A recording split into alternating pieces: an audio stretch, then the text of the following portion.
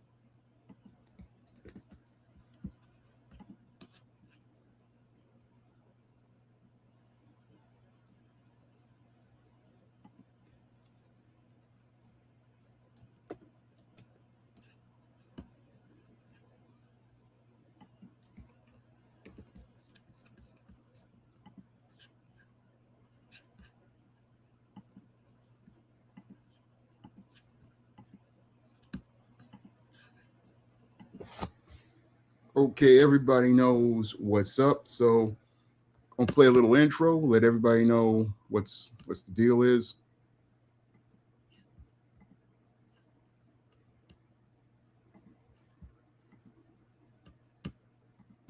Better get the coleslaw, y'all, because we're having us a barbecue.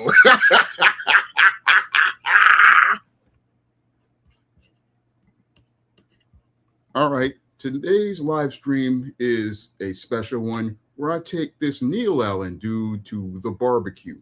Now, this Neil Allen dude been what riding my jock for the longest kind of time, ever since about 2 years ago when he basically saw me do a video review of this Concrete Comics Luna comic. So I'm gonna show y'all what the deal is with this Neil Allen, basically on his own channel. So on his own channel, basically, we see right here, again, this little video right here where he says, bizarre pro-black writer criticizes comic over interracial relationship. So dude basically got an issue with me because I basically called out Concrete Comics as related to their Luna comic, which featured a black woman who had blonde hair talking about how she's going to go out here and be dreaming about marrying a white man, some sort of divester fantasy. So ever since I made that video reviewing that Luna comic, dude been in his feelings for a minute. And he's been in his feelings for a minute because he's one of them biracial dudes who possibly got one of these white mothers. And when he saw me calling out this comic, talking about, oh, you got this black woman with blonde hair, talking about she gonna pass the black man by to get with this white dude. This is what sets you off. And as it set him off, what dude has been doing over time, been basically making a bunch of videos about me. I mean, dude, you've been don't no man do no stuff like this. I mean, brother, look at this stuff right here, bro.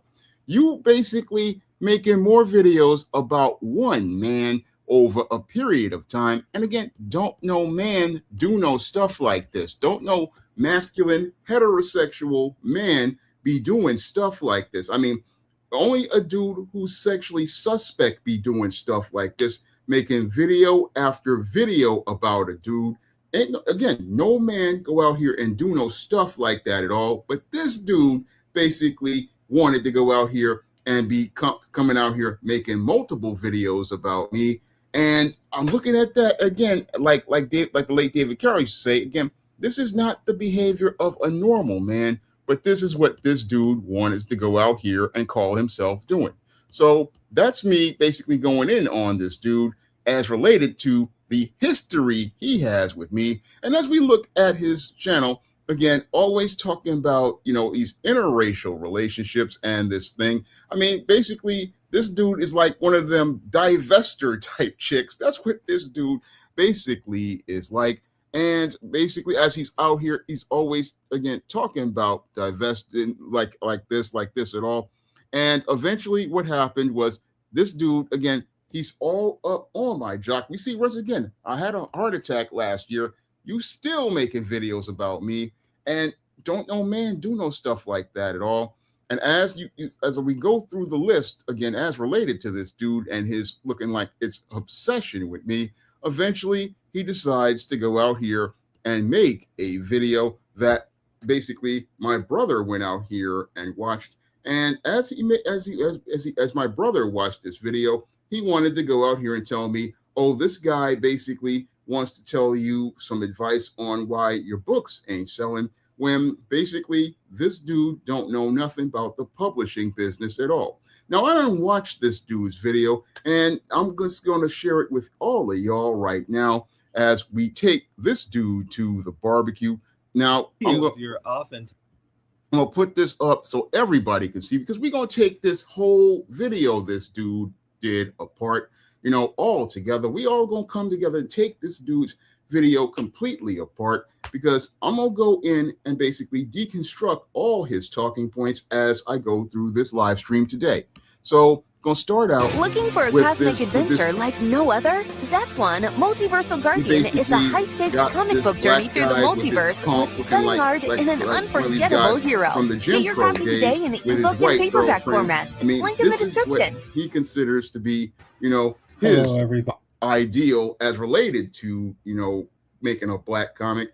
This is his ideal, is going out here and presenting you this black, this mixed race or whatever character with this white woman. And again, as a guy who basically is out here looking to create positive stories about the black experience and show you a richer picture of black life, I'm not with going out here and promoting these type of narratives as related to them interracial relationships, as related to the swirling and that type of stuff, because that type of stuff is detrimental to our people. It's detrimental to us foundational black Americans as related to us coming together as a people. But this guy, basically, he has an issue with me because I want to go out here and make positive stories about black people and show you a richer picture of black life and black culture. So that's the foundation of the beef this dude got with me. But now we're going to get right into this right now. And I'm about to cook up this dude extra crispy.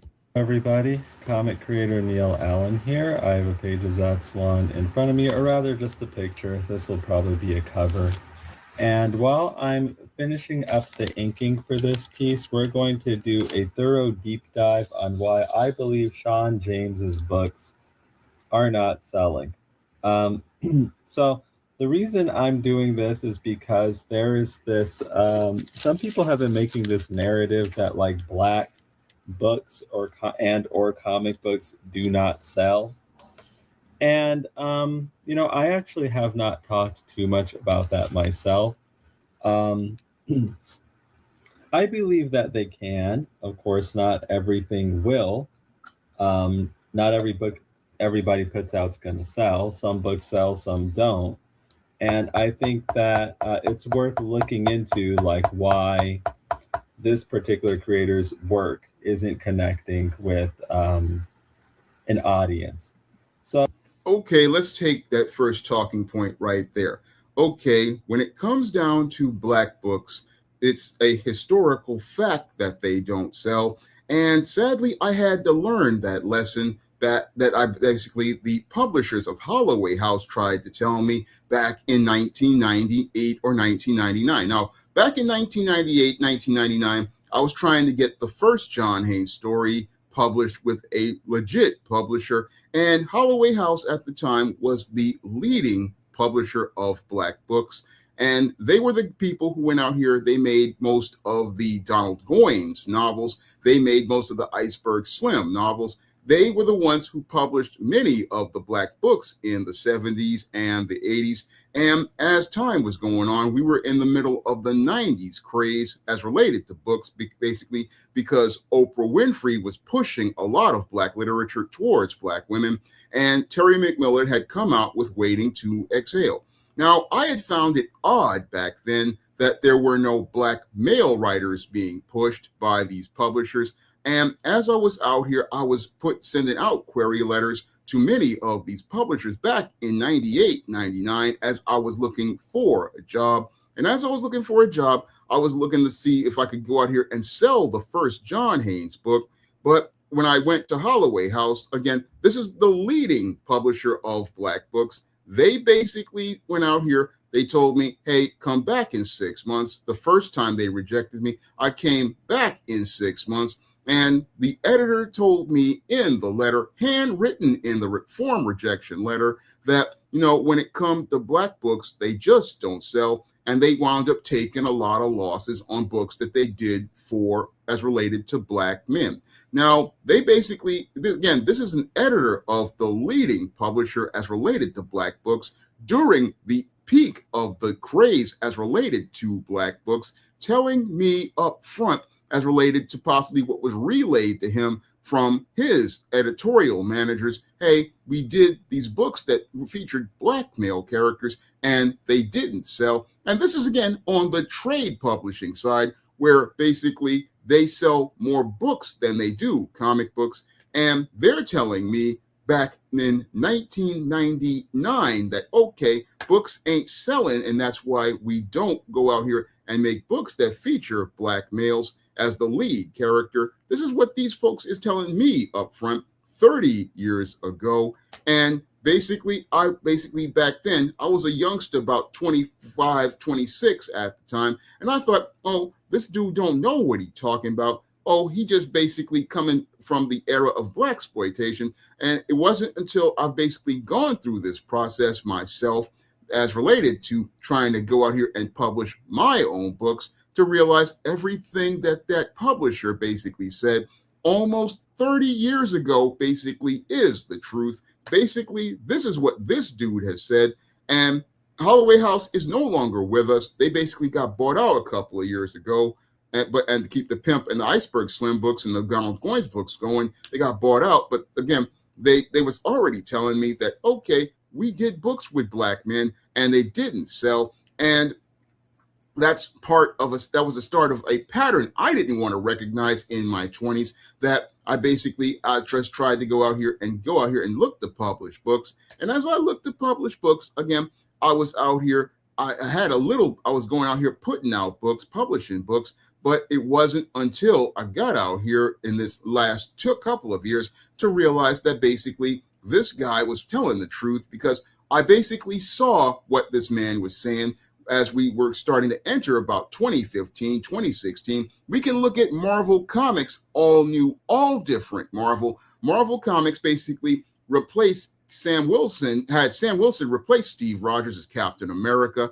and that book's sales tanked overall. Same thing with Riri Williams' Ironheart book, basically tanked in sales, and Marvel lost 90% of its white male audience over the course of the all new, all different Marvel, showing us, okay, you said these minority audiences was going to be big. And even with the popularity of Black Panther, the movie, none of them folks, these black folks, came down to the comic shop to pick up any of them books. Nope, did not show up in the numbers that they did for the Black Panther movie. Nope, did not show up at all. But this dude want to say, oh, black books sell. Again, all new, all different Marvel, basically laying on the foundation of Holloway House. And then we go into the 2020s and we see DC Comics basically coming out with these books like Black Lightning and Mr. Terrific and Milestone 2.0.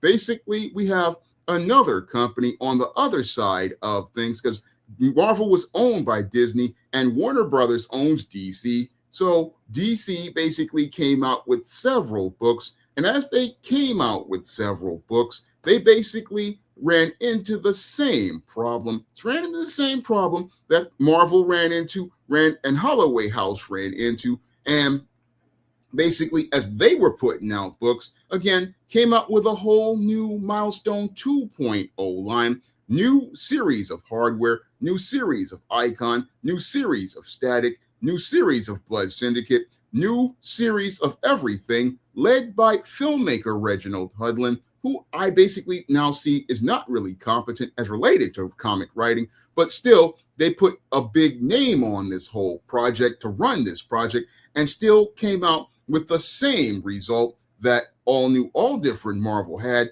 and Holloway House had almost 30 years ago. Again, doing the exact same thing and winding up with the same result. We have three corporations basically doing the exact same thing and coming up with the same result. But Neil wants to believe, like many of these black nerds, oh, black comics and black books sell. And I'm looking at, again, this from the critical perspective of someone who basically went out here and not only was told by professionals, but also has gone out here and spent the money on these books. Again, I don't just have one book that I got. Again, I got a whole bunch of these books that I have published over the years, got a whole bunch of these books. And when it comes down to books that feature black characters, again, they don't sell anymore. There was a period where we did have a little bit of sales back in the early and mid 90s when, again, the black book market was hot because Oprah Winfrey had her book club. Terry McMillan was out here pushing them I Can't Get a Man books. But that era is basically over. And with that era being basically over, basically books ain't moving like that no more in the black community. So this isn't for like the sake of drama or anything. This is actually... Oh, it's about drama, man. It's all about drama because this dude don't ever show up making videos about me unless I'm making videos talking either about the comic book industry. I don't even hear from this dude. I mean, I had a heart attack back in 2025. Never heard from this dude in any way, shape, or form. I didn't even know he had made a video about my heart attack until I started scrolling a minute ago. But most of the time, this dude don't even talk about me until I do videos talking about the comic book, about the black side of the comic book industry. Because I can go out here and do videos talking about the white side of the comic book industry. This dude don't show up at all. But once I made that video talking about the whole DC blackout, that's where this dude want to go out here and look to go out here and start trying to ride my jock once again, trying to go out here and get some clicks and views for his Raggedy channel, and looking to go out here and get these clicks and views because he can't get no traction for his channel. Because if you look at his sub count is nowhere near mine, but he wanted to come out here and again wanted to go out here and make this video because when I did those videos talking about that DC blackout, I not only did videos letting people know from a publisher's perspective why this whole plan was ridiculous. Because again, these black nerds went out here talking about, oh, it's been 1,200 days since DC Comics had a series featuring one of their characters in their main continuity, so we gonna organize a boycott. And as they went out here talking about they was gonna organize this boycott, basically all these dudes folded in 2 days and 4 days. And as they folded in 4 days, they basically showed us all it wasn't about the boycott. No, it was all about them basically getting that white attention. And they thought they was going to get positive white attention when they did this boycott. But what happened was all them white comic fans basically went out here and lit these motherfuckers up. And as they lit these motherfuckers up, they and cooked them in videos. I mean, Thinking Critical cooked them extra crispy. That's when these dudes went out here and bitched completely up. And they bitched up because they knew, oh, we don't want to upset these white folks. Nope, don't want to upset these white folks anymore. But this guy basically saw this as an opportunity to go out here and have some smoke for me. So that's where he decided to go out here and make this almost hour-long video talking about my business. So that's why I had to come back. I came back and I did roast him once, but I'm coming back one more again to basically just go out here and make this and roast this dude up super crispy, because this dude want to go up here and go out here and get up in my business. And if he want to get up in my business, I'm gonna handle my business, because unlike them black nerds, I basically am a man with some integrity and I have a backbone. Because these black nerds, again, they ain't had no backbone. You folded in 4 days. That if these people was leading the civil rights movement, we would still be riding on the back of the bus. That's how bitch made these dudes are. They would be basically, they would have folded like a Dollar Tree lawn chair. I mean, that's what these dudes would do. These dudes ain't got no backbone, ain't got no stones, ain't got no sort of character. Because if you go out here and you make a declaration, you need to stand on business. And that was my issue with these black nerds. That's why I have no respect for these dudes. I mean, these motherfuckers basically folded, again, like a bunch of bitches. And I'm going to call them a bunch of bitches because that's what they actually are. Because ain't no man, again, going to go out here and be like, oh, we give it up. No, men stand on business. Men stand on their position. And these dudes did not stand on their position. They don't stand up on their position. And that's why I lit them motherfuckers up in a couple of videos. Because when it comes to the black nerd has no respect for themselves. Again, you begging a white man for his characters that are made by him, his interpretation of you, and to begging him for a series instead of just looking at many of these creators like myself. I mean, I go out here, spend my own money on my own comic, in addition to going out here and spending money on my own books. And y'all sit there and say, oh, we want the white guys' books. Again, we don't feel good unless the white guys at DC Comics give us a series. That's some bitch shit right there. That's some bitch shit right there, because you sitting up there asking a white man to give you something when you got brothers and sisters out here in a golden age going out here giving you everything possible. And these big companies, basically, they looking at the money. They're looking at the money right now and saying, hey, we spent the money like we did 30 years ago. We coming out with the same result. And you want to sit there and say, hey, we want you to keep spending money. I mean, when you listen to the proposal that James Portis III and Blurred Without Fear had, it was absolutely ridiculous from a business perspective. From a business perspective, you're going to ask a publisher who already done took losses on as related to the big two. Marvel done took losses, DC done took losses, and say, hey, we need you to go out here and put this series in print for 2 years. And we'd already done took 2-3 years with this I Am Batman book with your black Jace Fox Batman in the hand-me-down costume. We already done took losses on this book, and we saw our sales drop 70% on this book. But you want me to go out here, launch another book, put it in print, go out here and spend, like I said in many videos, $200 a page on art, $120 to $200 on colors, $50 to $100 or $20 to $100 on letters, and then go out here and spend the money on print costs, and then tell me, oh, it's just that black people ain't pre-ordering. No, black people ain't going through all that. I know that from when I went out here and did the Harlem Book Fair in 2009 and 2010. If the book ain't on the shelf and the casual black folks can't go out here and find it, if they do go to the bookstore, basically you're not selling nothing. And they had this, again, elaborate pre-order system, but that's not how books are sold. No, books are sold in two places. And I'll get into that later because that's another point I want to get into. But the whole thing is this dude don't know anything about the business, and he don't know anything about the game or anything about me. Educational. Given what I know of Sean James's personality, I don't suspect he'll listen to anything that I'm going to say here. Why would I listen to a dude who basically is under 30 years old? Dude, you don't even know nothing about life. I mean, when it comes down to me, I'm a 52-year-old man. I done been in this business for ever since 1998. So I know a lot more about this business. So why would I listen to a rookie about anything?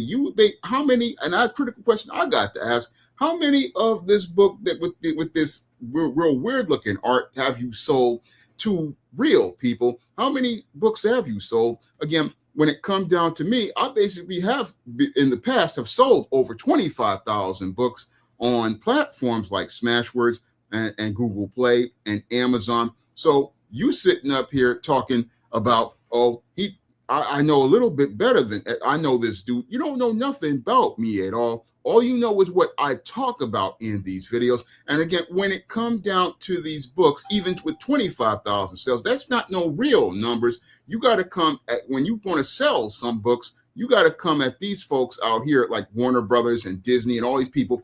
They want numbers in the 6 figures or the high 5 figures. That's what they consider a successful run on a book. You start coming in here talking about, a little bit of numbers. They start looking at it and going, this not covering my printing cost. This not covering my distribution cost. This not even covering my gas or my bus fare to go back and forth on the train to go to work to even do this. We need to see the numbers as related to these books. And this is what this guy don't know about me. He don't know I've been in this game long enough to know how this business runs. I mean, I'm literally on a level that like many of those guys who take the Columbia publishing course. That's how deep I'm studied in this game. But this little rookie, this little Elihu type dude, want to try to tell me how to do my business.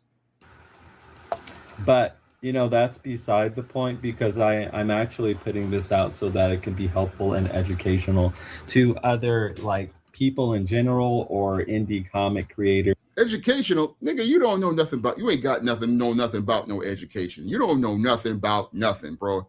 If I took this dude and I put him in one of them publishing houses, they would cook him crispier than I would. Them white publishers would basically roast this dude up because he don't know nothing about nothing. Creators and things like that, because Brandon Easton, the writer behind the Mr. Miracle book with Shiloh Norman and that Mask book from was it IDW that had the black matte tracker in it, he kind of has echoed similar sentiments about how you can't depend on a black audience and black people aren't buying this and that. Brandon Easton been there. He's already been out there. I watched his video when he talked about the losses that DC took on the Mr. Miracle book and the Max book, basically, where it was a company mandated black Mac tracker, but the fans who grew up in my time, they know that Mac tracker is a blonde white guy. So Brandon is coming from professional experience, compounded again. I'll go back to my previous talking point. Again, we gonna go back to the foundation, which is Holloway House. We gonna go back to all new, all different Marvel, and then DC with Milestone 2.0, Mr. Miracle, Mr. Terrific. Again, all these facts in front of this Negro, but he don't understand the facts. No, he's basically was reminded me again, like myself, when I was in my 25. Oh, we black books, they do sell. They really do sell. No, we looking at the compounded numbers, fact, company after company, letting you know what's going on. Dude who worked in the business, letting you know what's going on. But black books sell. No, facts is in front of you right now. Pattern is I'm recognizing the pattern, recognizing all of the pattern right here. But dude want to go on and say, black books sell. No, we got to go out here and look at the reality of things. That's what I've had to come to realize at 52 years old after a heart attack. Okay, when it come down to these black folks, again, we got folks going out here at Holloway House. We got guys at Marvel. We got guys at DC. They have gone out here and made every effort. And we got Brandon Easton confirming this too. Again, you looking at a pattern here as related to fact, but this dude don't want to look at facts. And that's the thing with black folks or with this biracial dude, don't want to look at the reality as related to the business. And I actually came out recently with a video where I commented on that, and I said, well, there must be personal culpability instead of blaming the audience. Well, here's the thing with the audience. There comes a point where a businessman has to look at the facts as related to a situation. We got to look at the pattern that's here. I mean, this is where we look at pattern recognition, where we've got 4 different companies and one guy basically saying the exact same thing. And if people are going out here and having the same result, we got to take a look at the audience and say, you know what? We came to you, we offered you something, and you still don't take it. That's where we got to look at this thing logically. I mean, if we got, again, black publisher that came out in the 70s, came out and basically having the foundation of this, we got another company, Marvel Comics, coming out with the exact same conclusion. DC Comics coming out with the same conclusion. And then you got Brandon Easton, who works at DC, echoing the same thing. It's looking like a clear and consistent pattern of black customers not consistently showing up to pick up these books. And this is something that can't be refuted because these publishers all have the numbers to show as related to what they did go out here and sell. They have the numbers to go out here. Even I have the numbers to go out here. And I showed everyone in a video as related to the Nielsen book scan numbers, as related to book sales, and my own Amazon royalty reports as related to sales. But this dude want to believe, it's not the black audience. No, it's the black audience. And we have to go out here and acknowledge that point. We got to acknowledge, okay, folks is out here looking to go out here and make you an offer, but you're not showing up at the bookstore. You're not showing up at the comic shop, but you sitting up here saying, I want some black books. And we got black folks like myself going out here, putting our own money up on books like I've done over the years and comic books that I've done. This is what we've got as factual hard evidence in front of you. But Neil, basically, he's still caught up in a delusion that I was caught up in when I was 25 years old, basically thinking, it's not the audience. Yeah, it's the audience. And I can tell you from my own personal experience going to the Harlem Book Fair and basically spending over $1,000 each time on a table and all the books I had to bring back home. None of these black folks really want to go out here and read, sadly proving a point that the late intellectual juggernaut David Carroll made, that when it comes to these black folks, if you want to hide some information from them, you hide it in a book. And also he made the point that many of these black folks don't read like he was go out here and do. Nope, we have factual evidence, but Neil basically think he know better. And this is what we have to deal with this type of dude. Like, we can take a look at ourselves and, consider what we can do to increase our chances at being successful. So let's get in some of these backgrounds while I talk about this. I'm using this ultra fine Kohinoor rapidograph. I'm really happy about this because rapidographs and this super duper fine size are rare and hard to find these days. And I recently, you know, got this one, and it needed some work on it, but I restored it and got it, you know, working and flowing. So we're going to put in some of the details on the background here while I go over this. So let's get into it with Sean James. Now, is his problem just that Black people don't buy books, or Black people don't buy comic books? Because in the wake of this whole DC So White, he's also been critical of that, which I have been too, but he is kind of doing it on the premise of, well, Black people don't buy books, so DC's not going to make comic books for Black people. That's a business statement, right, that I made right there, because I have been in this business, and when it comes down to a business person, if we don't see the sales, if we don't see the numbers, guess what? We're not making that anymore.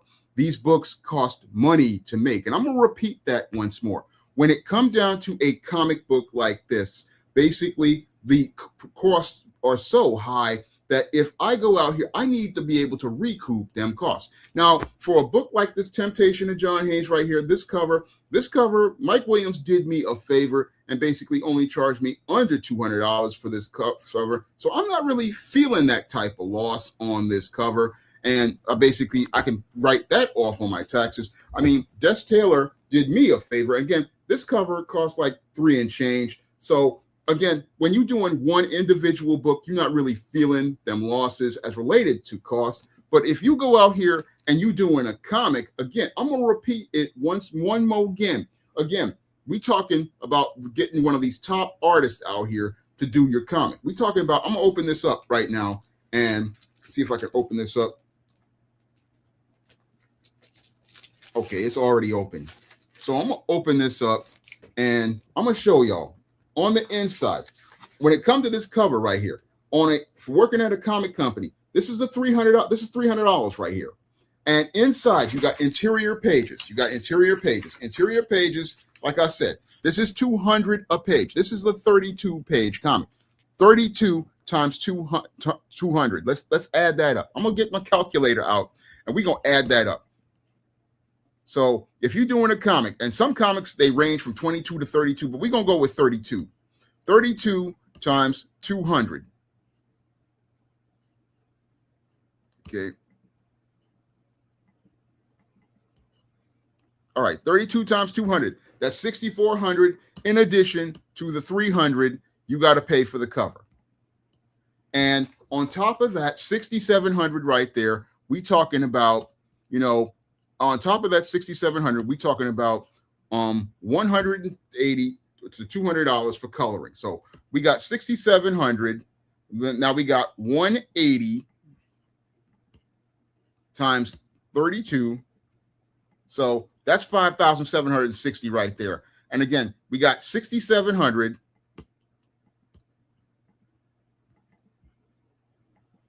That's $12,460 right there. And then we got to do the letters. The letters on top of that, 12,460. We got, again, 32 times. We're gonna go at the low ball of this thing. 640 plus 12,000.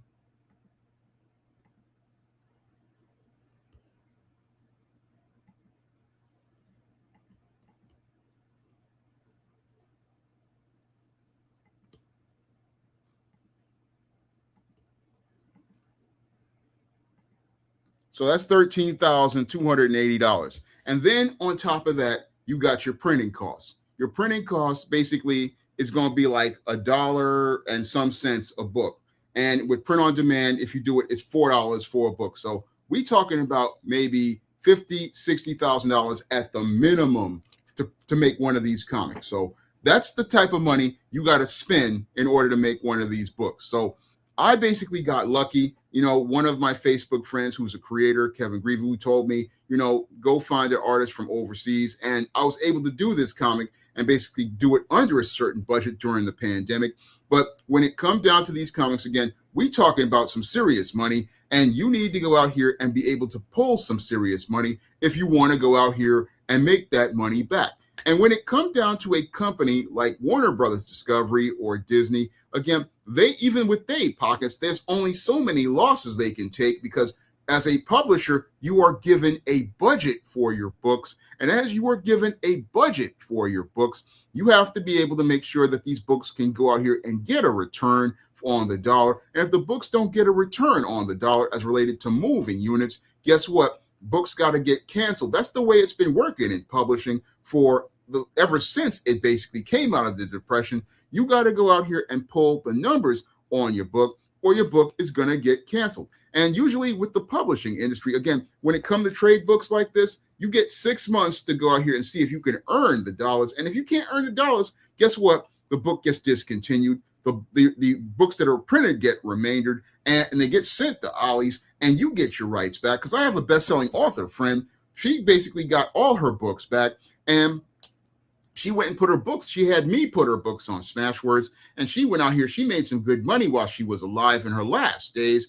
But the whole thing is, if your book don't go out here and pull them dollars, basically a publisher gonna reach a point where they look at them numbers, and as they look at them numbers, they just basically say, yo, we can't go out here and keep putting money into these books, because we got to go out here and focus on the books that sell. And again, in publishing, it's a 90% books fail and 10% of books sell. And we got to focus on the 10% that go out here and sell. That's always been the rule of the game. But Neil wants to think it's completely different for Black people, and it ain't like that at all. I haven't really come at it from that point of view, because I don't hold that belief. So instead of actually looking at what he can do to improve his chances, people like him, Brandon Easton, they're like turning it around on the audience and just commiserating about that, which the commercial. This dude basically showed me how green he is. Brandon Easton, again, here's a man who's been in the game just like I've been in the game. And the only thing we can do is look at the audience. We can look at the audience and see they're not interested.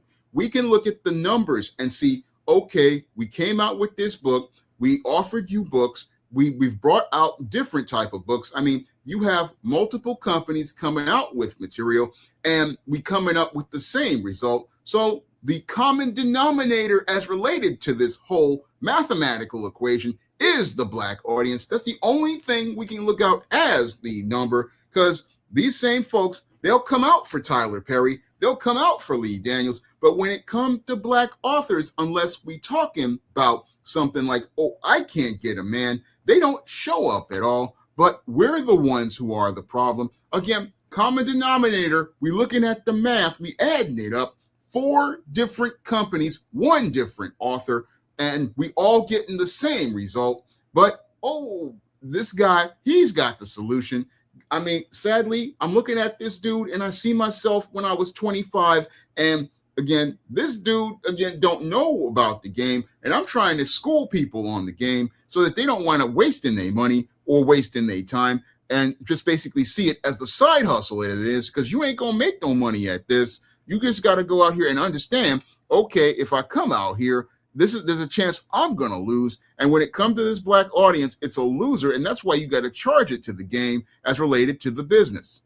The commiserating, I see no real benefit to it. I guess, it helps them blow off steam or express frustration about their situation. But for me, that doesn't really get you anywhere. So I don't value it too much. I'm only interested in okay, if it were me, what can I do to get to where I want to go? So let's actually look at this situation here. Sean James is primarily spoken like a dude who ain't spent the money. If dude had spent the money, he would be coming at it the way I would be coming at it. Selling his books on Amazon.com, as am I.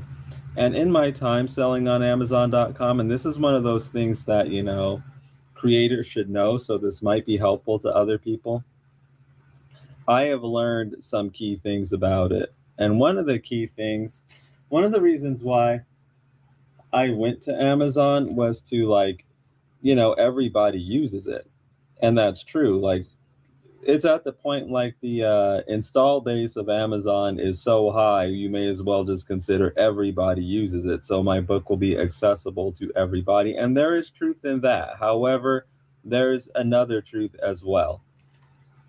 Amazon has gotten so big right now that it's not incentivized because it knows that everybody uses it.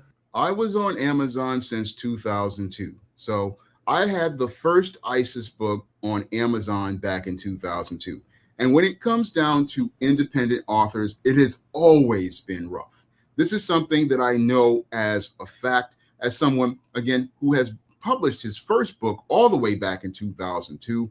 And when it comes down to things were much worse than that back in the late 90s. Now, I remember when Michael Baisden came out with Maintenance, man.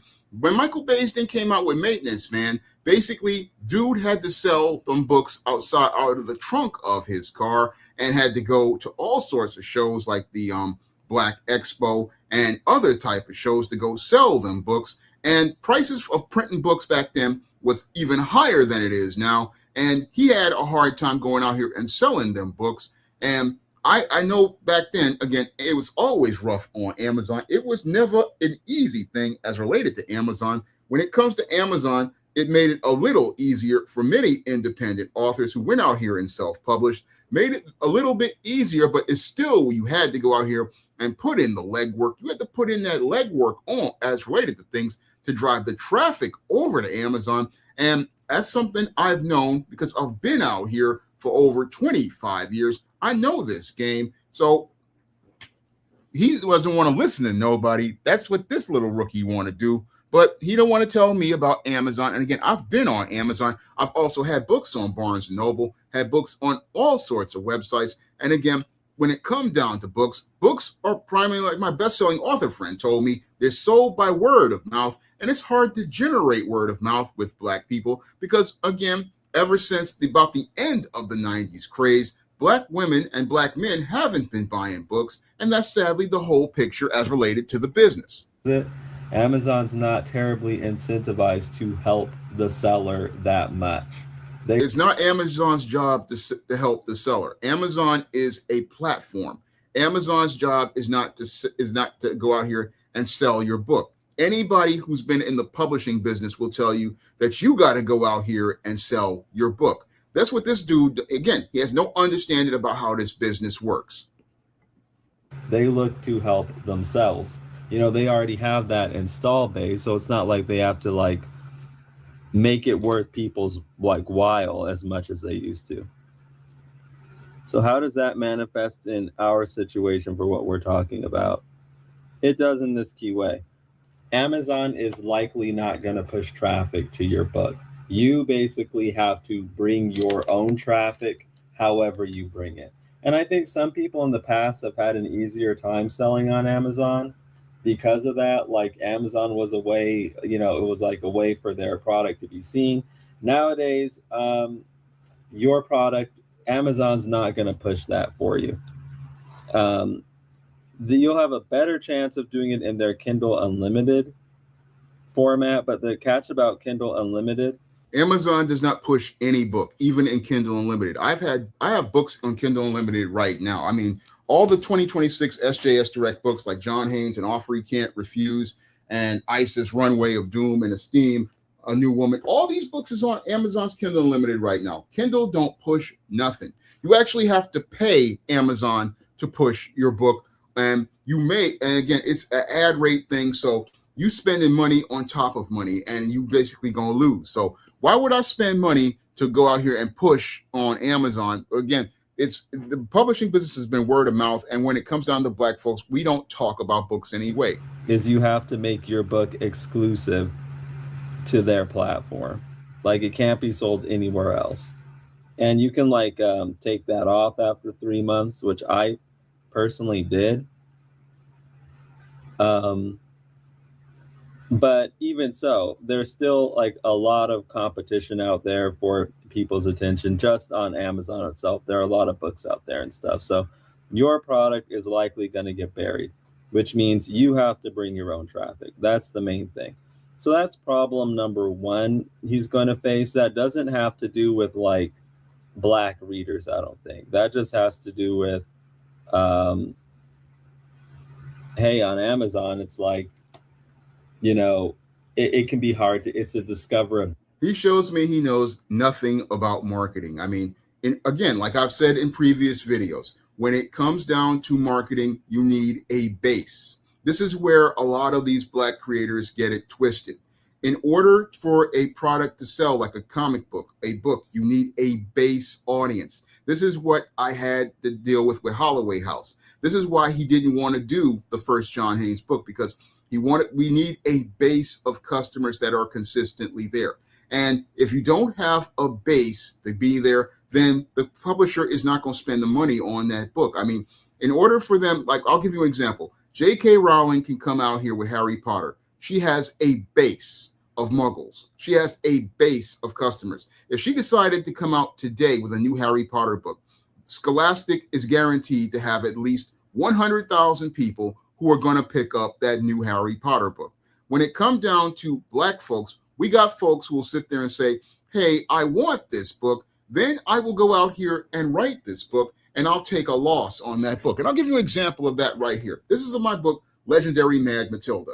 I had people telling me they wanted me to fill in the blanks between Spellbound and Spinsterella. And I wrote this book to fill in the gap between Spellbound and Spinsterella. And this book basically did not sell well at all. So people in the Black community, again, they talk a good game, but when it's time to put the money down, they wind up disappearing. And a publisher can't afford to deal with folks who basically, they can't bring their money to the table. No, they want to deal with people. When we come out here and launch a book, they're going to show up and pick up that book and show up and pick up that book in large numbers. Discoverability thing.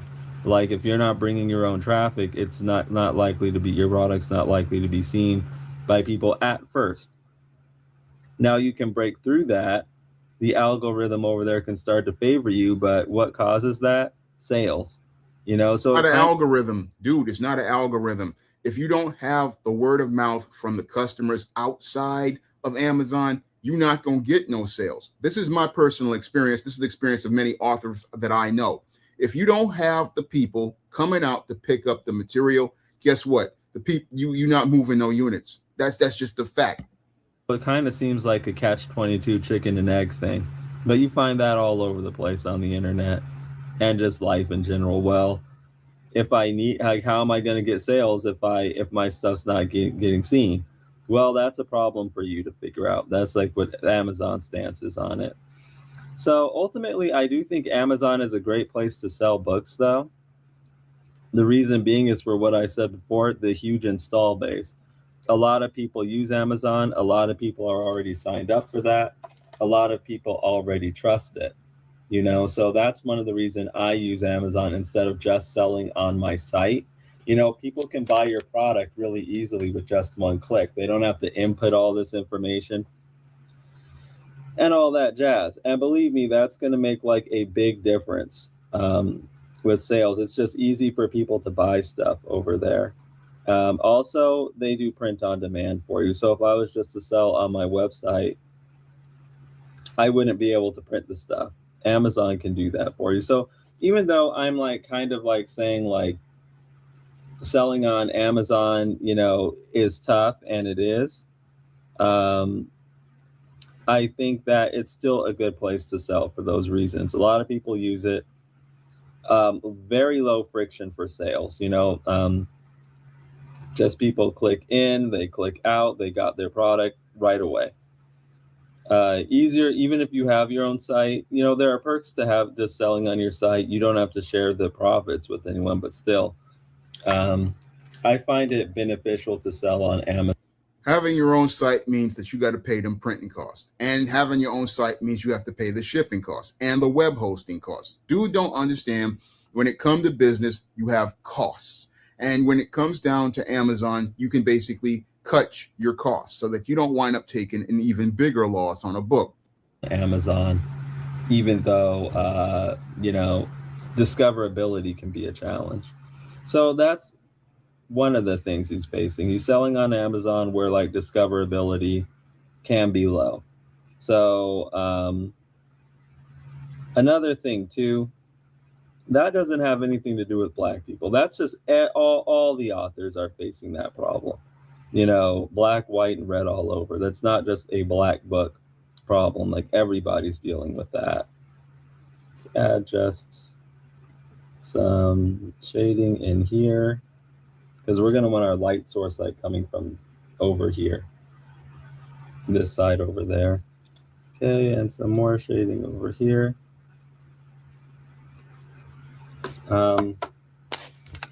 Okay, so here's the issue with Sean James. Here's why you know he's broken. Here's how you know what he's doing is broken.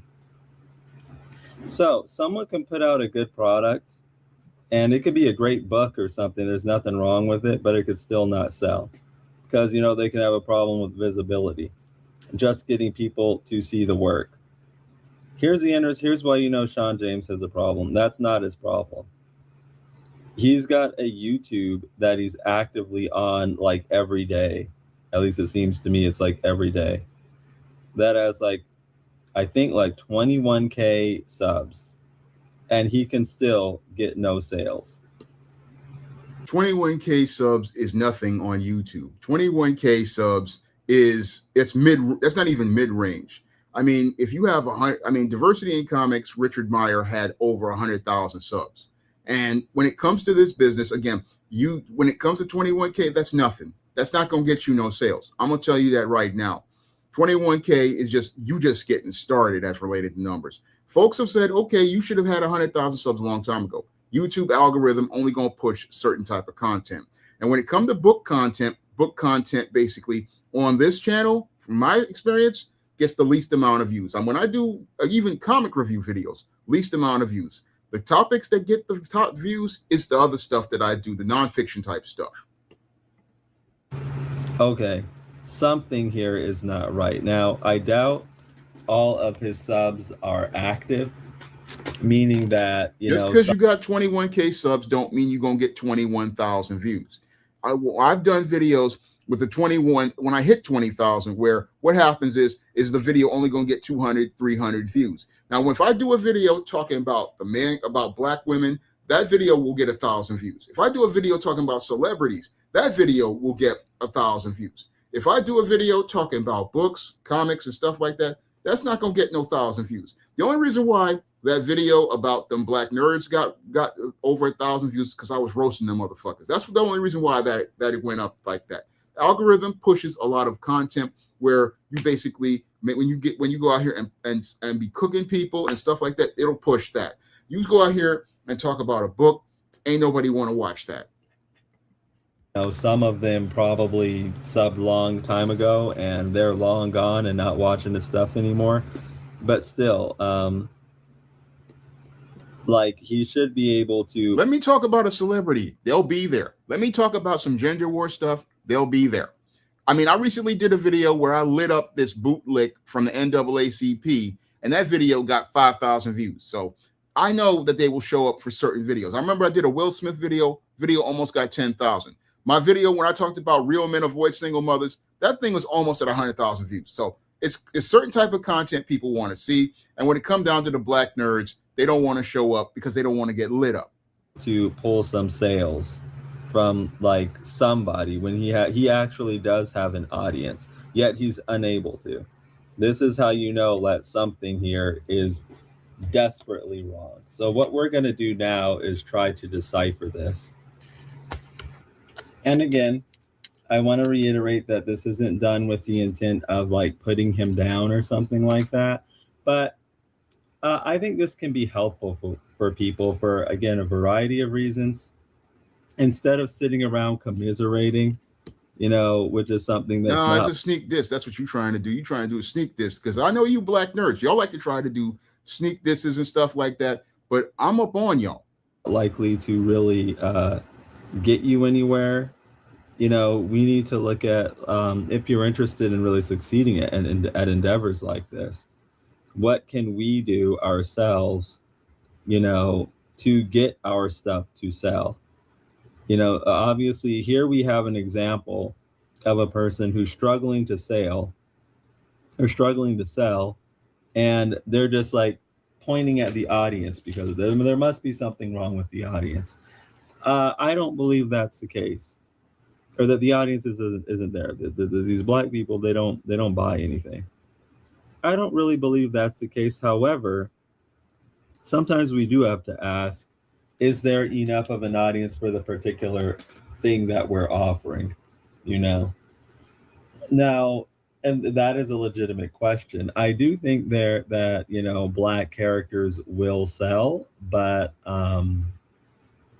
black people, like black buyers, are just like anyone else. Like, not all of them are gonna like the same things. Black, as you've heard probably countless times, is not some monolith. You know, just because you put a black isn't a monolith, but we can consistently see, okay, we've got multiple companies here with the same result. Multiple companies. Again, I'm going back to the foundation of my argument. Foundation, Holloway House. Again, they made the Iceberg Slim. They made the Donald Goines. They said themselves, okay, back in 99, we ain't making no money. We have Marvel Comics, all new, all different Marvel. We ain't making no money. They also came out with Captain America, Brave New World. Y'all didn't show up for that the way you did for Black Panther. We got DC Comics, Milestone 2.0. We got Brandon Easton, who worked at DC. But black people aren't the problem. Okay, black people are not the problem, even though we see consistently they are the common denominator in this situation. Black character in front of someone doesn't mean all black people are going to flock to that character. Like, that should go without saying. But it seems to me that when a black creator's black book doesn't work, they want to blame black people for it. I think that's wrong-headed, honestly. The first thing you need to look at is yourself and what you're putting out, and what can you do, you know, to, again, increase your chances of success here. Okay, so we've talked about the Amazon issue. Amazon's not going to push traffic to your book.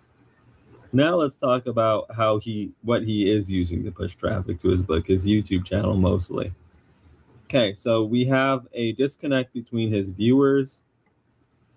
Well, dude just shows me he knows nothing about me. Before I came to YouTube, I was on Blogger. Now, when I was on Blogger, I had a blog where Sean James Black, freelance writer. And as I had this blog, I basically got over 3 million hits. And I also had a column on Onyx Link, and I was giving away books for free.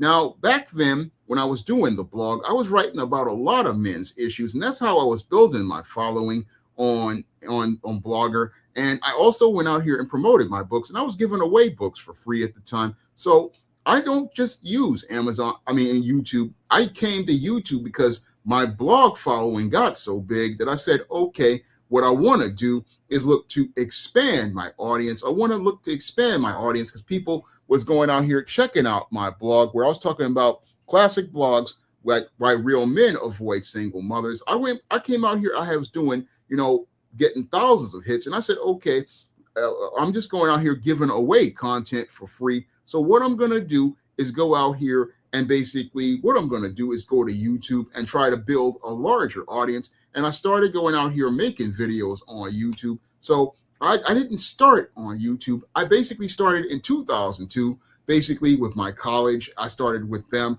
And then I went out and branched out from there in 2008 and then started to build my thing online. When I first came out here, I was doing books and I was sending them to book clubs and getting reviews. And like when I did for my first couple of books, Cassandra Cookbook, All About Maryland, Temptation to John Haynes, I went out here, I went out here again, giving books to black book clubs and reaching black book clubs, but I couldn't keep it up because it was costing so much money and I was taking losses on things like the Harlem Book Fair and going to bookstores like the Human Bookstore. So I came down to Blogger and I started building up my following. And then I said, I'll take my following over to YouTube. And that's where I've been ever since about 2013. Because I came on YouTube in the beginning when Dan Freeman and all them brothers was on here and they was getting flagged. And after I was going to start doing videos, but then I said, nah, I want to keep working on these ebooks instead. And then about 2013, I came out and started doing videos. That's when I started doing videos. And started hooking up and doing collaborations with guys like Obsidian, BOUT 2786. I was even on, what is it? I forget. I was on Fox Soul. I was doing all sorts of shows, and I did that until about 2 years ago. And then 2 years ago, things started to fall off, and that's when, like in 20 after that, I was trying to do everything I could to try to get the sales back up. And again, I have been out here for a good minute again, and people will tell you, I've done Kid Organic Show, I've done a whole lot of shows as I was out here. But the whole thing is, this dude don't know nothing about me, and he don't know how I operate. And they're not buying his products. So what's going on? Obviously, the products he's putting out are not connecting enough with his viewers. Is this surprising to me? Not in the slightest. Why is that? Well, I know that he writes like a variety of different things. He has like different characters, but we have to talk about like, who are we talking to? When we are, let me pull out a 0.25 rapidograph. Who are we talking to? What's our audience, and what are we trying to sell to them? So I will just say one thing I've noticed from Sean James is he seems to have like a lot of female protagonists, or he regularly writes books with female protagonists. Like, here is part of his problem. Yet his videos are like, they look like they'd be books. Here's the thing, dude. When it comes down to the book market was primarily female. And when I was entering into the business, again, when I first started out, I wanted to go for the black male audience, but I couldn't sell to the black male audience. Holloway House the publishers there told me, okay, the books for black men don't sell. So I decided, okay, I will switch up and start writing female protagonists, because female protagonists are easier to sell. And with the publishing industry, what Neil don't know is the publishing industry is, like, I remember one YouTuber, he had said, it's now 70% white women. And with the publishing industry being 70% white women, they basically, all they want to do is basically see one version of black. Now, there was one agent that was out here. Her name was Victoria Sanders a long time ago. She was the only one doing black books. But the whole thing is that most of the people who work in the publishing industry are female, and they want to see female protagonists. And that's been an issue for a while. I mean, you can go to other YouTubers, they'll tell you the same thing. And I was trying to just go out here and get a book sold, because I remember when I wrote the Cassandra Cookbook back in 2004, I mean, I wrote a romance back then, and I wrote this romance, and it was featuring this breaker from Brooklyn who basically was about to get married. And all of a sudden, she finds out her boyfriend was gay. And I was getting a lot of bites on that book. But then when people found out that I had basically made the gay guy a bad guy, that's what my best-selling author friend told me. When you made the gay guy the bad guy, they didn't want to pick up the book because they feared, oh, you're going to be homophobic when you actually just trying to tell the truth about Down Low. Because with Invisible Life that was made by, I forget his name, but when he made Invisible Life, people bought that book because it was about a down low man, but the down low man was the protagonist. But I was presenting the down low man as the villain because I was presenting a positive image of black masculinity and black manhood and heterosexual relationships.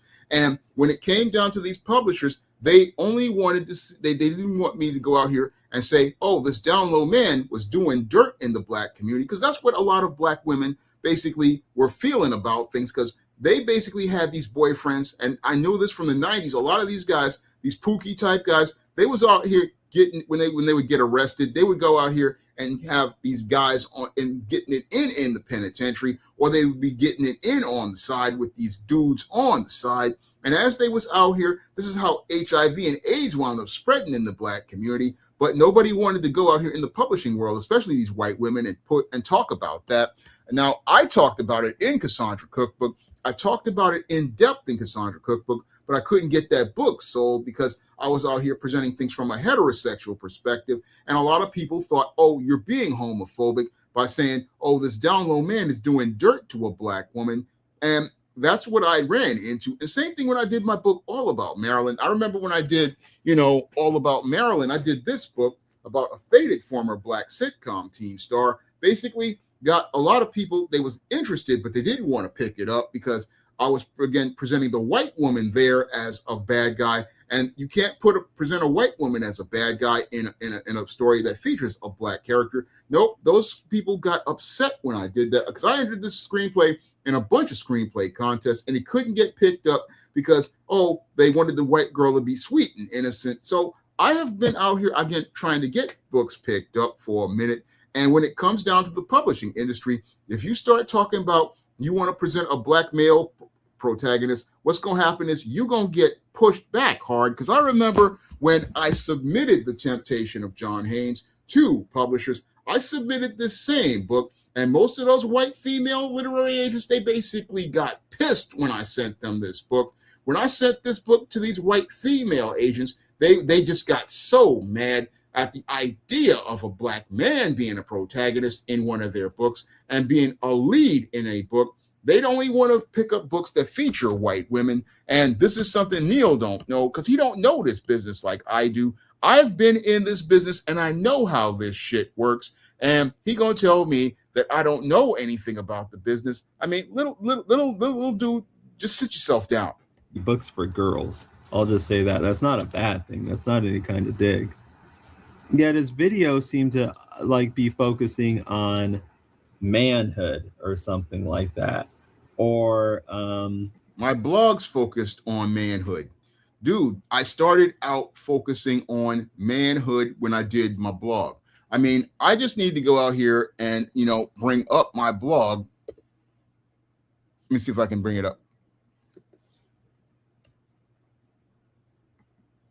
Okay, I'm bringing my blog up here. And again, I was writing about men's issues. I wrote about men's issues, and I recently just did a blog talking about why Gen Z men aren't dating. But the core of my blog was mostly about men's issues. That's where most of my business basically came from. That's the base, was basically men. And I was talking about men's issues because as a black man, I basically wanted to go out here and give brothers all the information they would need, because a lot of guys out here, they don't get the information out here as related to the game. And as they don't get the information as related to the game, what happens to these dudes is that they wind up getting played, and they wind up getting played because they don't get that game. And that's what happens with many of these dudes out here, is that they don't get this game. And as they don't get this game, what happens is these dudes get played. Like many of the dudes of my generation, they wind up getting played, and they wind up getting played because no man sat down and talked to these dudes. I mean, like I did recently in a video where I told brothers to basically stay in their lane, because I saw what happened to that dude in St. Louis. That dude in St. Louis, he choked out this female because she got a promotion. And as she got a promotion, what happened to that dude? This dude already did a bid in jail, going back to do another bid in jail, all because he didn't understand. Look, don't worry about no promotion. Don't worry about no title. Come here, get your bread, and get yourself paid. At the end of the day, these promotions, these titles don't mean shit to anybody. All that matters at the end of the day when you're working at somebody else's job is you getting your bread, because you don't own anything here. This is where people get it twisted on business. I don't own shit at somebody else's job. So what I'm going to do is just go out here, get my bread, get myself paid, and call it a day. His idea of manhood, I should say, or kind of more male-oriented entertainment like comic books. So this is a big problem he has here. And when he does, so he's writing these black women heroines. But oftentimes I've noticed in his videos, he's very critical of black women. Oh, so I'm not supposed to be critical of black women. So what I'm supposed to do in order to sell a story that features black women is to go out here and be a simp like Derek Jackson. So dude want me to be a simp like Derek Jackson. You don't want me to go out here and talk to this woman the way an actual man is going to talk to a woman. And when I go out here and I'm critical of women, it's because I care about those women. And when I go out here and I do books, like I do these ISIS series books, and I do other books like the Esteem series, again, I'm trying to present, our sisters with an ideal as related to black womanhood. I want to go out here and show, what our sisters are supposed to look like as related to ideals. I mean, when it comes down to many of these guys out here, when they go out here and make videos, they doing that because they care. And when I go out here and I write stories about women, it's to go out here and present a picture of womanhood that is positive, because we don't get them pictures of Black womanhood. No, what we get presented on a regular basis is stuff like Tyler Perry showing us, oh, Black woman getting beat up by a pookie, or we got one of these big backs basically fighting inside of one of these fast food places, going on a rampage, looking like a pit, like an elephant going wild. That's what we get as related to Black womanhood. And when I go down here and I did the ISIS series, I did that because I wanted to show that Egyptians or Nubians were Black, because Egypt and Nubia are brother and sister nations. And I wanted to talk about a Black woman as a goddess. That's what I wanted to do with the ISIS series. I wanted to go out here and show you Black womanhood and show you a balanced picture of Black womanhood that we haven't seen since the days of the Cosby Show. Last time we saw a balanced picture of Black womanhood was the days of the Cosby Show in about 1992 with Claire Huxtable. I mean, what I've seen over the years is a just total degradation of Black womanhood. So yeah, I do go out here and create Black heroines like Isis, Esteem, Cassandra Lee, Matilda Crowley, because I know after experiencing real Black women what they're about.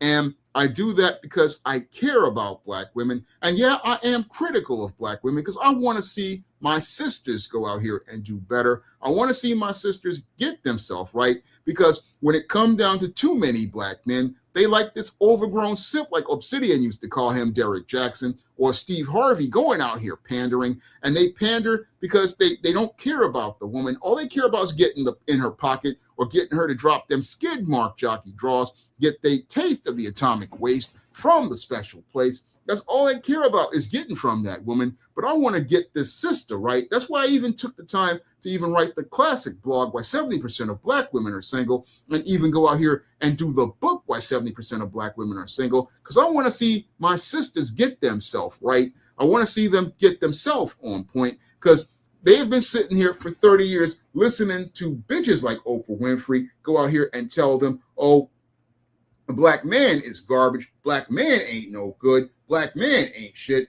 They've been listening to Oprah Winfrey go out here and go on a tear about no good Black men. But I want to sit there and, again, give these sisters the game as related to things. That's what I try to do in my books, and show you a balanced picture of Black women.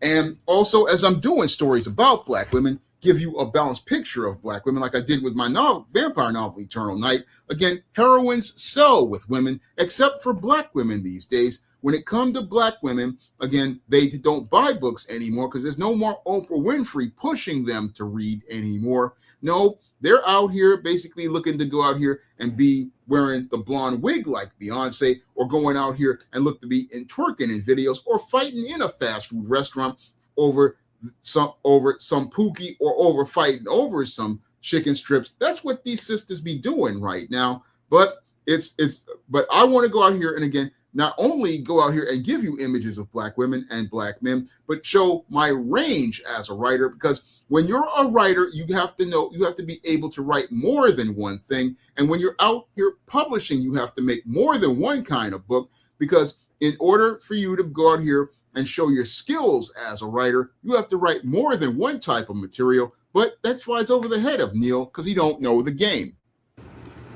So there is a big disconnect there. Black men and Black women and Black boys and Black girls are not the same thing. They're different. What will appeal to one very well may I'm bringing not out the appeal chains to the for other. today, my sister And Fade. I'm bringing the if you're chains. putting out a book that looks like it's for little girls, like these various ISIS books that he makes, then that's not likely to appeal to like a Black male audience. And if your audience is... I make the ISIS books, the foundation of it was meant to go for tween and teen girls. However, when it comes down to many Black men, they do pick up the ISIS books, because when they go out here, they're buying books for their daughters, and they're also going out here. There's a lot of guys, they basically want a woman out here. And again, they want to see a fantasy of a woman. And when I first did the ISIS series, it was based on a blog that I did talking about my proposed ideas for a Wonder Woman run. So I had a plan, to write one. I was related proposing a plan to rebuild the Wonder Woman character, because the Wonder Woman character has been shit for a lot of years. And I had this idea, let's do a book that basically shows how Diana is an all-American princess. And I said, okay, so, I can't get into the doors of DC Comics. So I took my Isis character that I had created back in '99, and I said I would do this whole series called The Goddess Next Door. And the Goddess Next Door concept was all about going out here and showing how a Black heroine would be like a girl next door, similar to a Wonder Woman or a Supergirl, and go out here and be going out helping in the community, being a hero in that way. Because the way Black women are heroes in the community is different from your Wonder Woman or your Supergirl putting on a cape and saving the world. That's what the Isis series was all about. And I wanted to give little Black girls a hero of their own in their own culture. And I also knew that guys like superheroes and heroines like that. They like those type of stories. And from what I've seen, a lot of guys be like this, like, oh, this is the type of girl that I want to date, the girl I want to go out here and get with. Because I saw that type of reaction when I did another book called All About Nikki, the Fabulous first season, which was the companion to this All About Marilyn book. When I did that book about a Black girl from Beverly Hills, it was a huge hit for the SJS Direct imprint. It was really big, a big book, because a lot of Black boys, a lot of Black men, and a lot of Black girls basically liked that book. And I wanted to follow it up with the Isis series, again, showing you a picture of Black womanhood that was not like we get from the mainstream media, because all we get from the mainstream media are these completely fucked up images of Black women, like we got with Letitia Musgrove in Monsters Ball, or drama queens like Joan Clayton and The Girlfriends. We don't get no, kind, friendly Black woman. That's what I was going out here putting out in the Isis books and putting it in the Esteem books, because I got the Esteem book right here. Again, showing you pictures of Black women that are balanced and show you, okay, our sisters can be kind, our sisters can be friendly. And again, showing Black girls, you don't have to be the neck rolling, eye snapping, bad attitude Black woman. That's what I'm putting in these books. But no, nobody want them type of books. No, they want to be like them in them Tyler Perry movies, where you're basically getting smacked up by Pookie and some light-skinned dude gonna be your savior. Is a Black male audience. Why do you think they're gonna buy your Isis book? When the Black cover... men want to see an idealized image of Black women. That's what I've seen from many of the books that I go out here and I do put out here. I remember I went out here and I wrote the book Spellbound, which featured Matilda Crowley. And when people saw Matilda Crowley, they were like, oh, that's a girl I want to date. That's a girl I want to hook up with. That's a girl that remind me, some guy saying, oh, that's like my girlfriend or my wife. Basically, they didn't care that she was biracial. They just said, oh, we like her character trait. Same thing with Isis and Esteem.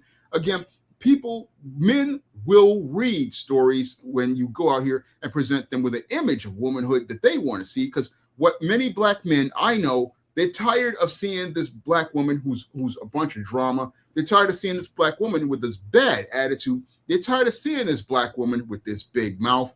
They want to see a kind, pleasant, friendly sister. And that's why they pick up some of these books on the SJS Direct imprint, in addition to the men's issues books, is that this is the place where, okay, I get to see a sister in the ideals that I want to see. And what I was hoping that was that Black women would see this and say, hey, maybe I can be this type of sister. But nope, don't want that at all.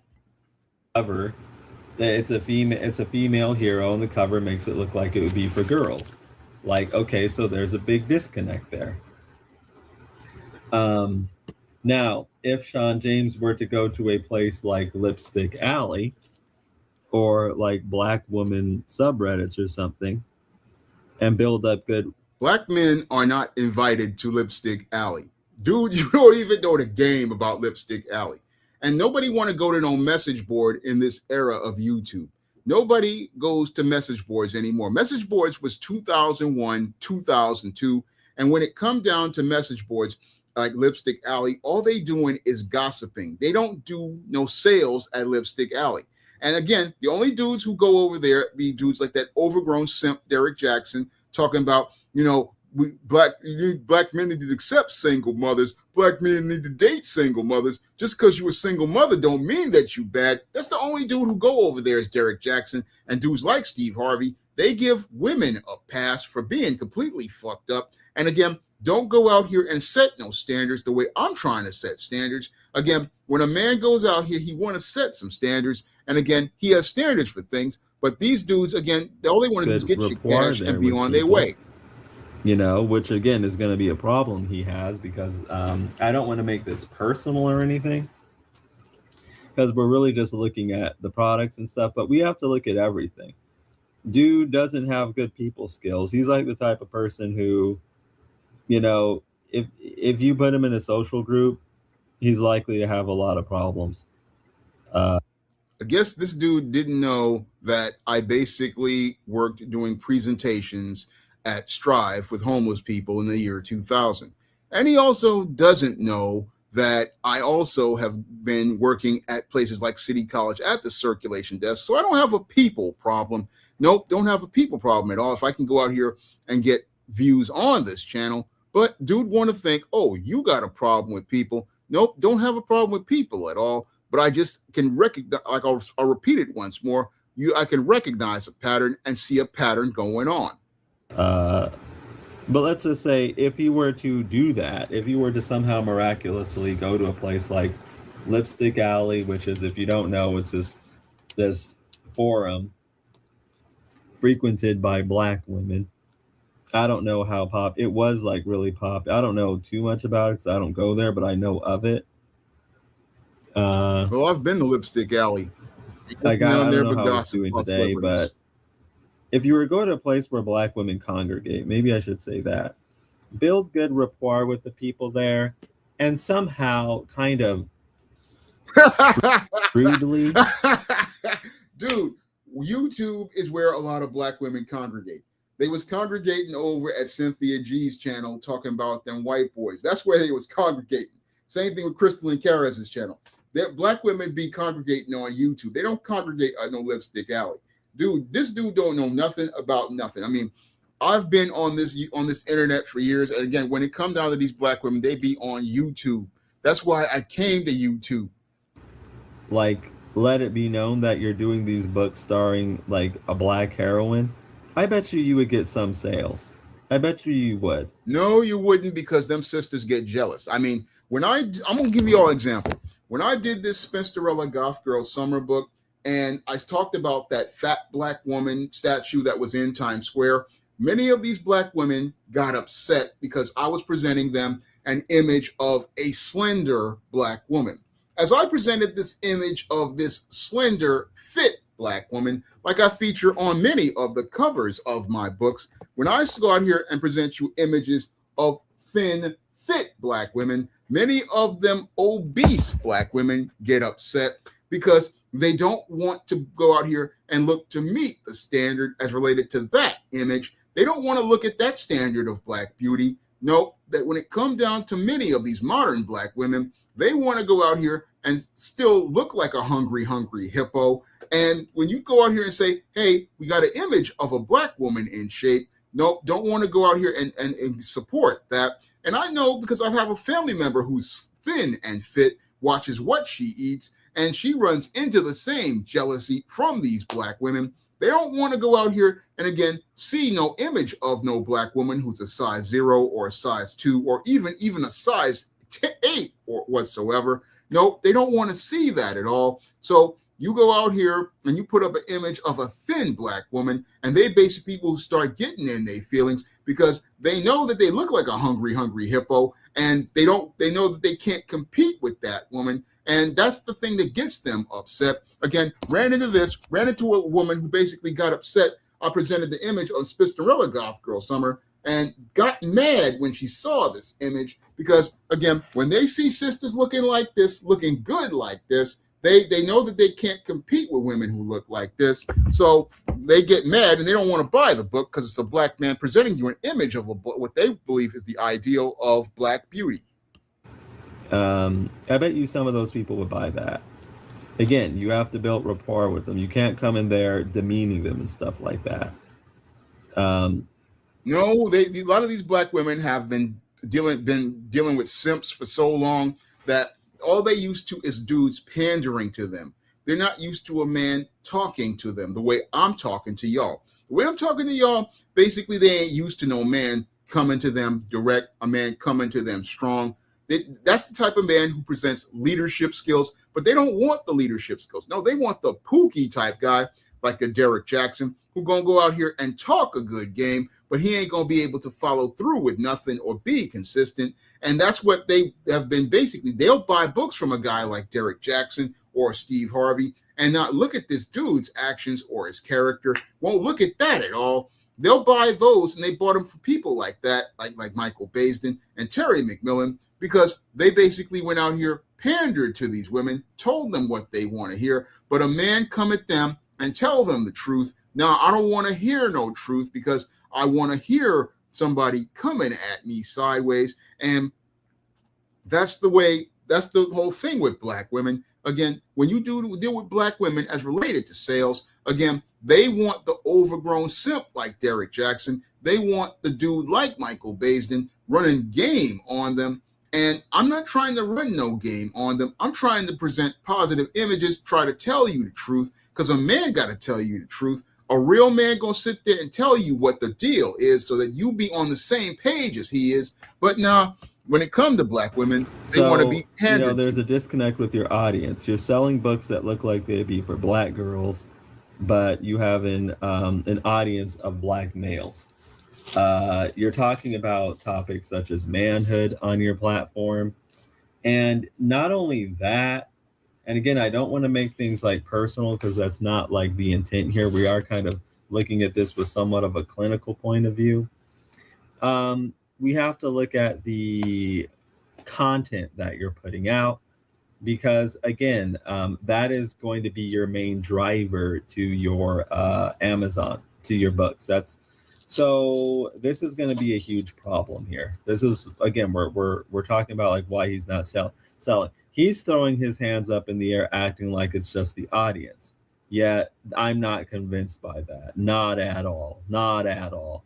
The problem is with him. But one of the reasons I'm doing this is not just to help, people out in general, just to put out something that's like can help out other creators.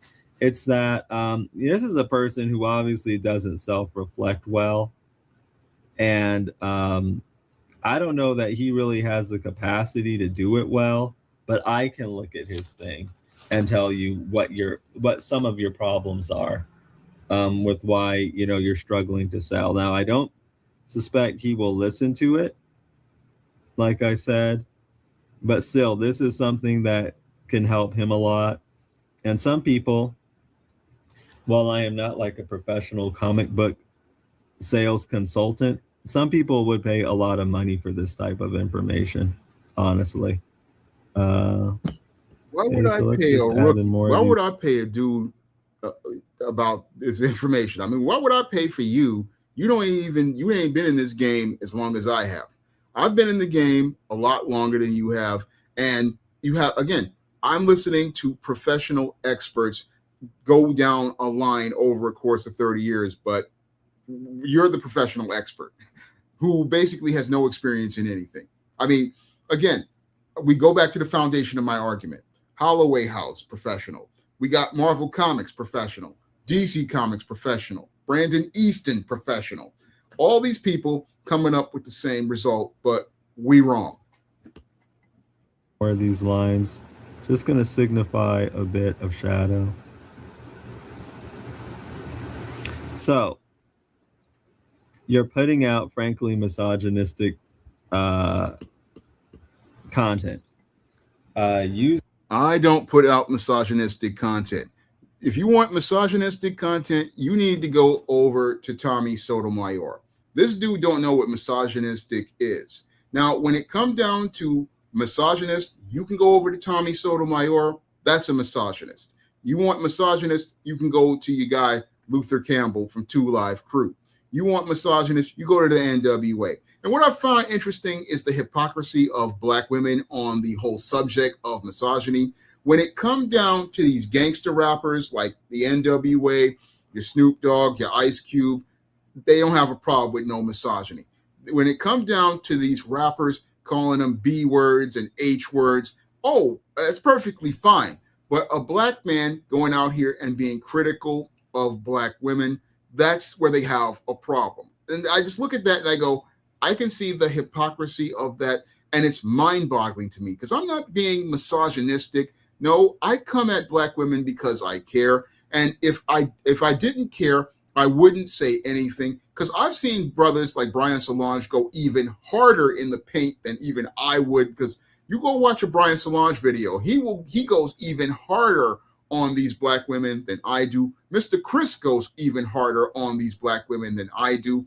And I'm basically, again, just bringing you the real as related to men, because you used to, again, a lot of these black women, they used to these simps. And this dude is used to these simp type dudes who basically grew up in the 80s, who would be sitting up there, oh, I got to just tell this woman what she want to hear. I got to make her. No, men, it's not my job to make you feel good. It's not my job to tell you what you want to hear. It's my job to give you the truth. And again, the truth is not something many of these sisters get.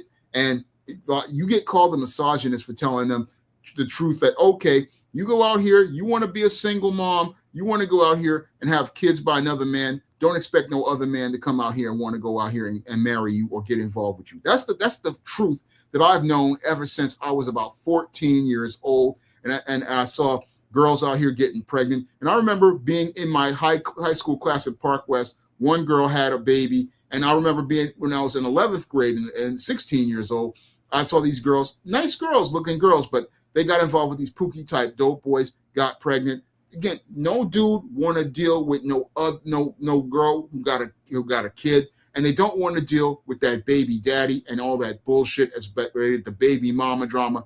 No dude want to deal with that. And a lot of women, they have a hard time hearing that truth, that when it comes down to men have standards about how we deal with women, and that's not misogynistic. That's a man setting a standard for himself and saying what he's going to put up with, what he's going to tolerate. And one of the things he's not going to tolerate in his life is drama. And that makes many of these black women upset. Oh, you're not going to put up with drama? You're not going to put up with bullshit? No man is going to sit there and deal with your nonsense. That's how it is in the real world when you're dealing with actual men. Actual men not going to sit there and tolerate your bullshit, plain and simple. Using, it seems to me, like the Bible as a justification to do that. Now you're putting out, let's be kind of fair. No, I got to come with the Bible because that is God's word as related to how we live. And ever since I gave my life to Christ when I was 16 years old, I didn't really know what the standards were until I got into my 30s. And when I got into my 30s, I understood, okay, this is how a man is supposed to live. And we live by the standards of the word of God. A man stands on the word of God, and that's the foundation of who we are.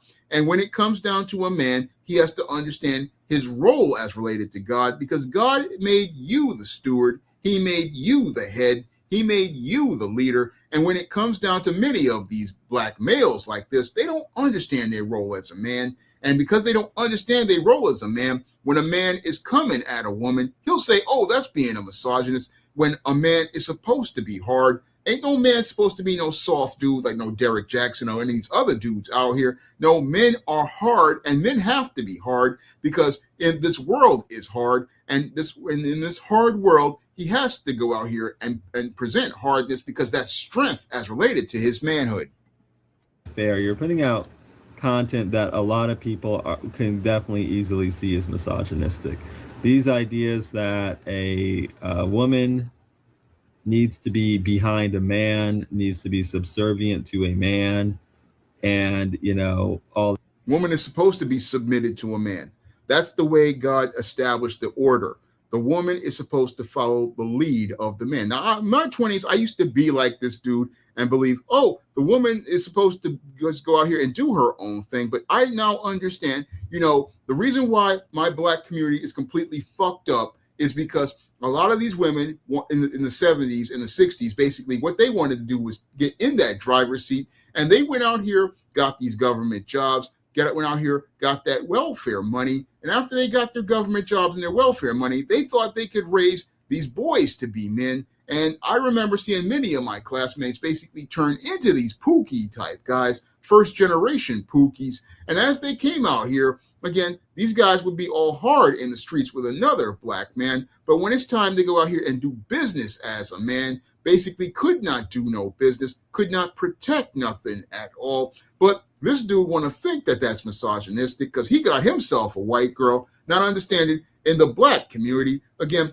our men are basically completely fucked up because many of these women was out here thinking they could run the show and basically ran the entire black community straight into the ground. All this and that. Now, when I've, I've never like had that point of view in particular. That's not like something that that's not the angle I looked at it from. Any relationship I've ever been in, I've never looked at it that way. Now, there are many times when a woman will like look to their partner to take the lead in a situation, and that's natural. But critical question, does that woman respect you?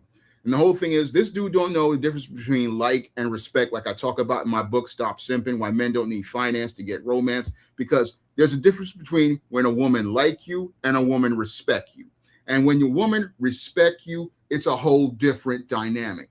When a woman respect you, she understands you got to be the one who's the head and the boss, because if you're not running shit, basically stuff not going to get done. She understands her role as related to the relationship, and she understands, okay, I cannot go out here and disrespect this man because this man is my covering. This man is my protection. I can't go out here and be saying all sorts of stuff about him and going like I see many of the women in my neighborhood be doing.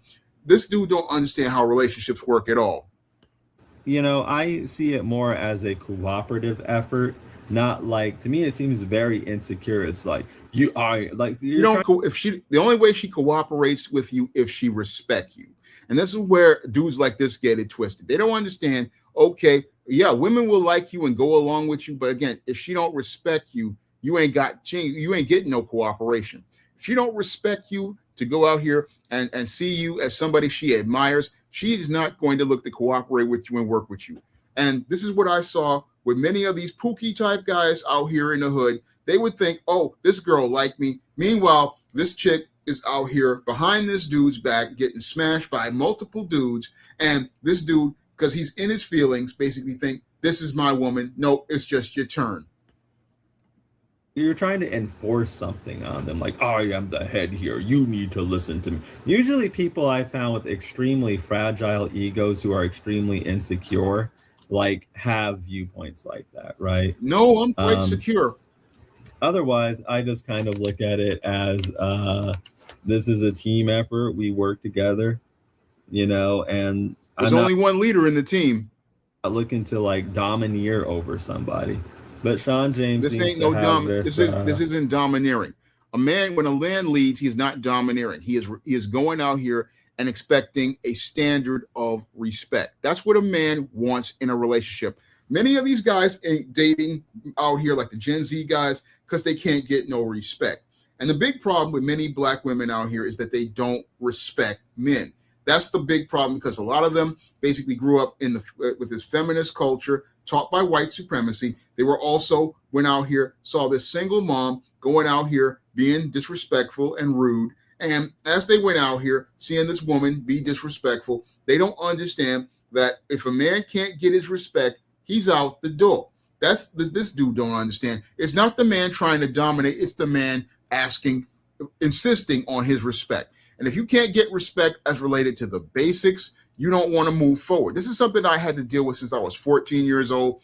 When you got chicks talking down to you, you got chicks laughing at you in your face. Okay, I'm not moving forward with you because I see that you don't have no respect for me in the beginning. So I know this is not going to end well. A viewpoint where, from his interpretation or whatnot, the Bible says that a man is supposed to be the head of yada, yada, yada, and a woman needs to be subservient. That's like a big thing with him, right? I'm not just saying this stuff just to say it. This is all part of like why this stuff is struggling to sell. That type of stuff is going to come through in the work, no doubt. You know what I mean? And if it's not coming it's through, supposed to come through in the work. I mean, my novel, The Temptation of John Haynes, is based on a biblical foundation. John Haynes, the Christian, is fighting the devil. So it's the foundation of my work. It's the foundation of many of my fiction works. My vampire novel, Eternal Night, is a foundation of being based in the Bible and the standards of the Bible. I mean, Lilith is the name Lilith, the character's name Lilith, because she's based on the first woman that the Talmud said that God had given Adam. And basically, I wanted to show how her being wayward led to her turning into a vampire. So I'm coming from the word of God. That's where I come from in many of my books, even the Spinsterella books. Basically, again, Matilda's a Christian character, and I come at you with the word of God because that's the standard that I've lived by all my life. Through in the work, it's definitely coming through in the videos, right? So this is the area where we're coming into more problems here. The audience that it looks like that product would appeal to, like some of these girl hero books, you don't have that audience really. That would be like black girls, black women. In your videos, you're oftentimes demeaning them, or you're critical of them, or you are... Again, demeaning is Tommy Sotomayor. Demeaning was old YouTube. I mean, again, if you went to the other guys like Rick Scorpio and David Carroll, they could go in on these women. I mean, they would be barbecuing these chicks. I mean, I am not as hard as, like I said before, Brian Solange. That dude is hard on these women. And when it comes down to, again, these dudes, again, if they didn't, they are hard on these women because they see the sad state of affairs of the black community. Are blaming them for, but we got to hold them all accountable. The problems in the black community. I'm not just like this is actually really happening. This is a thing. I'm not exaggerating is what I was going to say. And okay, so a lot of your audience is going to be kind of bitter, angry black men. And nope, a lot of these brothers outside of them passport bros and not bitter. A lot of these guys is just working class brothers trying to make a living, trying to get themselves ahead. A lot of guys, I mean, I even have young guys coming to me, teenage guys. You know, this one teenage guy came to me on Facebook. He just graduated from high school. He wanted to know the game, and he has a father in his life. He has his father in his life. He has his grandfather, and they watch my videos. And I even have guys who they boys watch their videos because they want to know what manhood is. And again, you don't know what manhood is because you probably one of these biracial guys from the suburbs, come from a soft father, been these beta male dudes who don't know what the game is. And why are they going to, first of all, if a black woman does stumble upon you, I mean, there will always be exceptions to the rule, but we have to ask generally, why would they want to buy a book from you when they know you have views like that? You know what I mean? Like, they need to be subservient. And I'm not saying that like you have to put out this total girl boss stuff. This dude don't understand submission is a sign of respect. When these black women come out here and Pookie is around, they can submit to Pookie. When the white man comes around, they can submit to the white man. They can show Pookie and the white man respect. And the whole thing is that I just come out here. I want to demand my respect. That's what any man is going to go out here and do. But when it comes down to black women, basically we have these simps who go out here and enable a lot of this behavior in black women. And then they sit there and go, oh, why are you talking about being so like this? No, I'm being like this because this is the way a man is supposed to be. A man cannot go out here and be soft, because if he's soft, what's going to happen is people going to think he's weak, and they're going to go out here and take advantage of him. But your stuff isn't even general. It's like pushing a specific kind of incel. Well, I don't know much about manosphere because I don't follow that, but you know, it's like pushing that type of well, I was in the manosphere for a minute, but I walked away from the manosphere because they came to me. Actually, it was O'Shea Duke Jackson who came to me because I was doing my own thing. I was doing my own thing like I had been doing ever since about 89. I've been doing my own thing. And as a man, again, when I come out here, I'm by myself. I roll solo by myself. I've been rolling solo ever since about 87, actually, when I was 13 years old. And when it comes down to me, again, when I look at, again, this is not manosphere stuff. I was in no manosphere. And a lot of those guys, basically, when women started coming to them like Obsidian, they started simping for those women. And I remember a lot of those guys, that whole thing fell apart because a lot of those guys let in a lot of racists like Pearly. I mean, I wasn't with that. I had walked away a long time before that, but I'm a man. And again, I'm trying to present Black masculinity and Black manhood. And this is something that many Black people have a problem with, because they want this neutered, soft, emasculated, gooey, cream-filled Black male. And I'm not going to be no soft, gooey, cream-filled Black male like Neil is. No, when it comes down to manhood, again, men are hard and serious. Rhetoric. We have to ask, why would a female reader want to read something like that? Yeah, I know, even if they did stumble upon you, then we have to ask the question. The actual word of God, but for the book Eternal Night, I wanted to name the character after that. I can't pronounce your username, but I did that because I wanted to make a point, about this rebellious Black woman. So that's what I was doing with the name Lilith. Question: that's or reckon with the reality. That's likely not your audience anyway. Maybe some of them, but not the majority. So your main audience, you're not putting out content that will appeal to them. You're putting out content that will appeal to an audience you likely do not have. Okay, I'm going to go into a point that the late David Carroll made many years ago. Now, the late David Carroll once said that if a Black man went out here and made one of these videos talking good about a Black woman, it would get no views. And I can basically attest to that because I have done videos that were positive about Black women and they get no views. So if you go out here and you try to appeal to this Black woman from a place of showing that type of gratitude towards her, you're not going to get any views. No, she's not going to pay you any attention, just like she doesn't pay those square dudes any attention whatsoever. This is what I've seen since high school. When you talk to this Black woman and you're trying to be nice, she does not trust that because she does not believe that a Black man can be like that. And the guys who are like that, she has no respect for because she sees them as soft. She sees them as weak. Go talk to some Black females, but this dude is dating a white woman, but he don't understand Black women. When they see a dude who's talking all nice, all soft and pandering to them, they have no respect for that Black man at all. And an audience that has no reason to really support you because you're very critical of them much of the time. So again, we're looking at the reasons why he's struggling to sell. All of these are reasons why he's struggling to sell. They all have to do with him. They do not have to do, none of this as of yet has had to do with, oh, Black people don't buy stuff. Nothing I've said has to do with that. I'm not making any of this up. This is actually stuff that's going on. Okay. So let's continue with this audience you do have. Or this audience that he has. I'm not speaking to him directly, but I am focusing on my art. So sometimes if I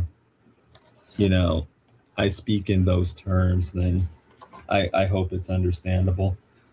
Okay, so here's you have an audience of these manosphere people. That's probably his main audience, I would guess. It's not like comic book fans or anything, but we'll get to that in a bit. And you're trying to sell them an ISIS book about... Let's get into this. My audience isn't just the manosphere, but my audience was largely men. And men, like I said before, men want to see stories about beautiful, attractive women. Men like women, and men want to see beautiful women. That's why I went out here and did, again, in addition to doing books for the female audience, continue to do books with women, because what a lot of people don't understand is men like to read about beautiful women. They like to read about beautiful women getting with guys like themselves. That's what guys want to get with. And again, I get a lot of guys who pick up Isis and Esteem and other books with women. They will go for those books because they have a woman who they want to get with. About this book about that looks like it's for little girls, or just maybe young adults, something like that. You know what I mean? That's just going off the cover and the premise. You know what I mean? Do you see a disconnect there? Black manosphere audience putting a product in front of them that's for maybe young adult Black girls. You know what I mean? Do you see the disconnect? Why would this audience you have be interested in that product? I also do men's issues books as well. I also do books like The Man Crisis and Stop Simping in Cyberspace. Again, I write for Black men and men as well. And when it comes down to the pecking order of books, nonfiction like this is considered the top of the food chain as related to the world of publishing. So I have a book at the top of the food chain as related to things like The Man Crisis. This is the top of the food chain, nonfiction. And again, a publisher would want this type of book to learn, because people want to learn, why are so many men giving up? Why are so many men going out here and was walking away? And The Man Crisis was explaining why so many of these men were walking away. And when I do books like Stop Simping in Cyberspace, again, doing those books, but I was doing the type of fantasy type books because I wanted to appeal to not only the young girls, but also to the family as well. Because when you're a publisher, you want to do more than one type of book. And you also, as a writer, want to show your range, because you never know when a producer comes along and you have a book that's a hit. What the producer wants to know is, okay, what else do you have? And I wanted to make sure, okay, I've got more than one thing. Okay, you say that you want to do a new project, because once you get a project out and it's a hit, you got to be able to follow stuff up.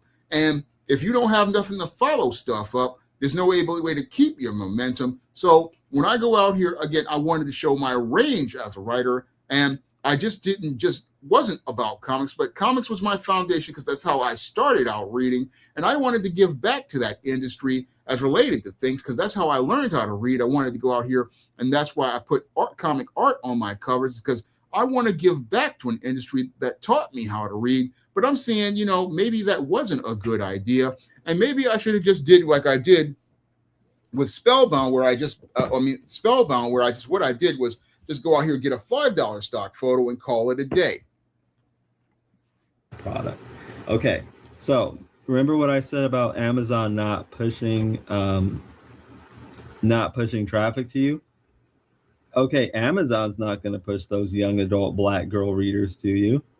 So you have to, at least not at first, not until your thing gets some sales maybe. You have to push that audience yourself. So what you're doing is pushing Black manosphere people to an ISIS book.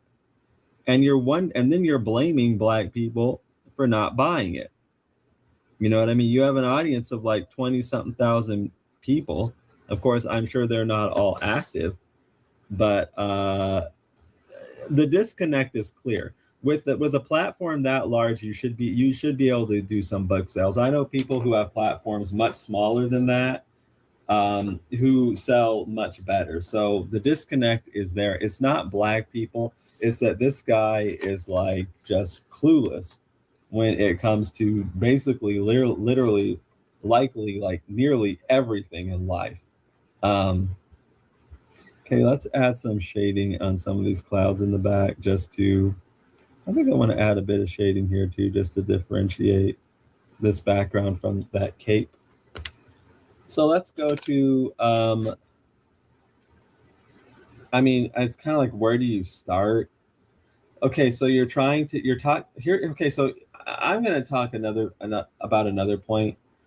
The guy is talking about a variety of topics on his channel that don't seem very connected. The overarching connection thing is it's Black. Okay, here we go. When it comes to content on YouTube, you have to have a variety of content, because if you don't have a variety of content, you're not going to get the views. Plain and simple, if you're making content on YouTube and it's the same thing all the time, the viewers are going to get tired of watching you. And what they're going to do is just stop watching you because it's the same old thing all the time. So one of the things that I try to do is keep shifting the gears. And when it comes down to content, what gets the most views is what I'm going to focus on. And when I go out here, I would focus on news stories. I would focus on celebrities. Again, those videos get 1,000 views or more. But when it comes to the comic book content, we're talking about getting less than 100. So what am I going to focus on? The thing that's going to make the money or the thing that's not going to make the money? Critical question I want to ask Neil, because Neil basically, he's one of these guys, I think he just does this YouTube as, a hobby, but he don't understand when it's a job for me. It's a job for me because I've been having a hard time finding a job. So when I go out here, I got to do the content that gets the views. And if content don't get the views, then you don't go out here and do it. Now, there was a YouTuber, his name was V-Core. He's from Chicago. He was doing a Mustang project, and he said, I'm an auto rebuilder, and most of my content I'm doing is so that it can make me money.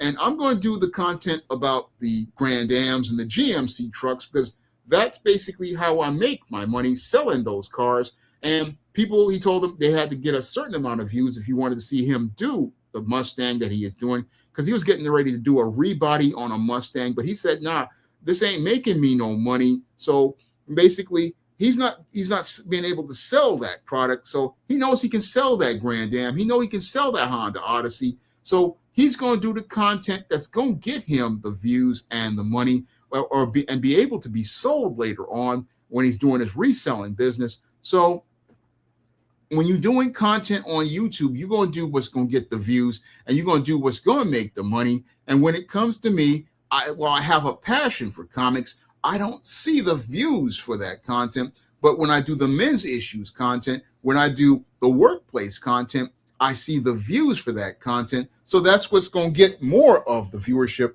on the channel. Black stuff. And the black stuff gets the most views because I'm a black man. And again, that gets the views. So I'm going to do that first. Psycho Simp doesn't have much to do with like comic books. Psycho Simp gets 1,000 views. Comic video gets 100 views. The reason why I do the Psycho Simp video is because the men are going to come to the Psycho Simp video, and the men are going to learn about what a Psycho Simp is. And more men want to learn about being a Psycho Simp than learning and how to avoid being a Psycho Simp, rather than go out here and pick and do a comic video, because I've done the comic review videos. I mean, I have a stack of comics right now that I want to review that I basically bought from Kickstarter, but I just haven't been able to have the time to do it because those videos don't get the views. So yeah, I want to do the comic videos. And there are guys who are like Facebook friends of mine. I have their books and I've wanted to do the videos for those books, but I can't get the views for those books. So guess what? Psycho Simp, again, that video gonna get 1,000 views. So we're gonna do Psycho Simp first. You know what I mean? So you have to kind of try to figure out, like, who are you talking to? What are you talking about? Who would be interested in this stuff? Like trying to sell, okay, like it's all a jumble. It's all mixed up. It's so mixed up. I'm struggling like with where to start. Okay, we'll just pick a spot and start there. You're inserting yourself sometimes into a comic book realm, right? Yet you primarily have prose books to sell. So you're talking sometimes to comic book fans. Okay, here's where I'm going to go on this. In the publishing world, when it comes down to books, it's like this. Nonfiction, like The Man Crisis, is the top of the food chain as related to publishing. And nonfiction is considered the top of the food chain because these are the books that make the most money. And when it comes to the publishing world, and as related to the trade business, you want to be in the nonfiction world because this is where most of the money is. And that's why I did nonfiction, because like the guy at Holloway House told me, nonfiction is where most of the money is. So when I do a book like Man Crisis or Stop Simping, these books are going to get more traffic and more sales and will basically cover the cost of the books lower in the pecking order as related to books. So nonfiction is the top of the food chain as related to publishing. And after nonfiction comes fiction books like this YA novel like Spellbound, or a woman's fiction book like Spinsterella or Spinsterella Goth Girl Summer, or a book like Eternal Night. These are the second books on the food chain as related to publishing. These are the second ones that get the most sales after nonfiction. And after that, we have, your YA type fiction like the ISIS series or the Esteem series books.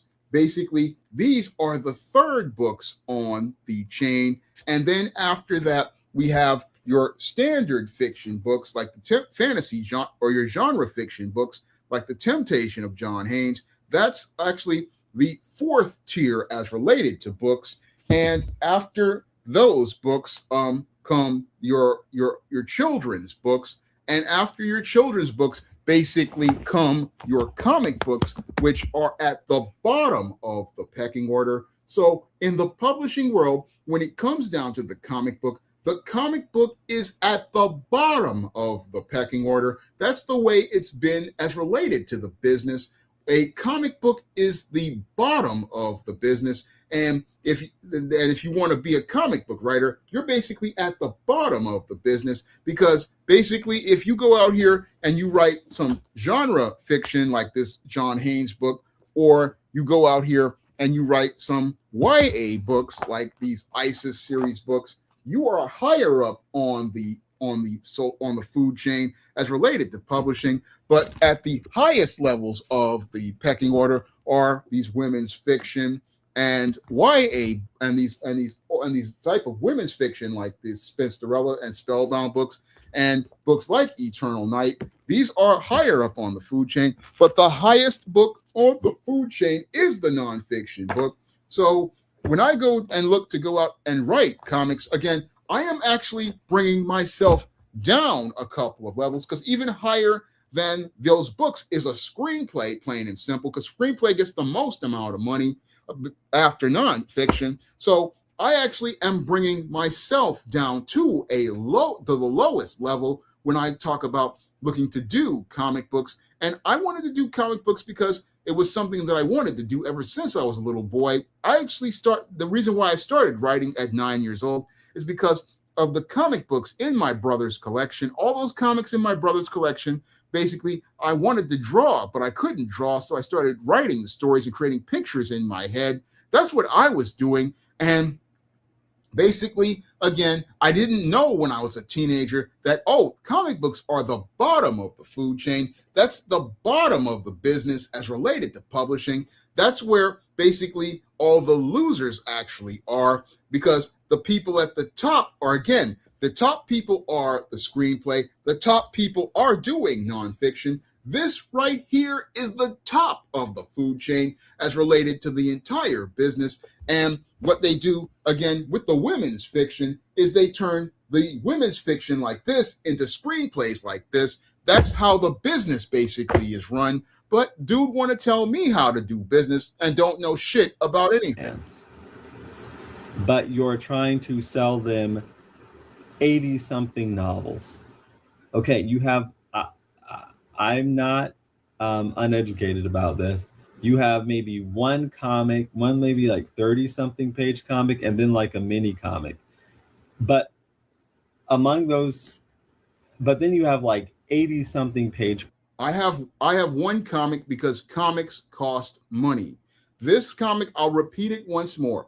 Again, $300 for the cover, $200 for each page. And I got lucky and I was only had to pay $80 a page. And again, you have costs as related to this book.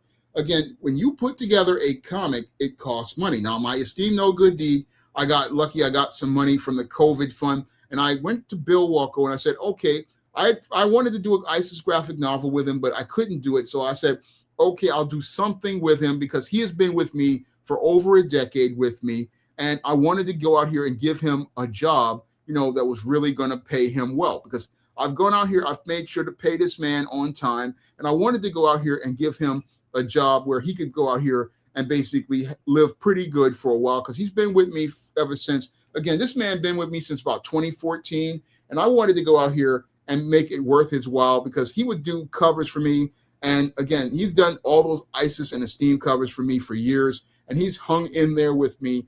But I couldn't get the money together, because these comics are expensive. But because again, like I said before in the thing, again, a cover like this, I can eat the cost on as related to things, because the nonfiction like Man Crisis and Stop Simping will eat the cost on that. So I can eat the cost on a cover here and there. But when it comes down to a comic, it's just not, you can't afford to go out here and eat the cost on a comic, because it's thousands of dollars at that point.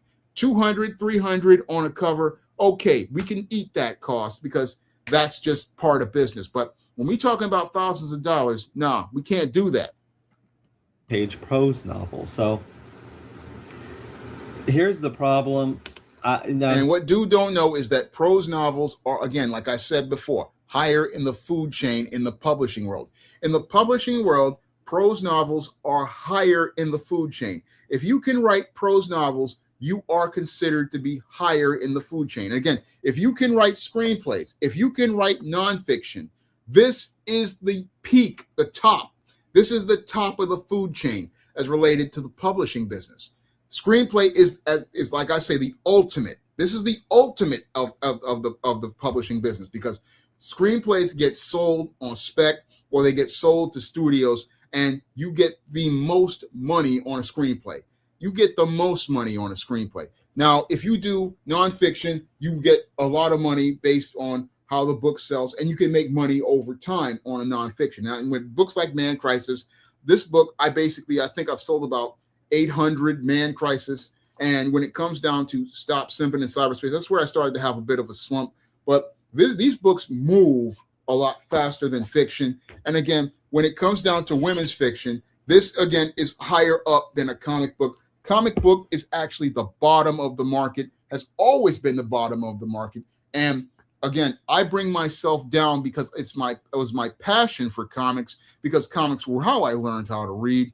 But this dude don't, again, understand the business. If a prose writer is coming to a comic book medium, he's bringing himself down. Like, for example, I'll give you an example. Ta-Nehisi Coates, basically, this man wrote an award-winning book, and he decided to write Black Panther. That was considered a big deal, because a guy who's a writer is bringing himself down to the business. Now, he did a shit job on Black Panther, but him being there was saying something. Same thing with Brad Metzler as related to Identity Crisis. Here you had a best-selling author coming in and writing a story. It was shit in and of itself, but the whole thing is that when a writer like that comes in, that's really, again, saying something, because, again, writers on my level, when we come down to comics, it's really saying something, because, again, comics are the bottom of the business. They're considered the bottom of the business. And when we come into the business, we are coming and trying to bring the business up to another level. Now, he may technically have a comic, but it's like a smallish one, and the bulk of his work is in just prose novels. I think that's all the shading I want to get on in these buildings in the back. Maybe we can do a little bit on these clouds here. Those are different formats, man. Like, yeah, there's going to be some crossover, but if you're talking to comic fans, they're going to expect some comics from you. But you're trying to sell. The prose novels are the higher on the pecking order. Where, if you're an author, you want to be higher up on the food chain. The comic fan doesn't understand one thing. Yeah, you buy comics, but you are at the bottom of the publishing world.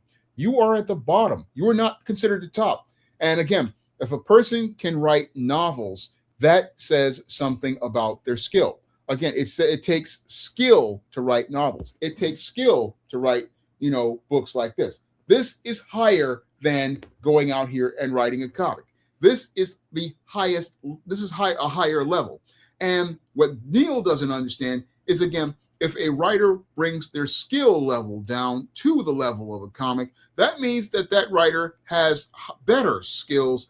And again, I'm coming to the comic fan trying to show better skills. And as I did do that with John Haynes at Death's Door, people look at this book and say, you know, this book was of high quality as related to things, because when you write a comic book, it's like this. You have to basically take a book and basically condense it down. You have to take a whole book and condense it down to just 32 pages. And that takes skill in and of itself. And that's what I learned to do with the All About Marilyn screenplay. I had to condense story, condense it down to this level. Again, screenplay, you have to condense a whole 300-page book into about 120 pages of script or 90 pages of script. So that's skill in and of itself. But Neil don't understand the skill as related to going out here and making comics, because he don't understand you have to condense all your story as related to your whole three acts as related to your whole story arc into just a small and compact space. And that's what I was doing on many of my books. You have to condense your story, because in a novel, you have a lot of space. Like I could do, like, for example, with Spinsterella Goth Girl Summer. This is a 600-page book. If we did this for television, if we did this as a comic, we'd have to condense all of this down to basically 2 hours, or basic as if it was a movie, or we would have to condense this down to maybe 100 pages or 150 pages as a comic. Again, it takes skill to condense those books and make those scenes work. But Neil don't know that because he's green in the game and don't know sell the them ISIS books. You know what I mean? So no, the few comics he's put out are not enough. You know, they're not. Everybody got to start somewhere with comics. Again, comics cost money to make, and I don't have that much money.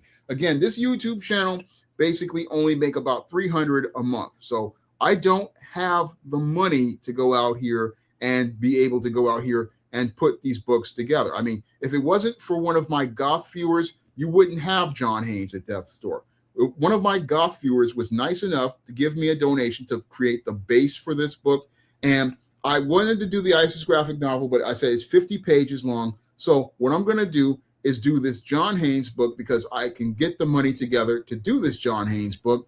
Now, I had did like a part of the ISIS graphic novel. I had planned to put 2 stories in there. I had planned to put the Esteemed No Good Deed story in the ISIS graphic novel. And I did do that with this, but the whole thing is it was a short. And again, that's all I could afford as related to Bill. I wanted to get out here and give him the full project, but I couldn't give him the full project. And the ISIS graphic novel, it's still sitting on my hard drive. I actually have 2 of them. I have ISIS the Beauty Myth in a graphic novel format script. I have ISIS All That Glitters in a graphic novel script, but it takes money to put these books together. And again, when it takes money to put a book together, you have to pay that artist. And again, artists don't work cheap on these books. Artists don't work cheap on a book. No, they have bills to pay for themselves. They have to pay for the Bristol. They have to pay for the pencils. They have to pay for the inks. They have to pay for stuff. And they also got to pay for the electric bill and they rent. So when I go out here and I have to go out here, I have to have that money to pay an artist. So yeah, all I got is about maybe 40 pages of art right now. I only got 40 because it cost money to make these books. And a lot of people, like I said before, 32-page comic, that's $13,000. And we're going to go back to the calculator one more again as related to things. $200 a page times 50 pages is basically, that's $10,000 right there. I got to pay an artist as related to art. And that's what I got to pay for the art. And again, this guy don't know that part of the business, because he don't understand that when it comes down to publishing, this is about money. They're not enough like to get people really invested in him as a comic creator. People need more than that.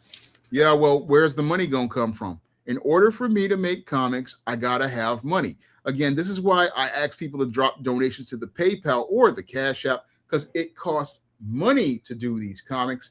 And that's what guys like out here, like your Richard Meyer and your Young Ripper, don't tell you. They'll sit there and say, oh, I got $3 million for ISOM. I got $5 million for Alpha Core. but they don't tell you, okay, I got to pay this artist for these pages. I got to pay this colorist for these pages. I got to pay this letterer, and I got to pay this printer. In order to make a comic as related to pages, I got to pay for them pages. And when it come down to me, I want to go out here and again, I wanted to get myself another job so I could pay for them pages, but it's been hard to get that job. And even then, I would have to save for over a couple of years in order to get that type of money, because people don't understand. In order to make these comics, it costs a grip to make these comics. I mean, it costs as much as buying a used car to make some of these comics, and you got to have your money straight if you want to go out here and make comics regularly. And if they're into comics, they might not be looking to read prose books. You would have a better chance of selling a comic to them. But it's like,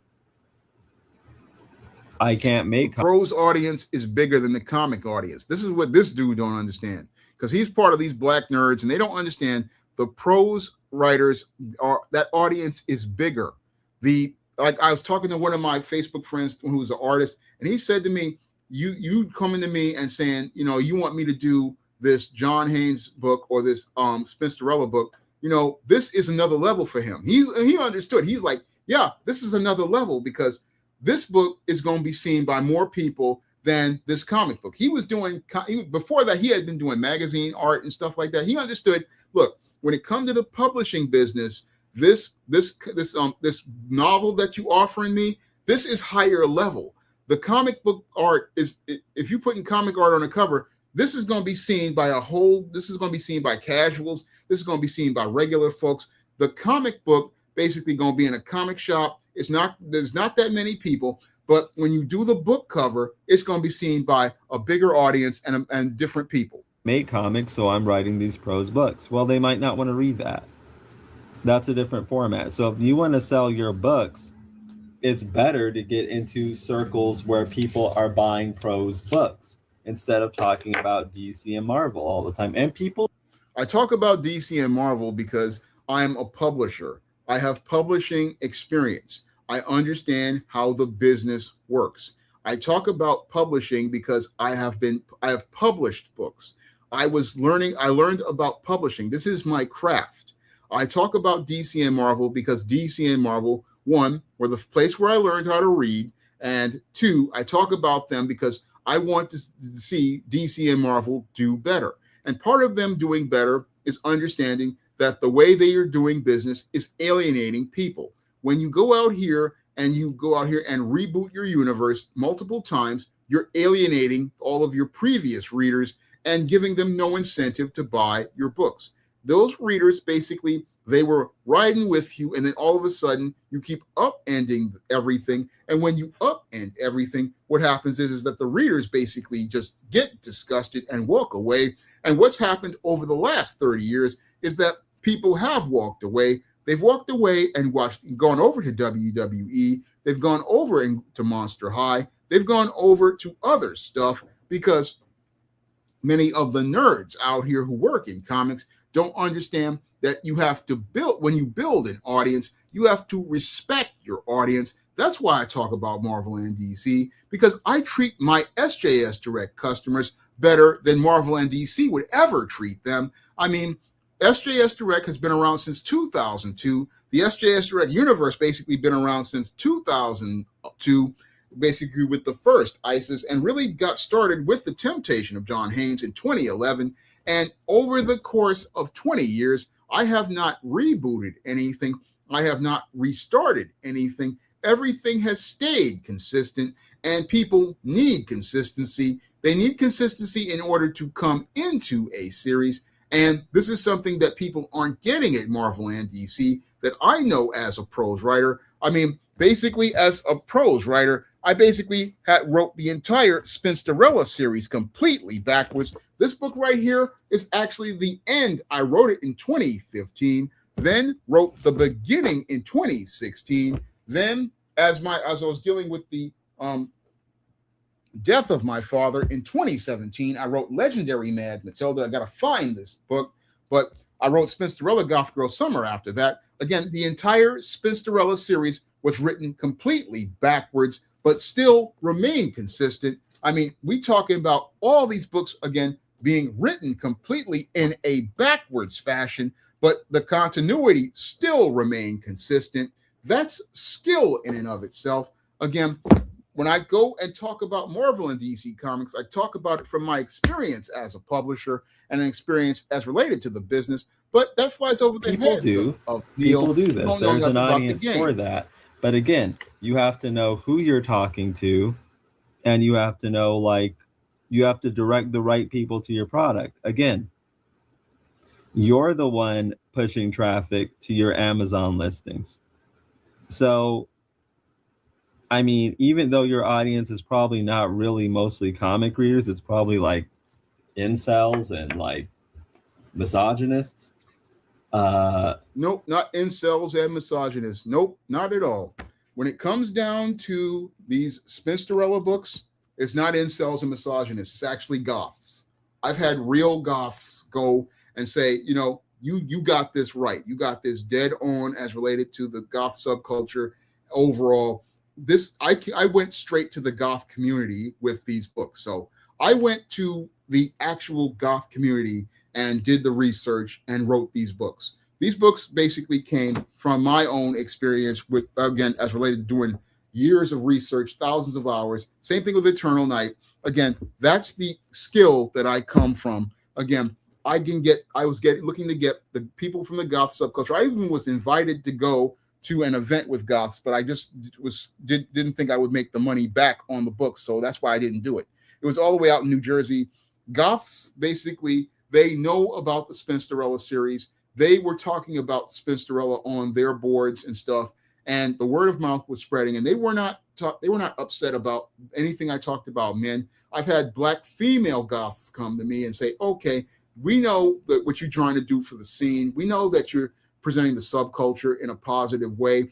We know that you going out here. Yeah, we know that you talk about men's issues, but we know the way you present women is respectful to us. We know that you showing respect for us. So we understand this." And again, I don't have no problem with women in the goth scene, but when it comes down to the comic fan, you got to go out here, and again, you wind up in a nightmare. You wind up in a nightmare because you when it comes to them, you can't really please them.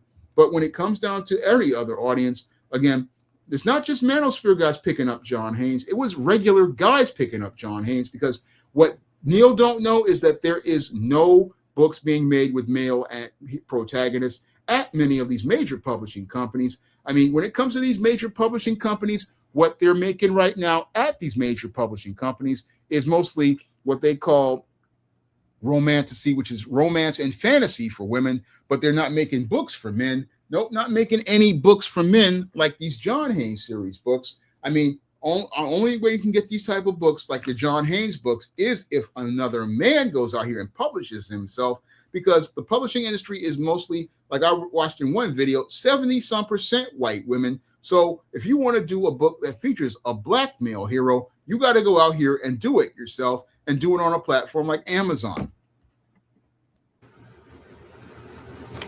The comic readers you do get, it's okay. So what I'm getting at is, like, none of the people that you actually have in your audience mostly are going to want to buy what you have, because you're not even targeting the people who would want to buy what you have. You know what I mean? If you're looking to sell prose books, you need to stop talking to comic book fans for the most part. That's what I would say. But the funny thing is, he's mostly not even talking to comic book fans.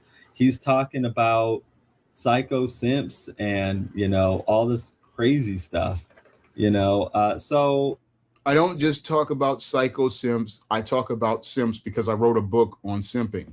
The nonfiction book, Stop Simping, is the second best-selling book at SJS Direct. That's what he don't understand. Again, nonfiction sells more than fiction. And when I do those simp videos, it's because, one, the simp video gets views. Two, I can teach about the whole platform, the whole ideology of simps as related to that video, showing that everything I wrote in the book is true, because I have a factual talking point to reinforce my argument. when I talk about that simp overall, that's getting views not only out here from what he thinks is the manosphere, but from other men, because other men want to learn the game as related to women. I even have mothers coming to me on Stop Simping and saying, can I give this book to my son? And I've even had mothers go out here and say, I gave this book to my son because I don't want my son to go out here and get played by these women. When it comes down to a lot of mothers out here, they like, look, I don't want my son going out here and getting played by one of these females out here. So I'm glad that you wrote this book on simping so they can learn about the game, because as a mother, there's no father around to teach this boy the game. And we didn't have these books in the 80s. And that's one of the reasons why I wrote Stop Simping, is because we did not have this book in the 80s. If I had this book in the 80s, basically it would have taught me a lot that I needed to know. And I've had brothers tell me, if I had this book in the 80s, it basically would have changed my life. That's why I do the simp videos, because when it comes down to men, we didn't have this information because Oprah Winfrey and the white people who control the publishing industry, they didn't want blacks to know the game. But I went out here, I'm trying to give brothers the game with books like Stop Simping. Oh, I mean, your audience, like, what is even your audience is the thing. I'm not going to say he doesn't have an audience, but your audience is like not well targeted, is what I would say. It's like all over the place. It's not well matched for the products you're trying to sell. Okay. We match it on the nonfiction because there's different audiences. There's a nonfiction audience, which is a lot of men. There's the audience that is for books that basically, like the ISIS and the STEAM series and Spinsterella books. That's an audience that we basically are looking to target for the women's fiction overall, and books like Eternal Night, because again, women out here, they like to buy romances, they like to buy YA, they like to buy vampire fantasies. And then there's books like John Haynes, which is basically if women can buy them and men buy them too. I have books for different audiences. It's not like it's a hodgepodge. It's specifically made for certain audiences. And people do cross over to different books. I mean, I've had women cross over to Why 70% of Black Women Are Single, pick that book up, not be offended, learn from what's in there as related to, because they want to get a man. But this dude want to say, oh, it's you have your audience is jumbled. No, I have books for different audiences, because when you're a publisher, you just can't make books for one audience, because you'll wind up basically losing the other part of the audience. You need to make multiple books, because in a year, if you make one book, and I did this back in 2009 with All About Maryland, you make one book, you're basically going to be taking losses on that book.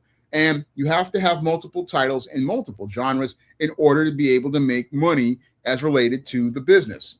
Okay, I think we're done with that.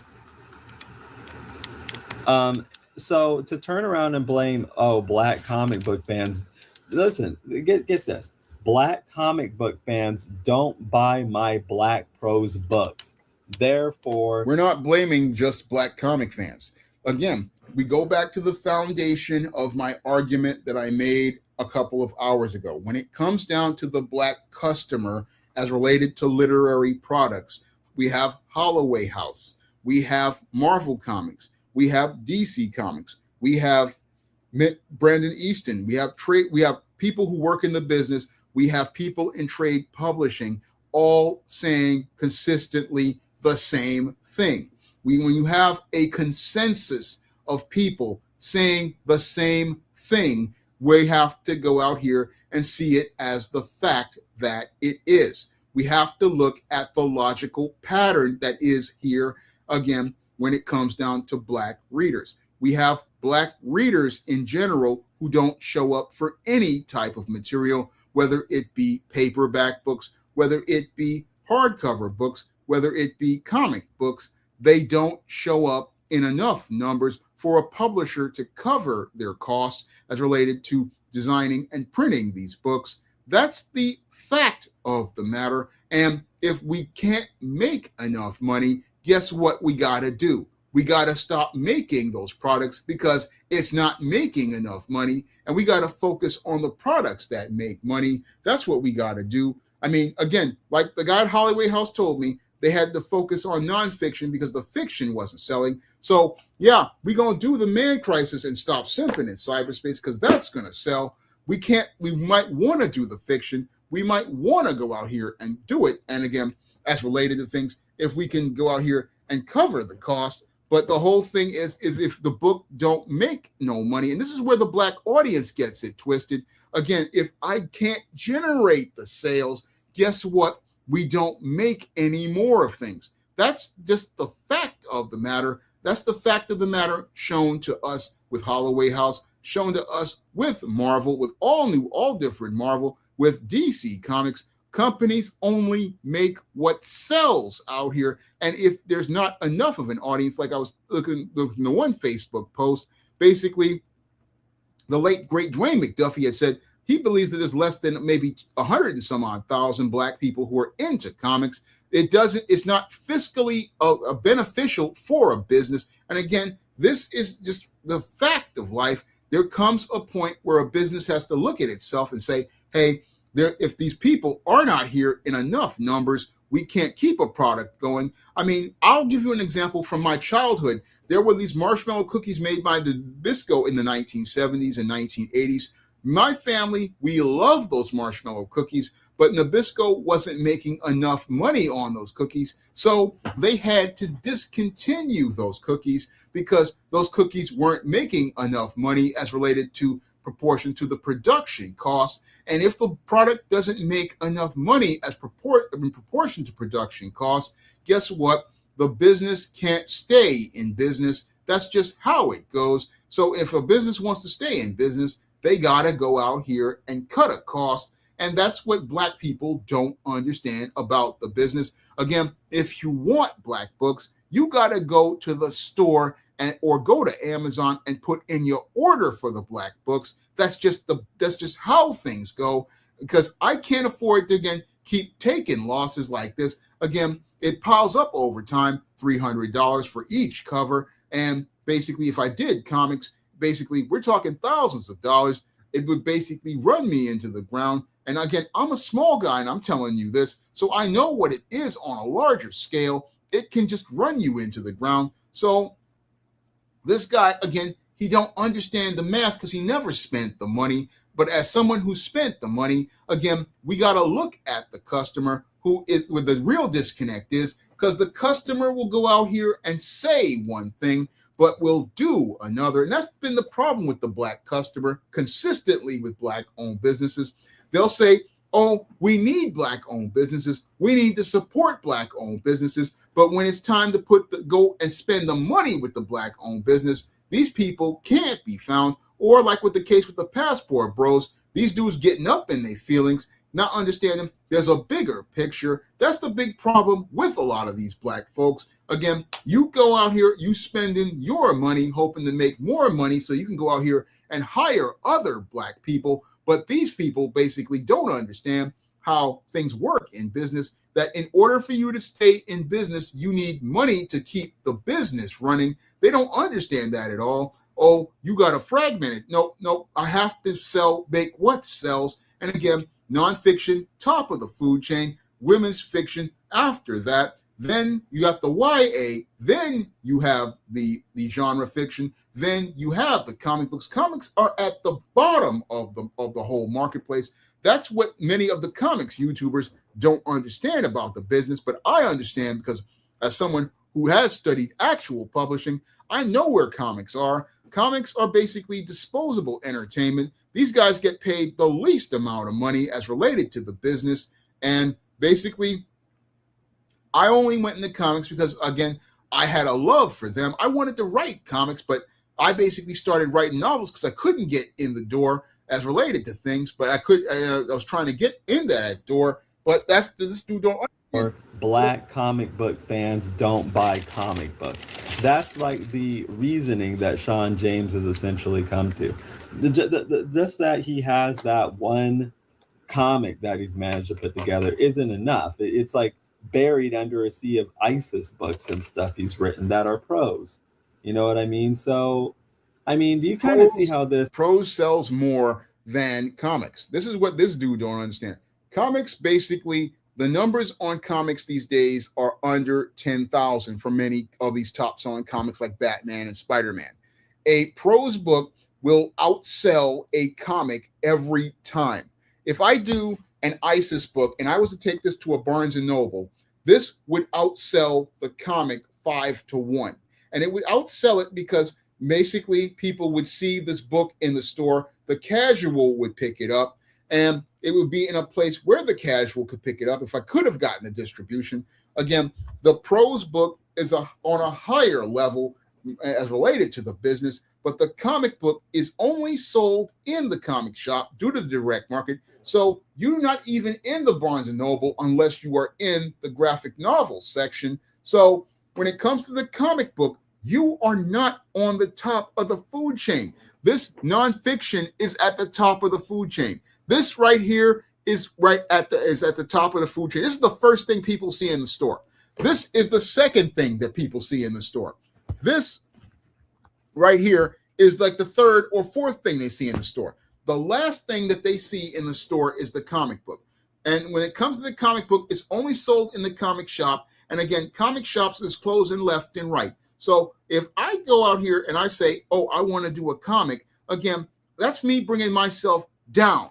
And again, I'm bringing myself down because of my love for the art form and my love for the people in the art form who have done it. And I want to support those people. That's the reason why I come out here. But when it comes to the black comic fan, they don't understand that somebody bringing themselves down to you basically is a sign of respect. Nope, they don't want to respect you because in the comic industry, people shit on people all the time. They shit on many of the creators and don't understand that in this business, if somebody is coming to you, they're coming to you because they care. They come to you because they want to take things to the next level and they want to try to get this whole medium to start selling like it did in my day when I was a kid in the 1980s. How this like black people don't buy comics, and I can tell you that from my own personal experience. Do you see how that, like, when you actually take a critical look at it, falls apart? When you actually look at his experience, most of the problem here, if not all of the problem, is him and his very bad marketing. We haven't even so it's my bad marketing, even though Holloway House did marketing, even though Marvel did marketing, even though DC did marketing on Milestone 2.0, even though Brandon Easton had marketing with his DC comic. Again, we have a pattern here. It's not just Sean James. No, not just Sean James who runs SJS Direct. We have major companies having the same consistent pattern.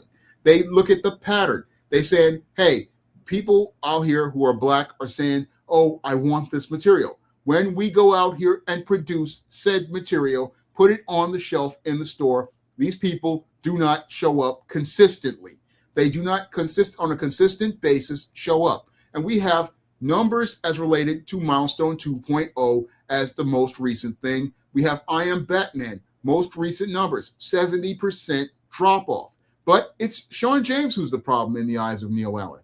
Again, we have historically factual numbers that show us where the pattern is. But this dude wants to think it's just me. We haven't talked about the product yet. Okay, so I'm going to put away some of my Kohinoor. Like, we could add some shading on these clouds, but I want to work on this logo here. I'm going to pull out rotating isographs to do that. So what I'm saying is, like, I don't even know. So it's a struggle to even like tackle this topic sometimes because it's like wrong at every turn. And it can be kind of overwhelming, like, because you don't know where to start. You know, it's like it's like you're going into a basement that's like a gigantic mess or something like that. And you know, you got to start somewhere, but you're kind of overwhelmed. It's like, oh, where do I even start with this? It's only overwhelming when you don't know the facts. It's only overwhelming when you don't know how the business runs. Now, as someone who knows how the business runs, It's not overwhelming to me. Again, I can connect the dots. I can critically think. And again, when you think and connect the dots, you start to see the pattern. Okay, so we're gonna have to address these points too. You're trying to sell your book. Your books have these black heroines, so I guess you're trying to sell them to black girls, even though you don't got an audience of that. You got an audience of bitter black dudes that are mad at black girls. But then the girls... I have fathers who give these books to their daughters.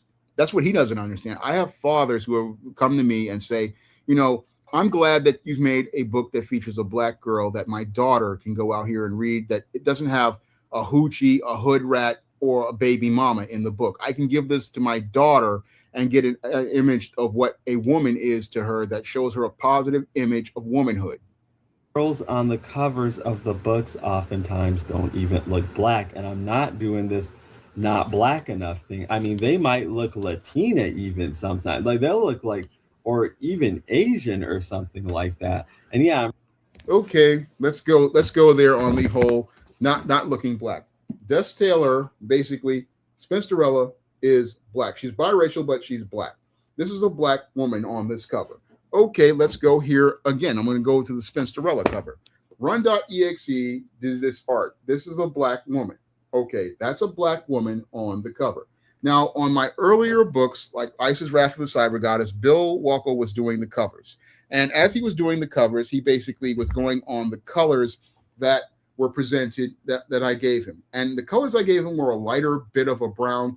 And basically, it was when I went into Photoshop and I took a picture of Halle Berry and I took a picture of Sally Richardson, basically the same color came up when we did it. Now, Bill, this is the last one that Bill Walker colored, but I went out here and Bill told me that he had a new pad and he couldn't do colors for me anymore. So I hired a new colorist that he referred, and we have a darker skin tone on Isis at this point as related to her color on this book.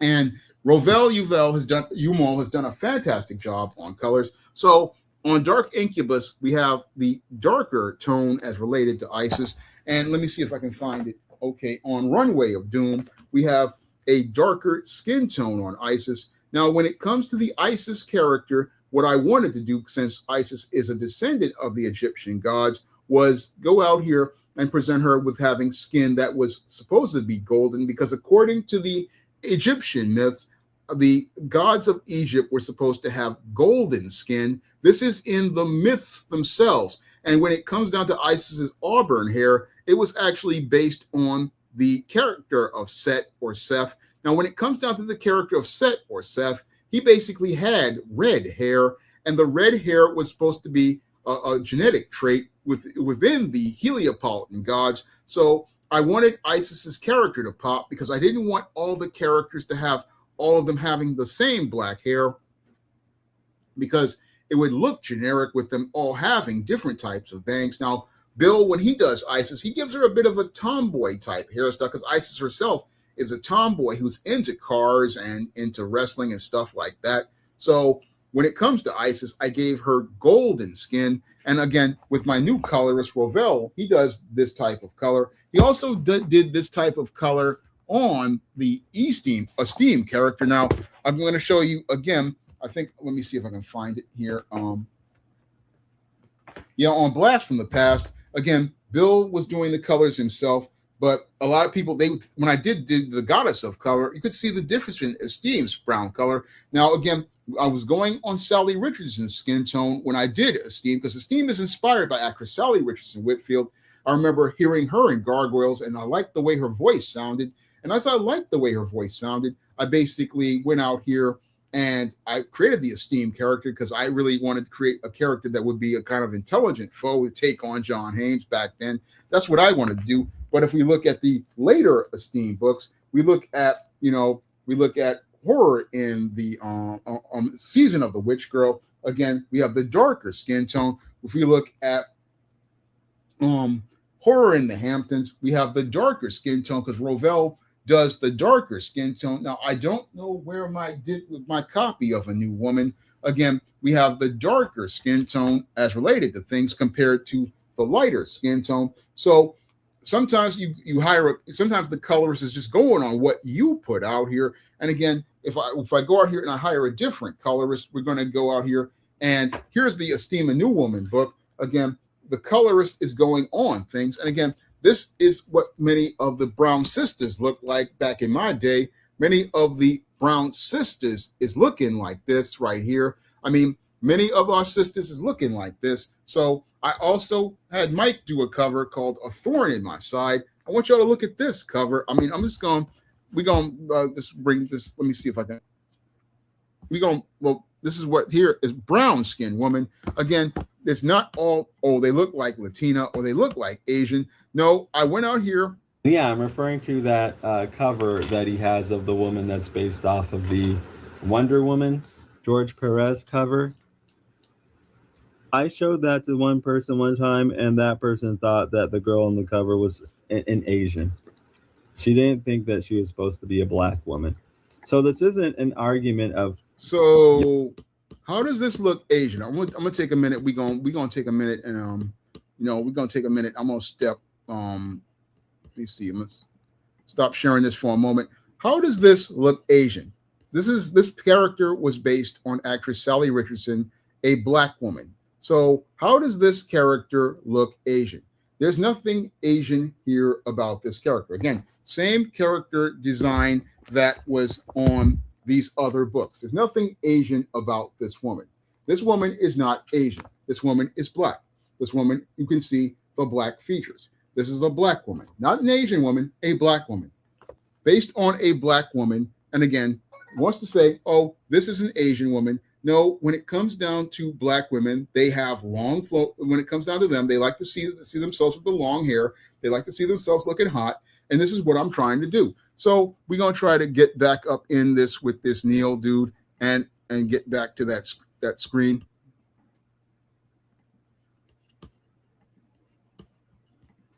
Yo, stuff ain't black enough. I ain't seeing the natural hair. It's like, no, your let me get this. This is a road trip isograph, a really tiny one. Your characters literally look so unblack to the point that just if a person was to see them on the cover, they very well just might not even think that's supposed to be a black person. This is going to be a problem. Okay, we're going to shatter that argument right now because I'm going to bring up this book. This book, Eternal Night, basically features features a brown-skinned heroine. This book, Eternal Night, basically features a brown-skinned heroine. There's no black person on the cover. There's no black person on the cover of Eternal Night. Now, this is one of my other copies. This was where I was using to test my grammar and stuff. There's no black person on the cover. And when it comes down to, let me see if I can find it. Okay.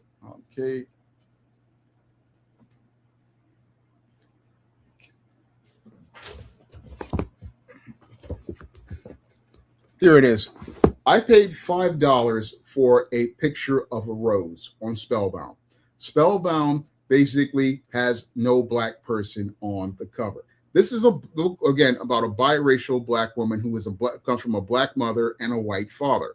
And there's no black person on the cover. And I have another one called The Thetas, which is about a brown-skinned black woman. And that book basically was one of my top sellers at one time in 2013, has no image of a person on it at all, and basically outsold many of the books that featured images of black people. Same thing with my book, A Recipe for Success. I sold over 1,000 copies of A Recipe for Success, had no black person on the cover at all. And that's one of the things that boggles my mind, is that if I take the image of a black person off the cover, people will buy the book. I mean, when I did Spinsterella, I had a Black Widow symbol on the book when it first came out. And then when I changed it, because Run.exe did a fantastic job on the art, and I wanted to go out here and use this art on the Spinsterella cover. I love this cover because I wanted to inspire other black girls to be goth, and I wanted them to understand, yes, you can be a part of the scene as well.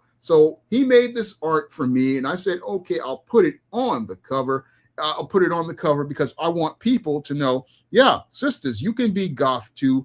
But, when it comes to black people, this dude want to say, oh, it's black enough issue. No, it's the problem with people is that when you do black, it's not black enough for them. So they only want to see black from their frame of reference and don't understand that black comes from a larger part of the world.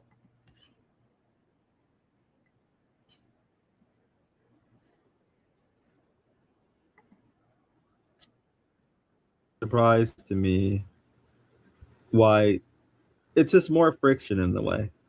I guess what I was saying before is everywhere you turn with this dude, he's introducing a lot of friction. Like even the book cover introduces friction to the point where it's like, and again, this isn't a your character isn't black enough argument. It's like literally those characters are at best like very ambiguous, very, very ambiguous. And a person who's like looking for hello kids, let's look at his art. This is supposed to be a black character, but we're looking at dude's hair and we're looking at him standing next to a white girl. But he wants to talk about racial ambiguity, but he's biracial, got a biracial character with a white girl. Characters that are black potentially as protagonists, they might just like bounce because they might, oh, this is a Latina or something like that. You know what I mean? Critical question. How many Latinas are named after Egyptian gods? No, Latinas don't name their daughters after Egyptian gods. Isis is the Roman name of an Egyptian goddess. That's the name Isis, similar to what happens with Thor. Thor is a Scandinavian white god. And when it comes down to things, again, if you're naming your daughter Isis, it's because you want to say that you want to elevate your daughter. So, yeah, like that is an issue. That is like friction. So, I mean, okay, I'm going to try to keep track of this. I assume you're trying to sell to black girls and black women with like these ISIS books, but you don't really, I don't think, have a substantial enough audience of black girls and black women. Instead, you have an audience of bitter black men who might not even like fantasy, but might be watching. Black men like fantasy. I've run into lots of black men who like fantasy. I mean, Mr. Superboy talks about this all the time. Guys like Samuel L. Jackson and many others who you wouldn't think would be into fantasy are big into fantasy. So he doesn't know what he's talking about as related to black men. A lot of black men, they go out here and they read fantasy on the low. And again, when it comes to black men, they do like fantasy. And I've had fathers go out here and buy my books regularly. They would go out here and say, look, I want to give my daughter this book. I want to get this book for my girlfriend sometimes. I want to show them, this is what I see in women as black women. This brother's putting out something positive to show about you. But again, with this guy, he don't understand.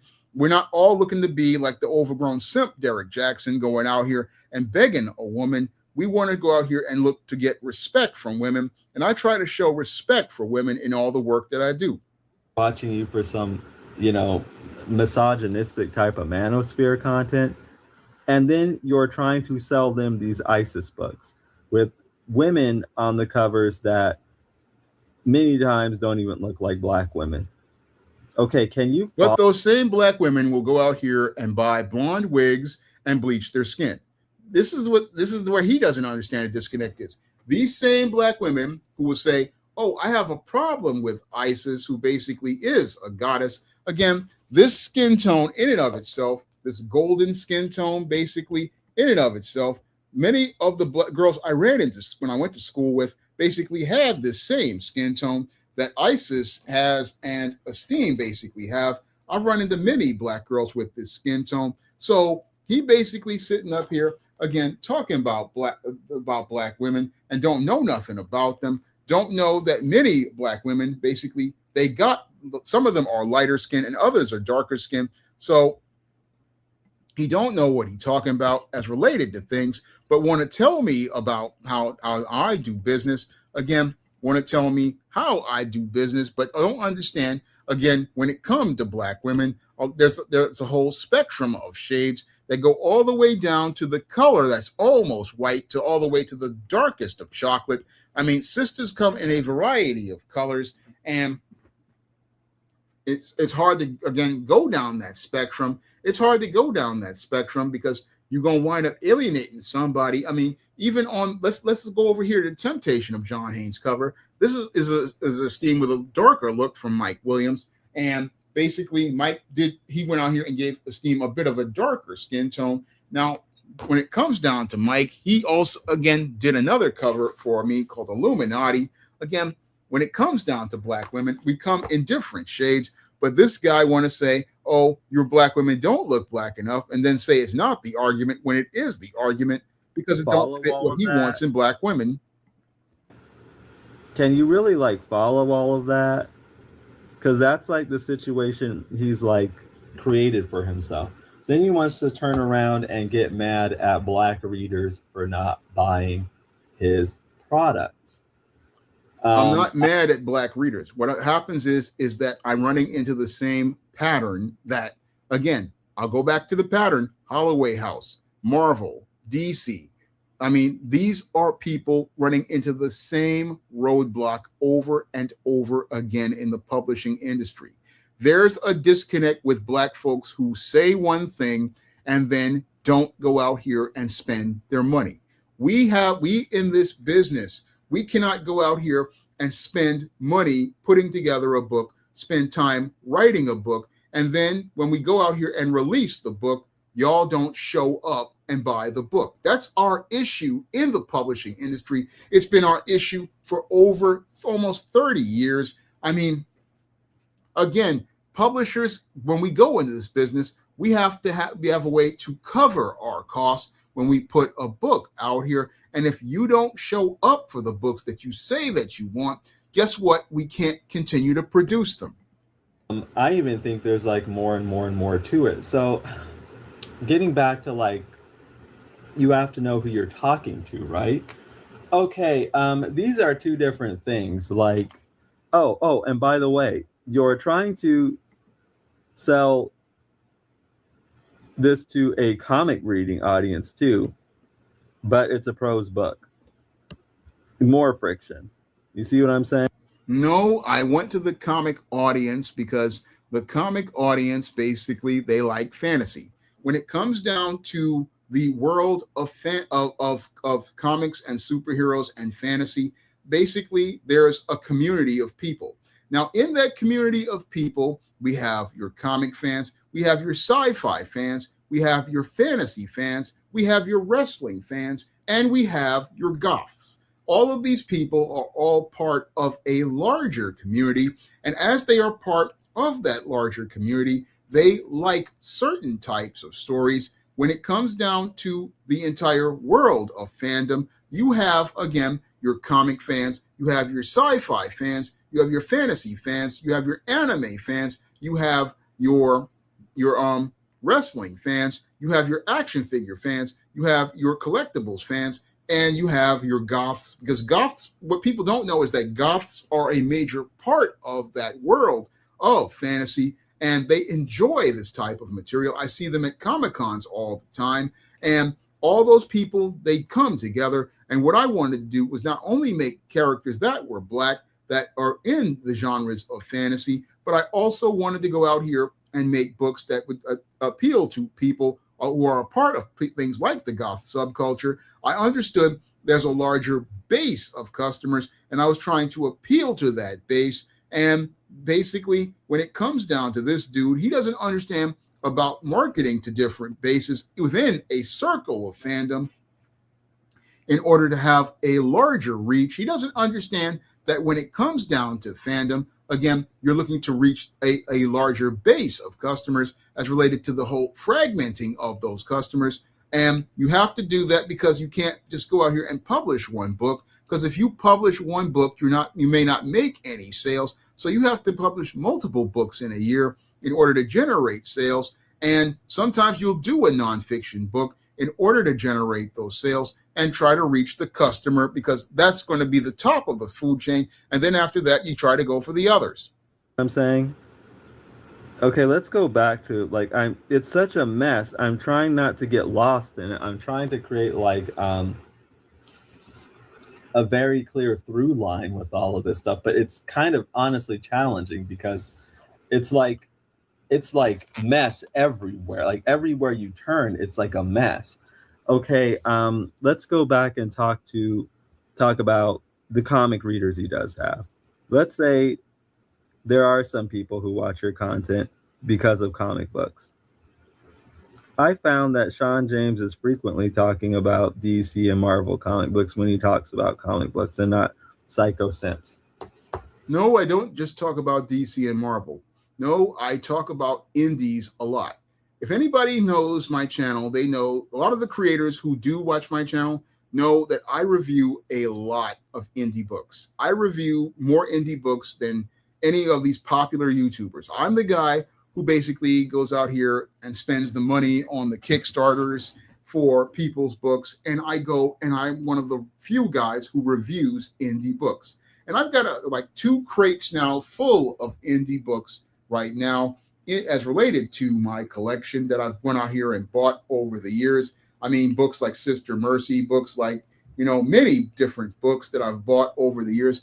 I mean, this guy, I think he only comes around whenever I talk about Marvel and DC comics, but I've gone out here and done lots of videos doing reviews. I mean, recently did a review of all Negro comics that a viewer asked me to do. I mean, I do a lot of reviews of indie books, but I just don't do them as much anymore because basically those video reviews of those indie books outside of the creators, basically they don't get the views. So I don't do the books as related to the indie books these days. But the whole thing is that I want to finish doing those books. And I've got, again, stacks of these books sitting up waiting to do. And even got the digital versions right now. I just got the copy of Upheaval #2. I mean, I do indie books, but this guy only thinks it's Marvel and DC. Or, a black woman expecting a dude to pay on a dinner date or something like that. Appreciate it. Which has nothing to do with comics, by the way. Absolutely nothing. So, but moving on. Okay, so let's get off of his ISIS character. He does have another male character called John Haynes. Okay, now this character looks like a self-insert that's just a more idealized version of him, even to the point where he dresses exactly the same, it seems to me. So if you're talking to Marvel, when it comes to John Haynes, I designed John Haynes to wear the colors of the Pan-African flag. Now, let me see if I can find this file right now. And because when it comes to John Haynes, I did something deliberately with John Haynes as related to his design. Now, when it comes to John Haynes, I basically went out here and let me see if I can find it.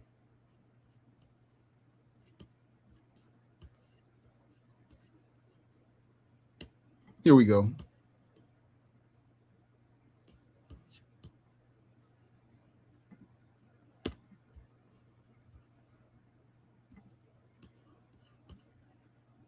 Now, when it comes to John Haynes, I clearly have him wearing him and his team are wearing the colors of the Pan-African flag.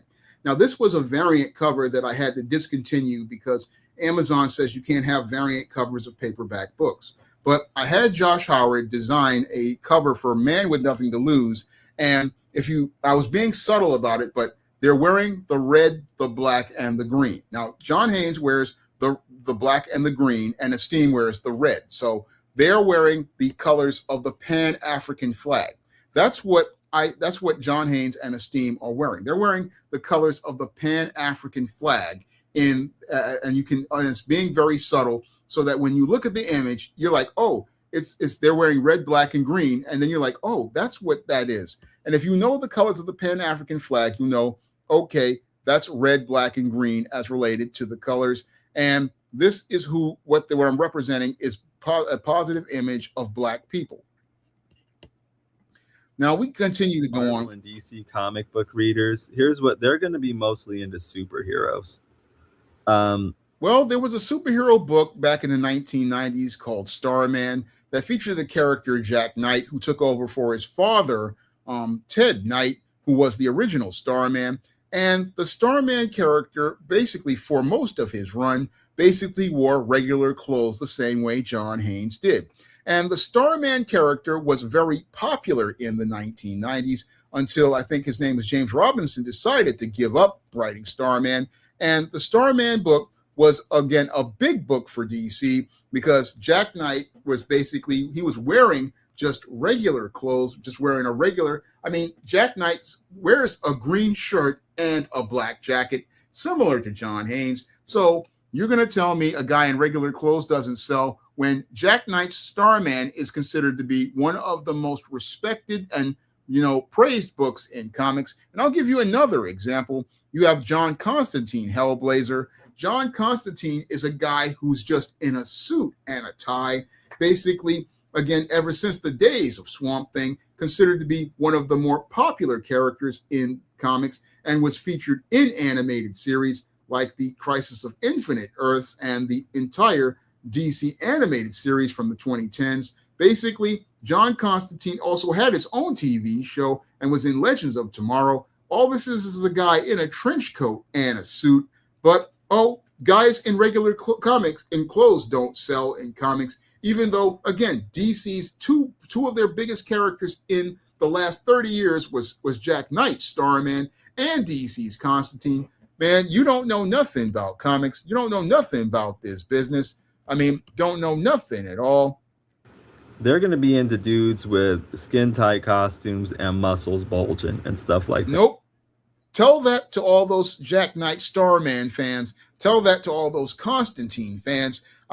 Both of those characters have huge followings. Same thing with the Sandman and Death. Death from Sandman, basically all she's wearing is goth gear, and she's been popular for years overall. And I can go into a bunch of other characters who just wear regular clothes and are popular because their stories are good. Like that. You're presenting them with a guy just in a button-up shirt who I don't even think has powers or anything.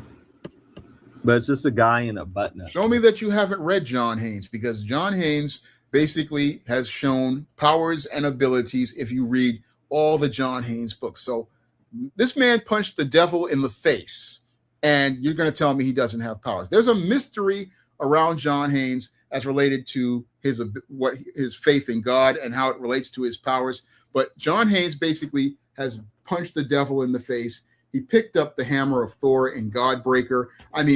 This guy basically, again, if you read the stories, you'll see where his abilities are, his supernatural abilities, because I even showed it all the way through The Temptation of John Haynes. But this guy never read a John Haynes book, so he don't know what he's talking about. Sure. Okay, so to that audience of DC and Marvel superhero fans, that can very well might not look compelling to them. Like, they're probably going to be into superheroes. Your dude is something else, and this is just more in the Jack Knight Starman disconnect. You know what I mean? So I think I've already thoroughly painted a picture of why his stuff isn't selling. It's like whoever would buy that, or I could say this. He is consistently maybe targeting the wrong people over and over and over and over again. You're trying to sell. Let me actually put my pins down here. Let me do this, because I actually do. This is such a jumble that this is going to require some brain power from me. You're trying to sell prose books to comic book readers. So I hate to break it to him, but they sell prose books. They call it superhero prose fiction, and they sell superhero prose fiction in comic shops. I hate to break it to him, but when it comes down to prose fiction, again, prose fiction is a bigger market than comic books. That's something dude doesn't understand about this business. He doesn't understand like I showed you before, in the hierarchy: screenplay, nonfiction, women's fiction, romance. Those are bigger genres than comic books. But when it comes to comic books, I wanted to do it as part of my passion. And again, I'm bringing myself down to another level to come down to a lower level. One problem. You're trying to sell books starring black females to black males. There is another problem you're running into. You're trying to sell books to black females, but the characters on the covers that are the main characters and protagonists often do not look like black females. They might just look very ambiguous. So there is a problem there. You're trying to sell books to black females, but you have a library of 6,000 something videos where you're blasting black women and very critical of them. How would you know I have 6,000 videos unless you watch them all? Again, this is where he's looking suspect. You're trying to sell books to black females while like putting out messages of them needing to be subservient and kind of domineered by a male. Let's see what else. You're trying to sell books to superhero comic book fans, yet you're trying to sell them a dude in a button-up shirt. You know what I mean? No, I'm selling to a larger audience of people because I understand fandom is wide. I understand there are different groups in fandom. I understand that I need to reach the casual reader.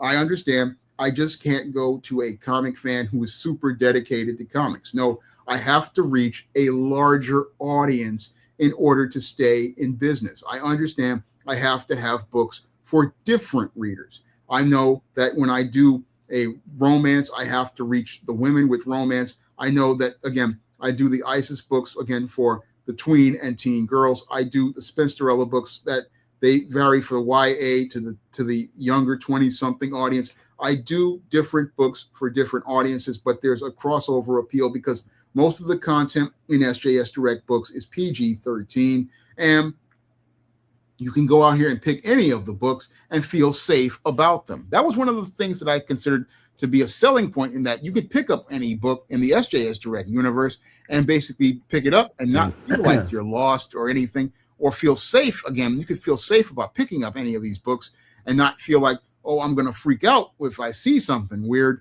No, I know that I try to reach as many people as possible, and I try to show you, again, a larger world of black people, but Neil wants to live in the comic book world. Just a dude in a button-up shirt that's supposed to be like an idealized version of yourself. And you're wondering why, and I'm sure I'm forgetting some points I've brought up as well. And you're wondering why, like, this isn't selling, and you're turning around saying it's the black audience's fault. This is to say nothing of the history of the terrible book covers and all that stuff. I haven't even... Okay, let's go there. Now, when I first started out, I was drawing my own covers. I'll admit that I was drawing my own covers because I didn't know how the business ran. Now, as I came further into the business, around 2011, I did hire an artist to do a cover for The Temptation of John Haynes, but he messed it up, so I had to go and use my hand-drawn cover. But after about 2014, I started working with actual comic artists, and again, work with actual comic artists because I wanted to see comic artists go out here and work. And as I've worked with comic artists over the years, we no longer do hand-drawn covers. No, I'm at a point where I'm bringing in basically people with who I consider to be really top talent, like Des Taylor and Bill Walko these days, to do the covers. Let me see if I can find it. Oh, here we go. Now, basically, these days, I am now bringing in a guy like Des Taylor, who, again, is considered to be one of the top artists in the business. He's done the cover for John Haynes, An Offer He Can't Refuse. He also did the cover for Spinsterella Goth Girl Summer, and he was excited to do this cover because he understood this is women's fiction. Women's fiction, again, this is the big market right here. This type of book right here. This is the market right here. This is how you get known. When you do a women's fiction cover, you're basically going to be known. And this is what I'm doing. I'm hiring top quality artists. Again, bringing in guys like Mike Williams, bringing in people like Bill Walko. Bill Walko has done national advertising campaigns for Arizona's Shaq Fu Punch. He's done Sobe drink bottles. I mean, I'm not bringing in some guy off the street to do my art. No, I'm bringing in people who know how to do art and have done commercial art. I'm bringing in people who have gone out here and have been a part of major campaigns. This is what I'm bringing into the business. I'm not going out here and bringing in some sort of amateur hour dude who don't know what he's doing. I'm bringing in people who will go out here and have a strong presence and bring something to the business. That's who I'm bringing into the business as related to my publishing. And that's what I'm doing right here. But this guy don't know nothing because, again, he's really an amateur as related to the business. Again, a complete amateur as related to the business. And let me see if I can find. And he doesn't know what he's talking about. The contents of the books themselves. We've just been talking about, the external, the marketing and all of that, the promotion and targeting the right audiences. This dude's messed up at every which way. That has nothing to do with the Black audience. Now, again, this is probably this is literally, considering how long he's been doing this writing and stuff like that, this very well, what I'm saying here might quite possibly be the most valuable stuff. Okay, let's go into that talking point. Now, when it comes to him, he's thinking it's not the Black audience. So I will go back to the foundation of my deconstruction. Going back to the foundation, Holloway House. They are the ones who basically, they were one of the first publishers to go out here and produce Black books outside of John H. Johnson and his Ebony and his Johnson publications. Now, Holloway House, again, was owned by Jewish people, but they were out here making the Iceberg Slims. They were making the Donald Goines books. They were out here. They were having problems back in the 90s and the early 2000s as related to the Black audience. Now, after them, again, Black publishers were having problems. Then we had Marvel having problems. We had DC having problems. Everybody has to, we have to do the math. And the common denominator when it comes down to the Black audience is the Black audience. They are the ones who are not going to the store. They are the ones not showing up. I mean, it looks like since Oprah's book club basically ended, Black folks just basically stopped buying books. That's what it looks like to me as related to the pattern. And when it came down to Black male characters, even before that, basically Holloway House was having problems. So how can it just be me when you have major companies having the exact same problem? I know I keep repeating the same talking point, but repetition is the mother of skill, like the late David Carroll used to say. And facts do not like feelings and don't care about feelings. When you have facts as related to a point, you have to acknowledge the facts as related to things. And when it comes to the business of publishing, we got to just go out here and admit Black folks don't show up in the numbers in order to get these books to be sold on the regular. Stuff he ever hears in his life, but I'm sure he won't listen to it. He would want to be in some kind of denial about it. And that is a him problem. That has nothing to do with the Black audience. That has to do with like him. And again, I put this out there because there's a lot of stuff in here for other creators. I've learned a lot from it. I think there's a lot of stuff in here for other creators to learn about too. It has to do with targeting the right people with the right product. Sean James is consistently targeting the wrong people with the wrong product. He's like shooting himself in the foot over and over again. So for this to give you an example of that, if you're trying to sell a book with a Black female lead, then,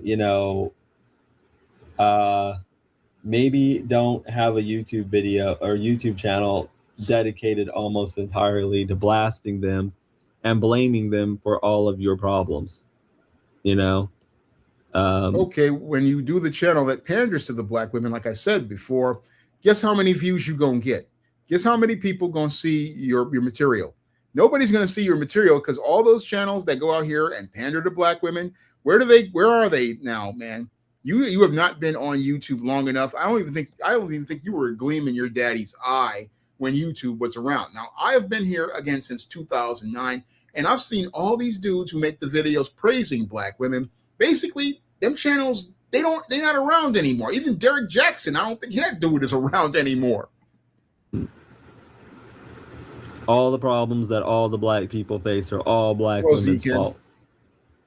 I'm not making that up because she got involved with white feminism and blah, blah, blah, blah, blah, blah, blah, blah, blah. You're shooting yourself in the foot with that. You know what I mean? But this goes back to... So I'm shooting myself in the foot by talking facts.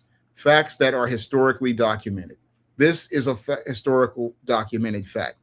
Your black women in the 60s and 70s got involved with the feminist movement, and that caused a divide in the black community.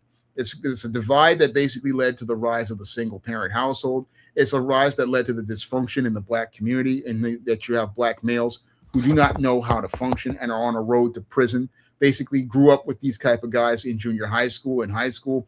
I've lived and basically seen this, and I wanted to present it the truth, because we need to get the truth out there in order to heal our community. But this dude basically coming from the suburbs don't know about that. A problem with him too. And again, this isn't personal. These are just the reasons why the stuff isn't selling. The stubbornness. He won't be able to how can I put this? Well, he's not going to be able to keep his mouth shut. Even if he believes that, no, it's always going to come back down to stuff like that. And that's, again, another reason why people like this, they wouldn't be able to work well in social groups. No, what you want me to be is a bootlick. You see, the bootlick will sit there and keep his mouth shut and go along with these white supremacists in media. And that's where the core of this guy's issue with me basically was, because everything with this dude as related to his beef with me started out because I called out Concrete Comics on their Luna comic. And as I called out Concrete Comics, basically they were starting out making these books that were very black oriented, like Acolyte and Odina. And they all featured all this pro-black stuff. Then all of a sudden, Concrete decided to shift gears to go into the territory of the bootlick. And as they shifted gears, they started making books like this, Luna. And then they made this Primate comic where you got a black man wearing an ape mask trying to talk about he's like the Punisher. And as I pushed back on them books, because I basically saw where Concrete was going out here and they have starting to sell out, basically this is where this guy has started to have an issue with me, because he thought, oh, you're against interracial relationships, when basically one of the books that I had written before Concrete was even a company was the book. Here, let me see if I can. I'm all over the place here, but Spinsterella. And Spinsterella, again, Matilda, it has a black mother and a white father. And as I showed this character who came from an interracial relationship, I'm not going out here and bigging up interracial relationships or bigging up what they call swirling, because that's detrimental to my community. I'm not bigging it up, but I'm saying, yeah, there are biracial people out here. I'm not hating on biracial people because they didn't do anything wrong. No, I was saying that this idea of you having a comic that featured a black woman with blonde hair and blue eyes, and then out here with a white man, that again, you starting out trying to sell me one type of story over at Concrete. You're showing me black men with dreads. You're showing me black women with natural hair. Then all of a sudden, we get this switch up as related to concepts, as related to, we got this divestment type story where this white black woman wants the moon. And then you got this other one with a dude with an ape mask. That's where I had an issue. And this is where this guy started to have an issue with me. And that's where he started looking to go out here and participate in what I believe to be cyber stalking, where you're constantly watching my videos, again, hanging all over my jock. I mean, this is not what normal guys do. They can't just kind of shrewdly keep their mouths shut, even if they believe something. No, it's always, and they would just kind of say, I can't compromise. No, I can't go out here and compromise. And I'm not going to be like these bootlick black nerds who basically fold when you get a little bit of pressure from white people. No, if you're going to go out here and be a black person, you got to go out here and call out the fuckery. You got to call out the bullshit.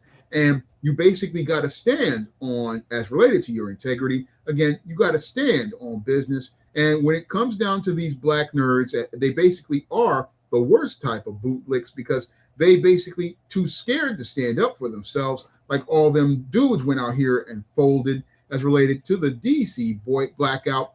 Again, you called a blackout on Friday, and by Tuesday, the thing was over. This basically thinking, oh, we're in good standing if we call off the blackout. No, you're not on good standing because you didn't stand on business. No, you didn't stand on business at all. And that's why folks don't respect you at all, because you came out here on a weak position talking about, oh, they ain't made no series in 1,200 days. Well, they can go out here and say, we made series over a course before the 1,200 days. Y'all didn't show up for the books. And we basically, again, holding you accountable. But as we hold you accountable, you don't want to go out here and take ownership of things. You want to blame the pre-order system. You want to blame everything out here. That's what these guys like Blurred Without Fear and James Portis III wanted to do. But as somebody who's been in the business, I'm looking at the pattern recognition. The pattern recognition, we have to look at the black customer, and we have to look at the black customer and basically say, hey, where are you? You're the one asking for this. And as you ask for this, we basically got to look at you and say, you're not showing up. And if you're not showing up for whatever we producing, then we got to look at you and not take you seriously. My integrity or something like that. When it's not a matter of compromising your integrity, it's a matter of being shrewd and intelligent. You know what I mean? It's always gonna come. He's always gonna come back to some kind of toxic belief system or something like that, and that toxic belief system is going to dictate his worldview, which is going to dictate his actions. You know what I mean? And that's always going to get him in trouble. What gets me in trouble is telling the truth. I mean, that's what got me in trouble with the Passport Bros, was trying to tell them the truth. Now, 6 years later, after the Passport Bros went on that cyber stalking campaign against me, guess what? After Jason Black came out and did a live stream, they all realized I was telling the truth. Many of these folks never apologized to me for all the harassment they put me through, but I stood on business then, even though I deleted the videos, because I wanted to look out for the race. Because when y'all go out here, and again, like I said before, bigging up somebody else's woman, acting crazy and wild, they've proven the point of these racists. And again, I stood on business. And again, people don't like it when you stand on business, but you got to stand on business, because that's what a servant of God has to do. They have to stand on the word even until death. They have to stand. That's integrity. And this is what this dude don't understand. And this is what these black nerds don't understand. A man got to stand on business.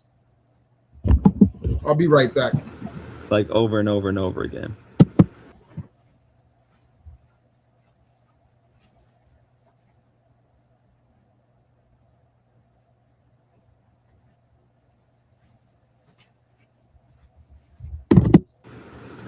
So, like, I don't know this person personally, thank goodness, but when you put out so many of these videos, you know, I do feel confident. Like, you put that much of yourself out there over that long a length of time, you know, I do feel confident about making some. Well, I put out so many videos because it takes a lot of videos to make money. Again, I only make about $300 a month on YouTube, and that's my only source of income, along with the Patreon money. That's all I basically make these days. So I have to make a lot of videos, because certain videos, they're not going to get the views, and I have to make the videos that make the views. I would like to just, if I had a job, again, like I said before, you wouldn't see me, but maybe on Saturday or Sunday, that would basically be it. I make one video and call it a day, but I'm here because basically I'm trying to make a living, and also I'm trying to follow God and keep going. I'm trying to go out here and persevere. And again, I have to make the videos, because again, daily content is the only way I make the money, because that's this is my only revenue stream. It's about the person, definitely. And What I would say is big problems are toxic belief systems, toxic worldviews, and and kind of like near insurmountable stubbornness. I honestly think that I'm speaking actually literally here, and it sounds kind of morbid, but I actually do believe what I'm saying. I actually believe Sean James would die before he listens to like any kind of sense or reason. He would literally die before he does that. So I say that because it's like we have to learn from this type of stuff. Don't be a hopeless person like that, for one thing. Don't try to put your like I guess one of the big morals to this story, and I don't even think the story is over yet. Don't try to put your problems that you can fix off on other people like everything is somebody else's fault. Which the scapegoat for this dude is usually going to be black women and white people. Black women and white supremacy. Those are like the scapegoats for him. That's just going to keep you, well, look to this as an example.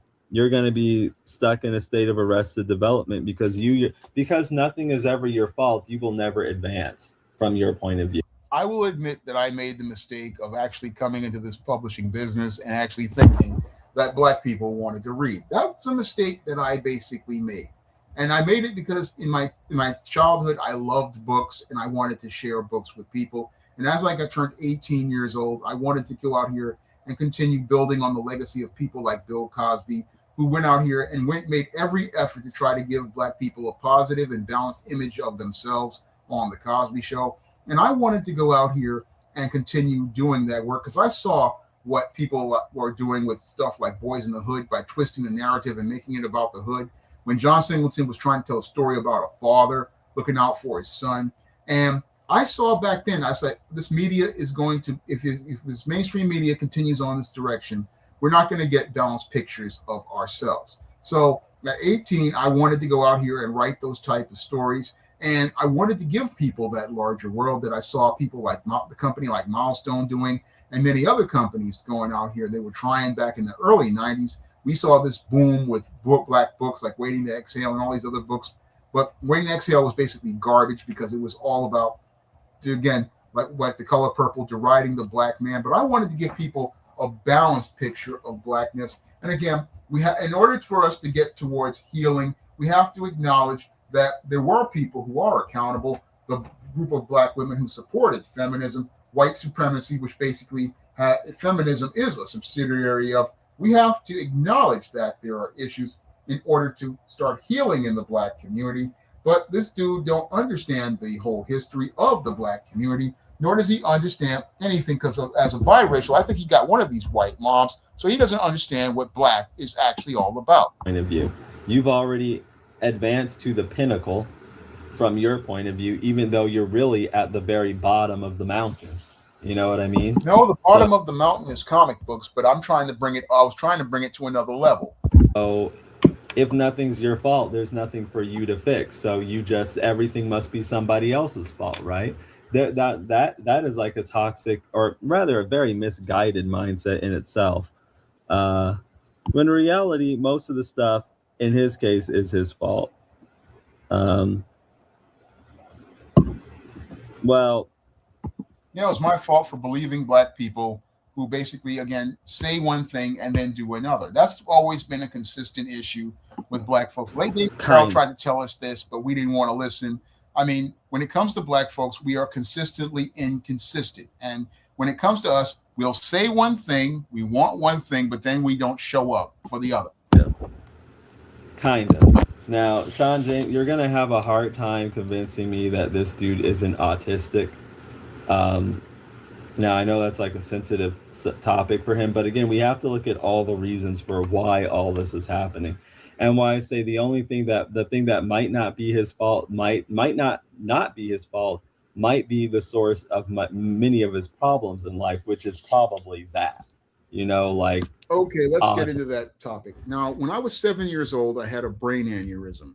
And after I had this brain aneurysm, I was taken to several doctors as part of my recovery. And as part of my recovery, they also checked my mental health. Now, as they checked my mental health, they never said anything to my mother about autism whatsoever in the 1980s. And if I get a clean bill of health from all those people, then how can I be autistic?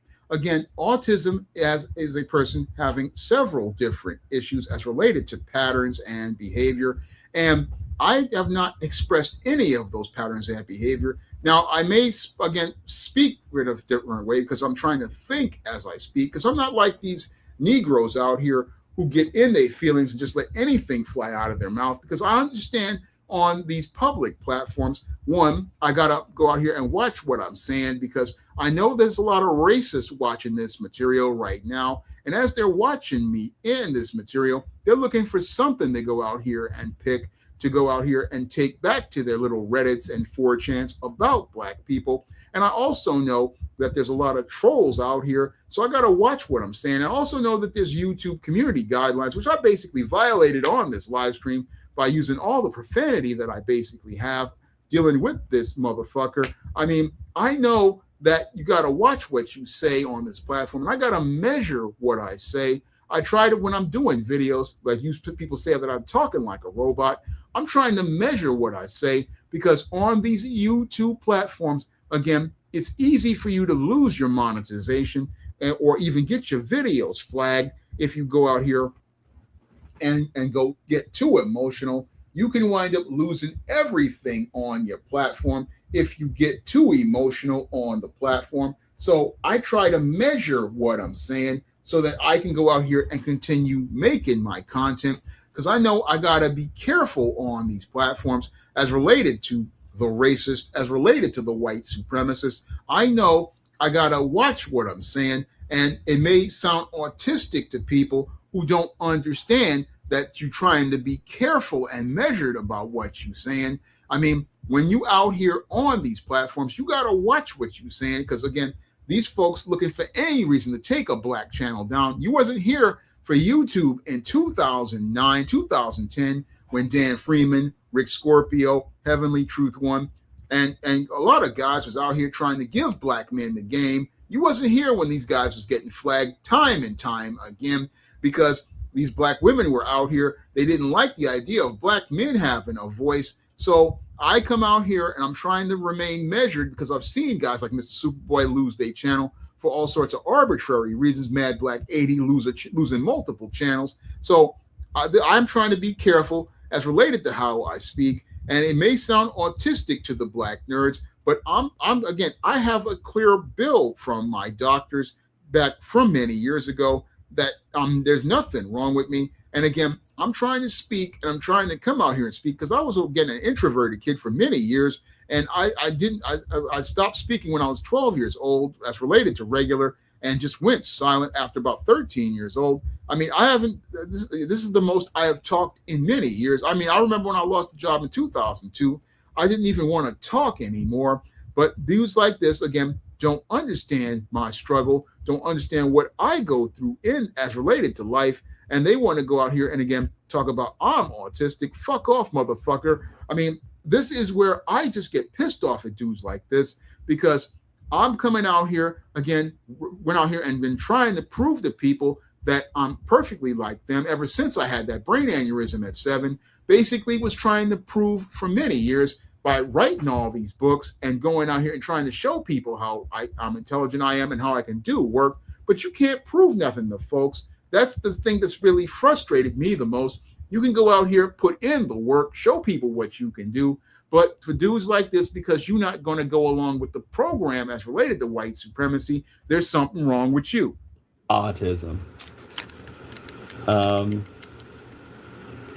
Kind of legendary stubbornness like that. Like, I don't know that you can do anything. You can't do anything for somebody like that. They have to do for themselves, but they never will. They would sooner just commiserate and blame literally everybody else for all of their issues. Okay, now let's go in and work on, let's see, zip. I want to put some shadow on this moon thing here. And to do that, I think we're going to take this French curve and just do lines going down. So that's a big lesson to learn, for creators too. We have to like actually stop pointing fingers sometimes and just look at what we can do. Because another thing too, pointing fingers, just kind of look at it from a practical angle. It's not going to get you anywhere. If there's something wrong with the audience, then what does that do for you? Like how can you change any of that? Your only option at that point is just, you may as well just give up if that's what's going on. But I don't really believe that the issue is with the audience. I think that, as I said, a lot of it's just with these creators. How is it with the creators when, again, multiple companies have the exact same result? We can look at the logic and say, hey, it's the audience, man. We have gone to you multiple times. We have come to you time and time again. We have come to you over the course of maybe, I think, 50 years. There comes a point where we have to hold the Black audience accountable for the way they go out here and make this in this codependent way of saying, I want something, but then I don't show up for it. This is the problem that this dude doesn't understand, because again, he's in his 20s, basically green. He hasn't walked down this road that many other people have walked down. And when it comes to the Black audience, I know I keep saying it again and again, but the whole thing is we got to look at the pattern. I mean, people have been giving you concept after concept, and you don't show up regularly. There comes a point where a business has to walk away. Now, when it came to me, I would love to just go out here and that what he wants me to do and just give up. But I can't do that because God told me to keep going. And I'm trying to follow the Most High above all else. So I'm trying to stay in the game. But when it comes down to, again, a lot of these guys, they want me to give up because they want to basically have their smooth world where I'm not there anymore to go out here and call stuff out. That's what they basically want. Many of these Black nerds, many of these Black comic fans, they want to go back to a world where they don't have somebody pushing hard at these comic companies and presenting the bigger picture as related to things. They want to go out here and think they can go out here and beg a company like DC Comics for some scraps and everything's okay. Whereas I'm saying, no, let's go make our own. Let's go build our own. Let's go make our own and support our own. That's what I'm trying to say. But these guys, they're like Professor Black Truth has said, they're looking for a job with this white company, and they want me to be gone so they can go out back to their whole narrative of going out here to buck dance, bojangle, and bootleg. Okay. And let's move that same thing down. Go out a little bit more. Move down just a little bit. And we're going to put in these curves. And I know when I use like drafting tools like this, my ramble might like suffer a tad. So please bear with me. I'll probably, once I get into a flow of it, be able to get back into it. Good. So what else is there? Pity marketing. Like, it's unattractive. It's just not attractive. Like the finger pointing, the commiserating. Think about it in the long run. What is that going to get you? It's like unattractive. Everything's everybody else's fault. You're just frustrated instead of sounding excited. Okay, there's no pity marketing. I come out with marketing on these books sometimes 90 days in advance. I remember back in 2016 when I did Spellbound, I did marketing for that book 90 days in advance. And for most of my books, those ads you see at the beginning of the video, those are basically made 90 days in advance, sometimes even made 30 days in advance. And I'm giving people a window to go out here and do the pre-orders on Amazon as related to Kindle, because you can't really do pre-orders for paperback. But the whole thing is that I do advertise on the channel, and I advertise regularly on the channel. I also advertise on my blog. I advertise on Facebook. I've advertised on TikTok. There's no pity marketing as related to my advertising.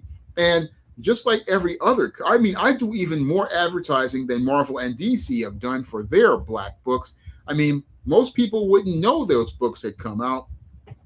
I mean, but I go out here, I was spending money on Facebook ads, I spend money on YouTube ads, I spend money on TikTok ads. But there comes a point where you just look at the money you're spending and see you're spending good money after bad. And you realize, okay, this is not pity marketing, because in every live stream, every video, I'm advertising these books, but you're not seeing nobody show up. So you reach a point where you've got to take a look at that audience and realize, okay, we came out here to you. We came to you. Where are you? I mean, DC Comics on I Am Batman. Again, big campaign for that book. 70% drop by the time that book was canceled in 2023. So is DC Comics doing pity marketing? Was Holloway House doing pity marketing? Was many of these companies, Marvel, doing pity marketing on Ironheart? I mean, Ironheart basically had a show on the air and still basically flopped. Where are the folks? Again, you say you want this, but people make this for you and you don't show up. So we got to look at the black audience and say, hey, where are you? Excited and enthused about your product and what you're working on, you just come across as sounding frustrated. And that's not attractive to people. How's that? Why is that like supposed to get people to want to buy your book? You know? I've done whole videos talking about my books. 1 second.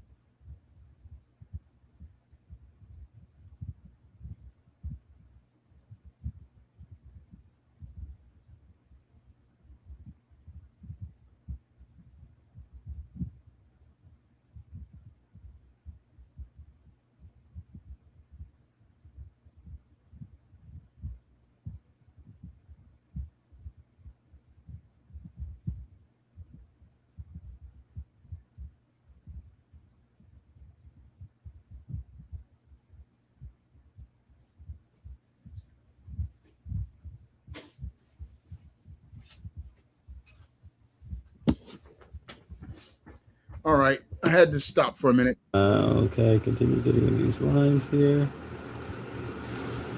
And move it down a little bit more. So again, this isn't to put a person down, but instead, this is one of these people who has actually, you know, beat on this drum quite a bit. Like, black books don't sell, black people don't buy books. So we're using this person as an example. Oh, speaking of that, I haven't really talked about what's inside of the books. Now, have I ever read an entire John James book? Actually, no, but I don't feel I have to. Take a little bit of a break. I don't feel that Okay, how can you talk about a book you haven't read? I mean, you got it's again, you talking about my stuff, but you ain't never read my stuff. So how can you talk about, you know, a book you have not read? All you can do is go from the outside, and you coming from the outside because you don't want to spend no money on one of my material, because you know spending money on my material means the money is coming to me. So you really just don't want to see another black person having that money. Again, going back to my point when I made in a video, that y'all black nerds would rather see light your money on fire rather than spend it with another black person. And that's part of the jealousy many of these black nerds and black guys have.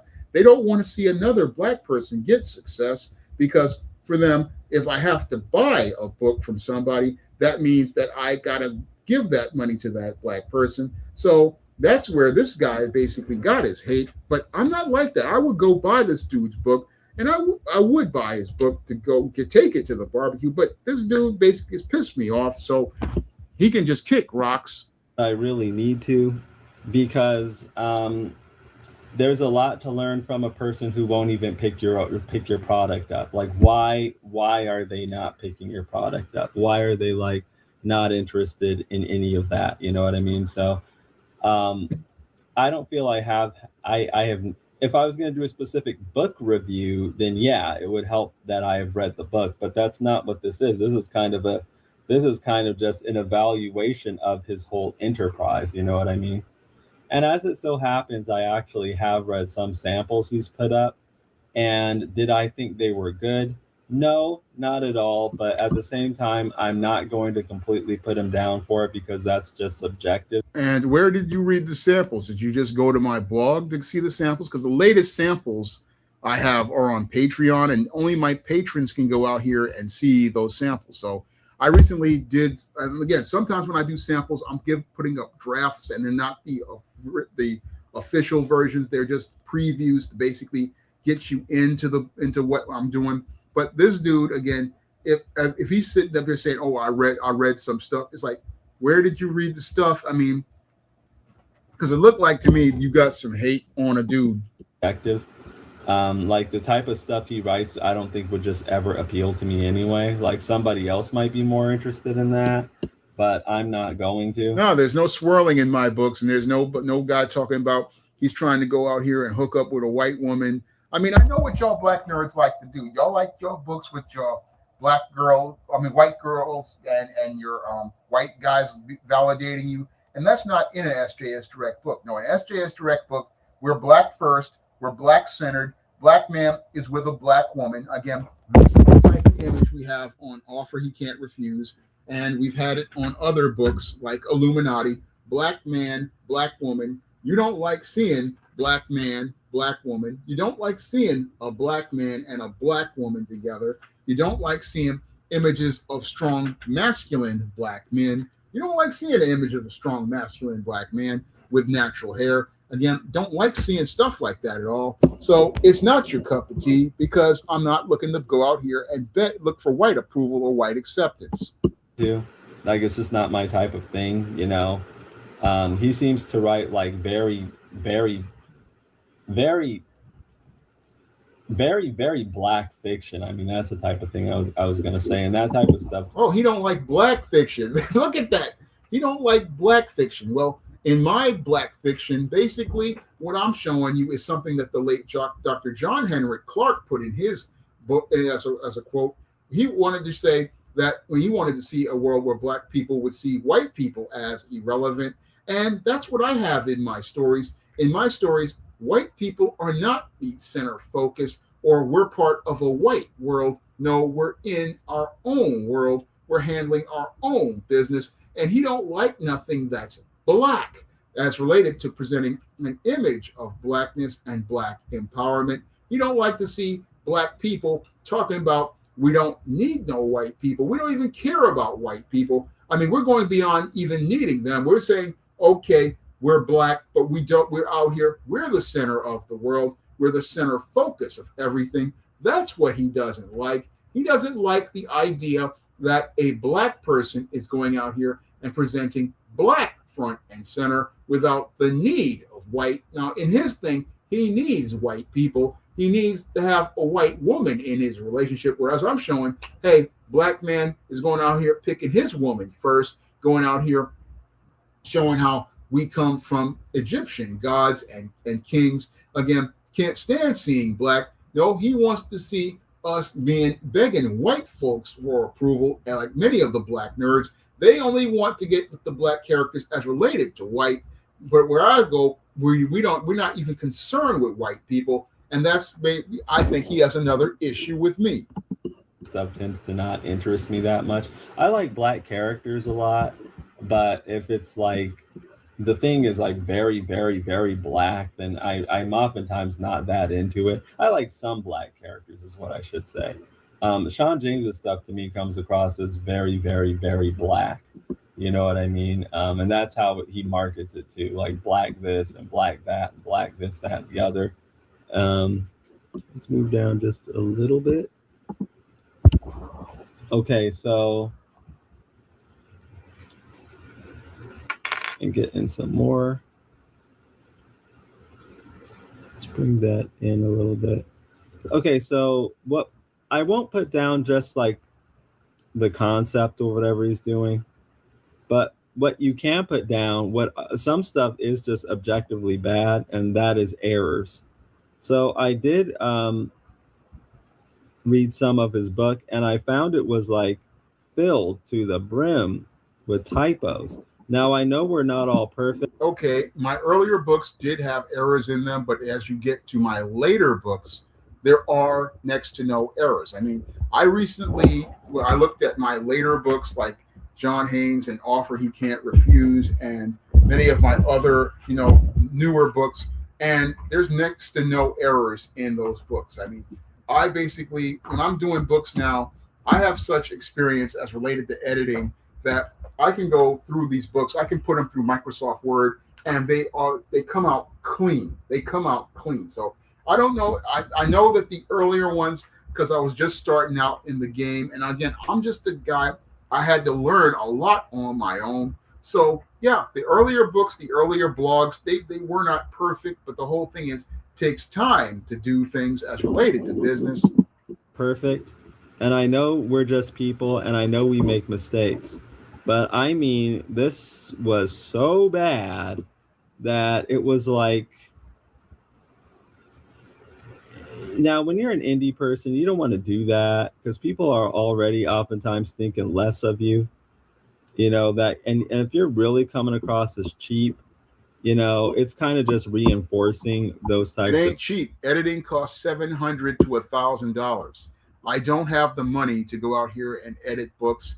I mean, when it comes to these books, basically, I'm the one sitting there at night going over these manuscripts over and over again to get these books to be as right as I can make them. Now, I know even with recently, I had a couple of issues with Spinsterella Goth Girl Summer because the book was so epic. I mean, this is 600 pages.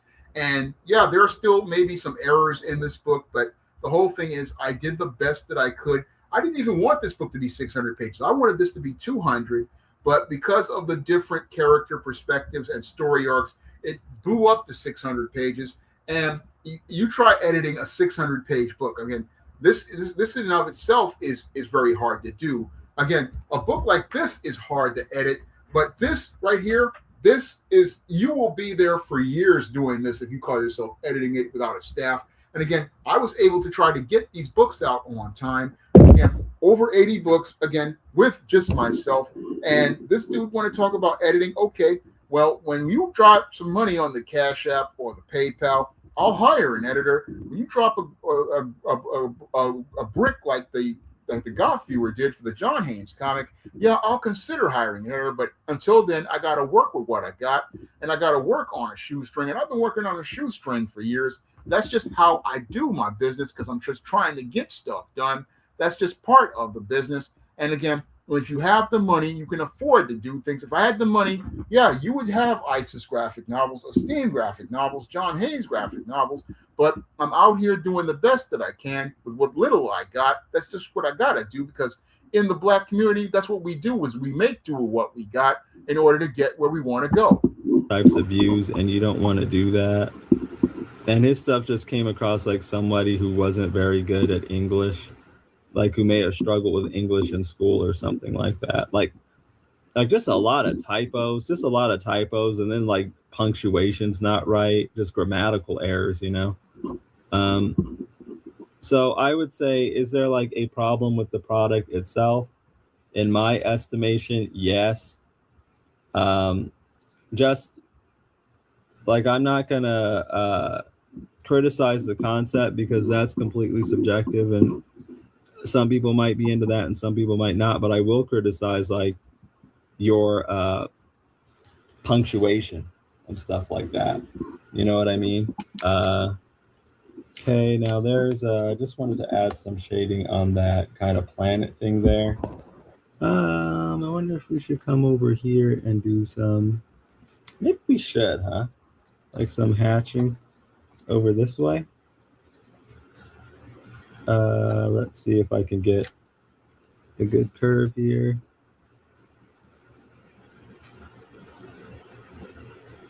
Okay, and then we'll move that out some and continue moving out.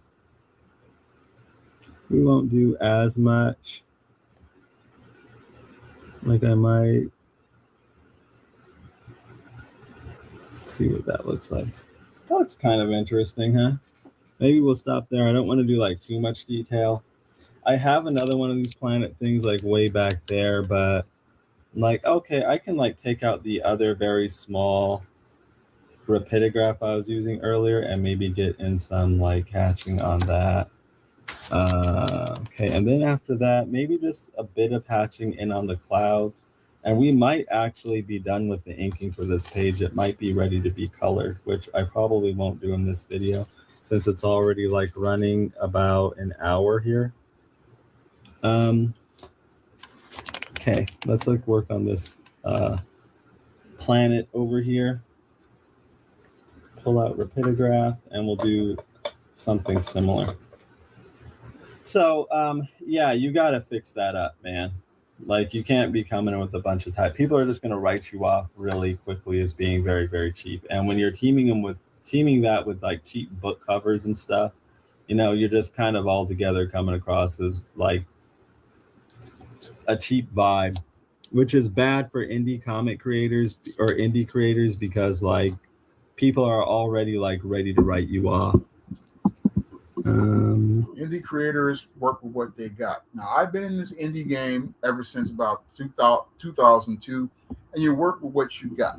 A lot of people don't know what they got until they start getting out here, and a lot of times, yeah, the early books are going to be rough, but as you go along, you improve and you try to get better as you get in your craft. And again, I'm out here and I'm working with what I got, and I'm also working with actual trying to get these books to basically come in at a budget and come in at cost, and hopefully possibly be like one of my books, John Haynes, A Conversation with Death. I don't know if I got it around me, but that book basically is one of the rare ones that go out here and made money.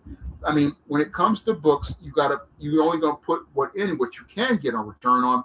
I mean, I don't have $3,000 to go get Alex Ross to go do a cover. I don't have $3,000 to get Joe Jusko to do a cover. I mean, if people don't drop the money on the PayPal or the Cash App, I can't go out here and hire the artist. And again, I hire who I can afford to do covers, and that's basically the only cost. Now, when it comes to a comic, again, that's thousands of dollars, and I can't go out here and make that type of allocation as related to money if the people don't come out and buy the product. Let's get more of a curve. Okay, how about right there? And maybe I'll zoom in so you can see what I'm doing better. So, I mean, let me answer, like, I've kind of left this. I think there's so much to say about this that it's kind of like there's a lot to say about it, about the whole Sean James thing and why his books aren't selling. But what about that initial question I asked? Do black comics sell? I think they can. Does an identity sell? How about we start there? It can. The answer is like yes and no. So what that can do for you?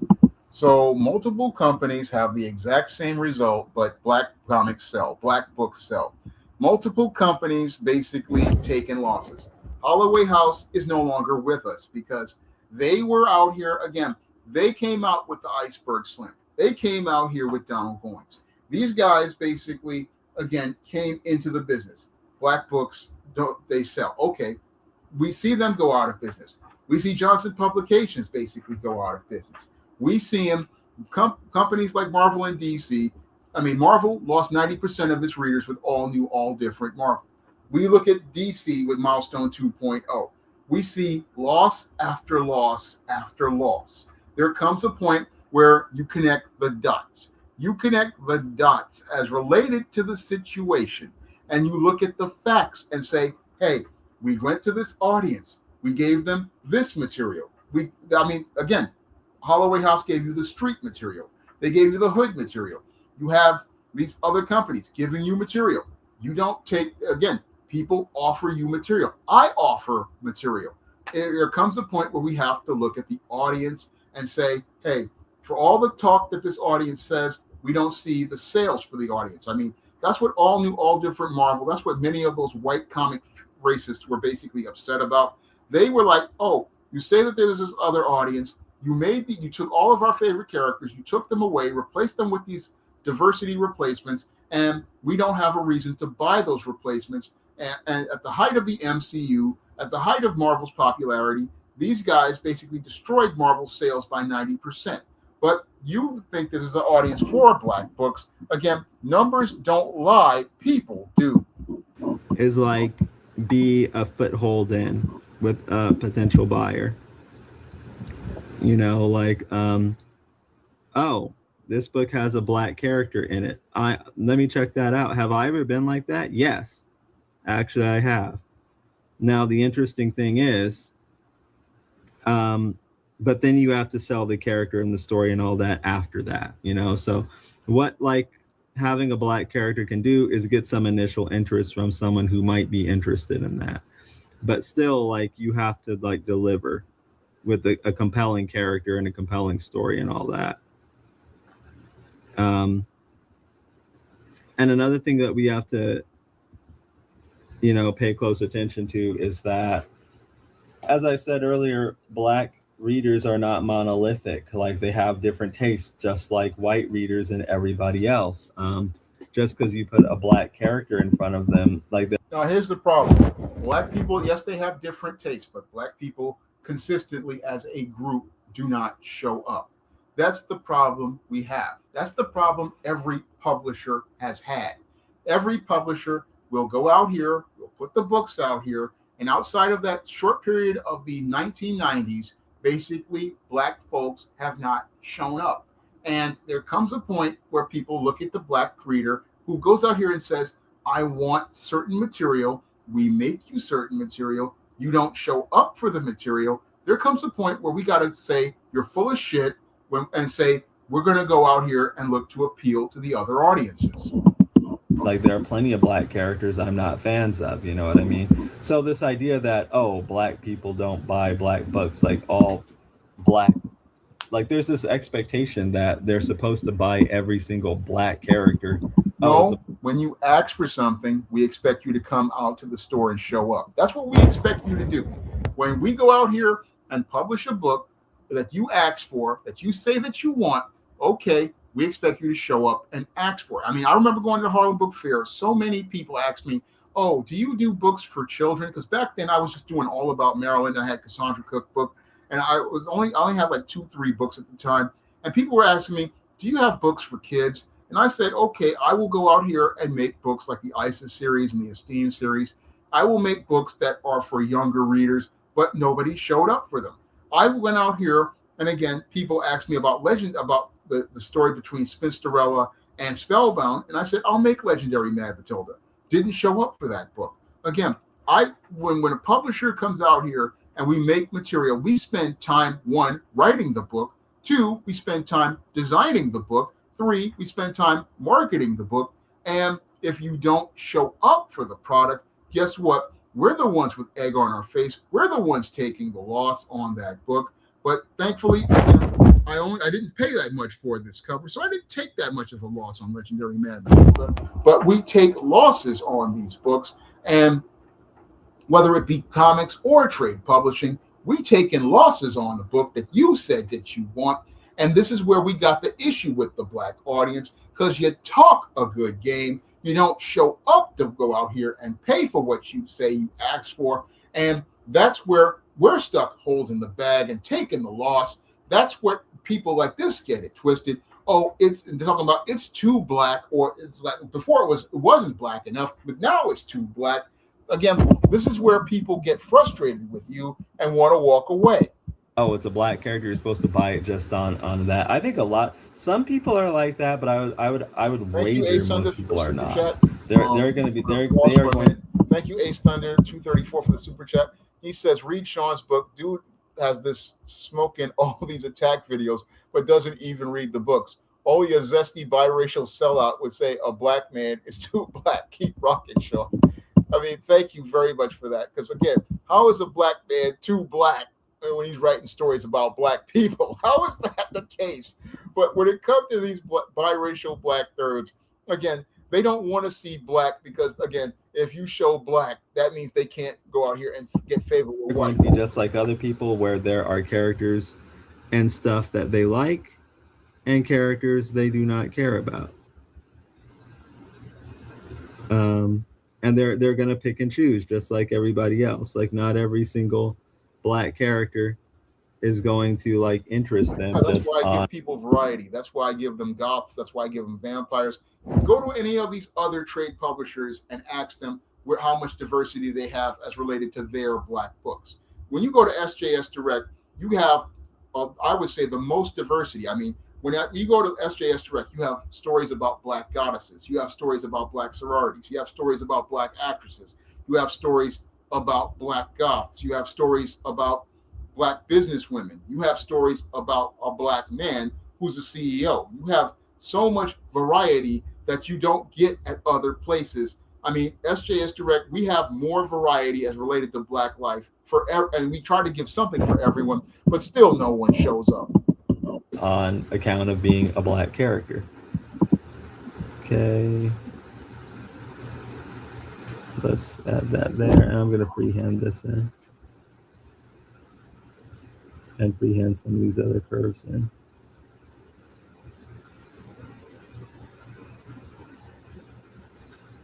All right. Now that we've done that, let's see what our picture actually looks like. So what do I think is the, but I think they can sell. I honestly do. But it's not guaranteed all of them are going to sell. And if there is a problem with sales, it's not just like, oh, black, but like, yeah, you see that sometimes, like indie creators getting frustrated saying, oh, well, black people just don't buy comics because they don't buy mine. That's not like true. You know what I mean? Yours might have like plenty of problems from 4 major companies, but I'm the problem. I mean, major companies having the same problem, consistently having the same problem. We get everybody, if everything is happening to the same people, we have to look at the audience and look at them and say, hey, you're full of shit. You're going out here and saying something. And then when we do it, you don't show up. This is what we have to say. I know I keep repeating that, but I want people to consistently understand where the real disconnect is with black people. Again, this cognitive dissonance. When a black person comes out here with a product, we don't see you. We don't see you show up. We don't see the numbers. I showed you Nielsen BookScan. I showed you royalty reports. If you don't come out here and give us the numbers, we can't go out here and produce the material. From bad marketing to no traffic to the traffic coming in that's like bad marketing. It's like the wrong person or the wrong type of people. Your stuff just might be bad. Like we do have to take that into consideration. Execution is like important, you know what I mean? So like if you have like a bunch of typos, actually I think this looks kind of cool. Let's go work on some of these clouds over here. If you have like a bunch of typos and stuff, that's like something that you have to fix. I understand like we all make typos. But if you know that's a problem, you need to be like on the lookout for it or get editors or something. But then again, it's going to be like, I have no money for an editor. Editors cost $54,000 a year. So in order for me to bring staff in, I need to get the sales up. Again, it comes to a point where you got to bring the sales up in order to go out here and do things like hire other staff. I mean, it's a miracle I've been able to hire artists for the last couple of years, but to do the covers, just to make that first impression. But it takes time to go out here and build on things. And again, when it comes to Black people, we want instant everything to be perfect, but it doesn't work like that. Again, I've been doing this since about 2002 and started really doing it seriously after I lost my job in 2009.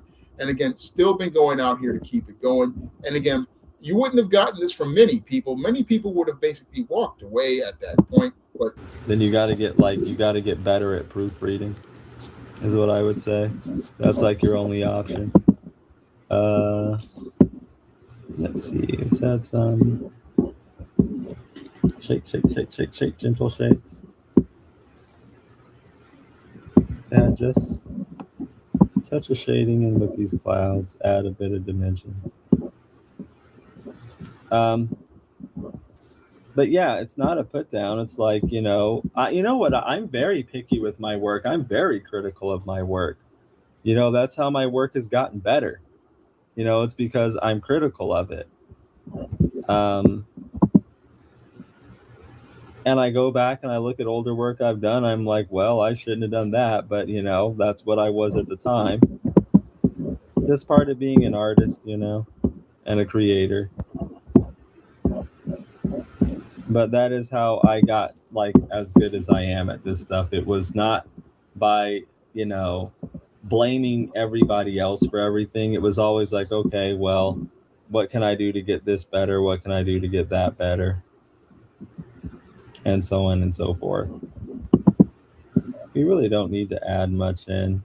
I might add, man, I put a mark somewhere. I didn't want it, but it's not so bad.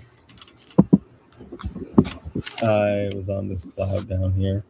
I was going to say that I might add some shading in to differentiate this cloud from this building. Just a touch. This is the mark I put in. Let me make it look like it was on purpose. There we go. I'm sure I'm leaving a lot of stuff out. I guess you can just say with Sean James is generally also, though this isn't always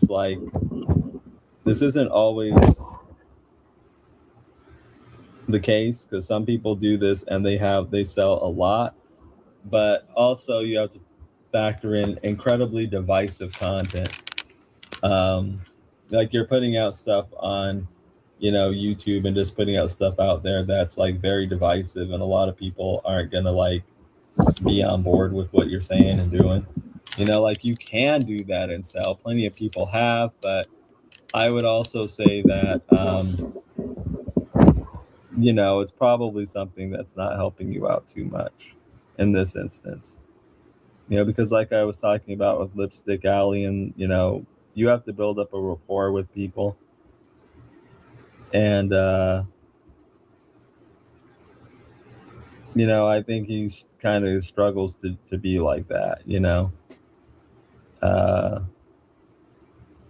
okay, I don't think we need to even put too much detail. I don't want to overdo the backgrounds here.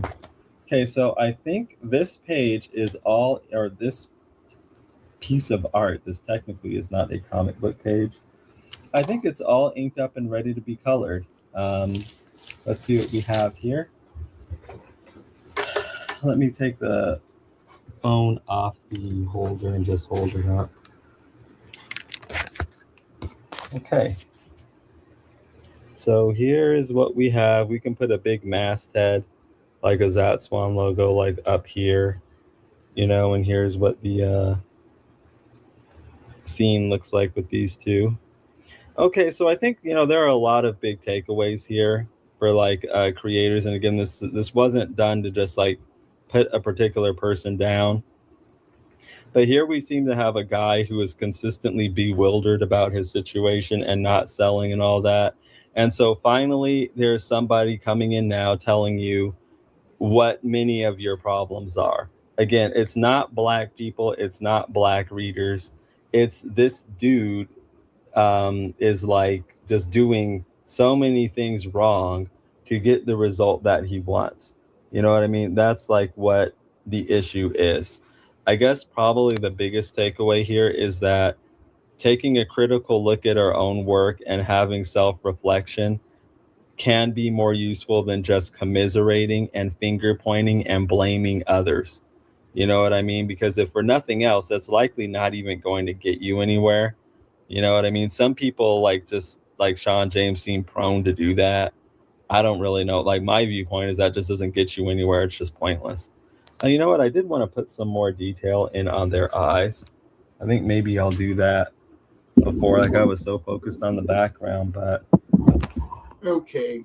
Now, this dude just doesn't understand how the business works. Again, I mean, when it comes to this Black audience, again, we have Marvel Comics. They lost 90% of their business. I know I keep repeating that, but 90% of your business is gone because you weren't looking to go out here and sell Ironheart and Sam Wilson. Marvel Studios basically had one of their biggest bombs with Captain America: Brave New World. Again, these were all targeted products towards Black customers in the fantasy genre, and we have to look at them and say, hey, where are the Black people? Where are they? Where are they? We know they came out for Black Panther. We know that they can come out when they want to, but we look at these numbers and again, don't see them coming out consistently. But it's Sean James who's the problem. Even though Marvel had the same problem. Again, all these companies I mentioned before having the same problem, and we want to give the Black customer a pass as related to their codependency. Put this back in here. Okay, let's zoom in some. I'm going to start with my like little tiny rapidograph. So yeah, there's a lot because I remember saying in that one of my previous videos recently about how like DC so white people punked out. It was that one, that there's a lot to learn from these other people. You know what I mean? If we just kind of. What is there to learn? These dudes bitched up. They punked out. They did not stand on business. No one can take you seriously if you do not follow up on a threat. If you make a threat to do something, you need to follow it up, or otherwise people gonna look at you like you a bitch. That's just life. I mean, all those guys basically punked out at the end of the day, and folks is looking at them now and saying, no, these Black nerds, they all we have to do is just say boo to them, flex a little, and you run. Where I come from here in the South Bronx, that's not somebody you respect. That's somebody you look at and you go, you know, if this guy says something, I don't have to believe anything he says because he's not consistently going to follow it up with action. When you follow something up with action, that shows that you are somebody they can go out here and trust to be consistent. Late David Carroll made that point years ago about why was consistent in his videos. And it's how I roll as a man. I go out here, I have to be consistent. If somebody sends me a Cash App for a video request, I have to either send that money back or I go out here and make that video. Again, that's consistency.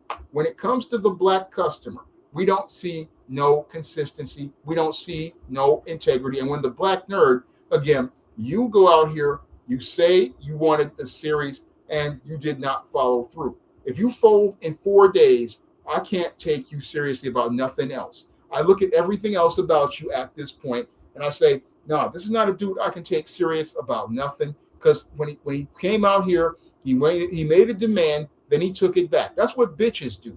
Bitches will go out here and make a demand of a dude, and then go out here and then take it back to my, oh, I'm sorry, I didn't mean.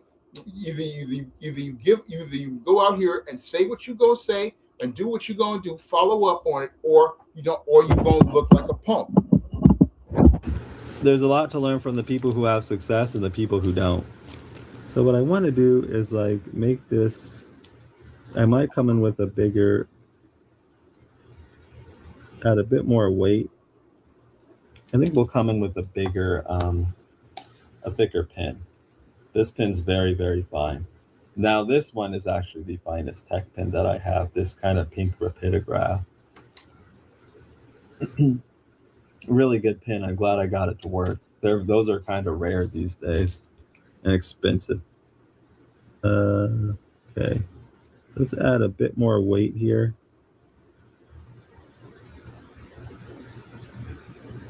Let me just make sure. I'm pretty sure this is flowing. Yes. Okay, and a bit more weight over here. So this is key.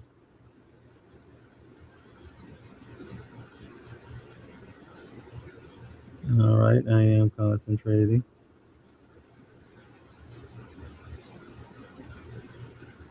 Okay. I think I just wanted to emphasize that a bit more. And then there's also Alakazona down here where we want to do something kind of similar on.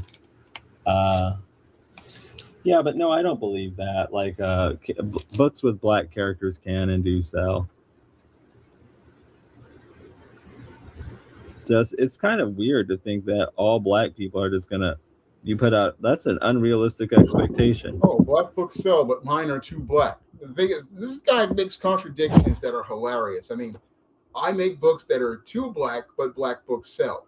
I mean, the thing is that the black books that sell in as related to white people are the ones that feature the stereotypes they want to see, like Color Purple. We've got downtrodden black woman being abused by a black man, or something like Precious, where a black girl's getting smacked up by her mom.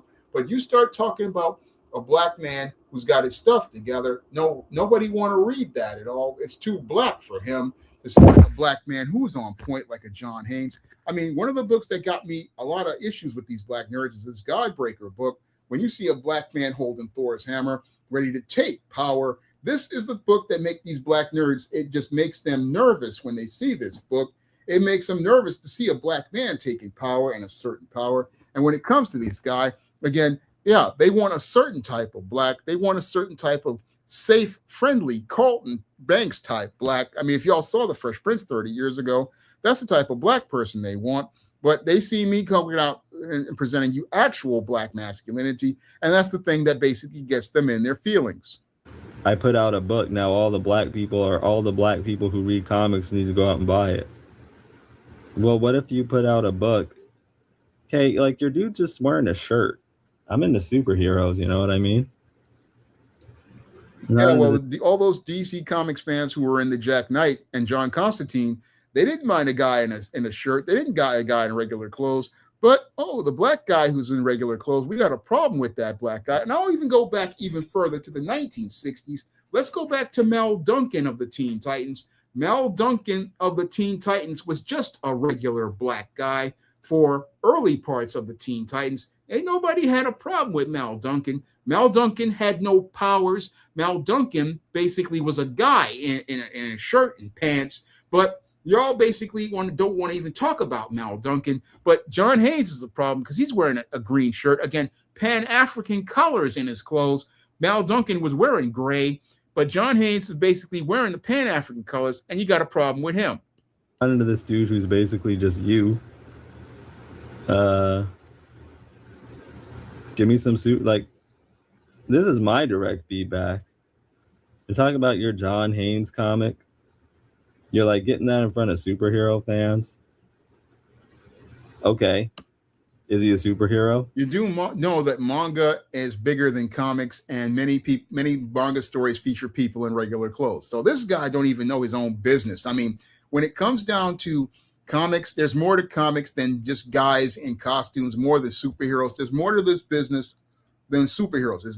There's all sorts of comics, all sorts of stories. And this business basically yeah, superheroes were popular in the 1980s. I mean, I would say even from the 60s to the 80s, but the whole genre has been filled with regular stories about regular people. I mean, that's what I basically have been seeing overall as related to books like Bobby Joe and many other books that are out here, basically people in regular clothes. But he only thinks it's all superheroes, and that's not what the business is. No. Well,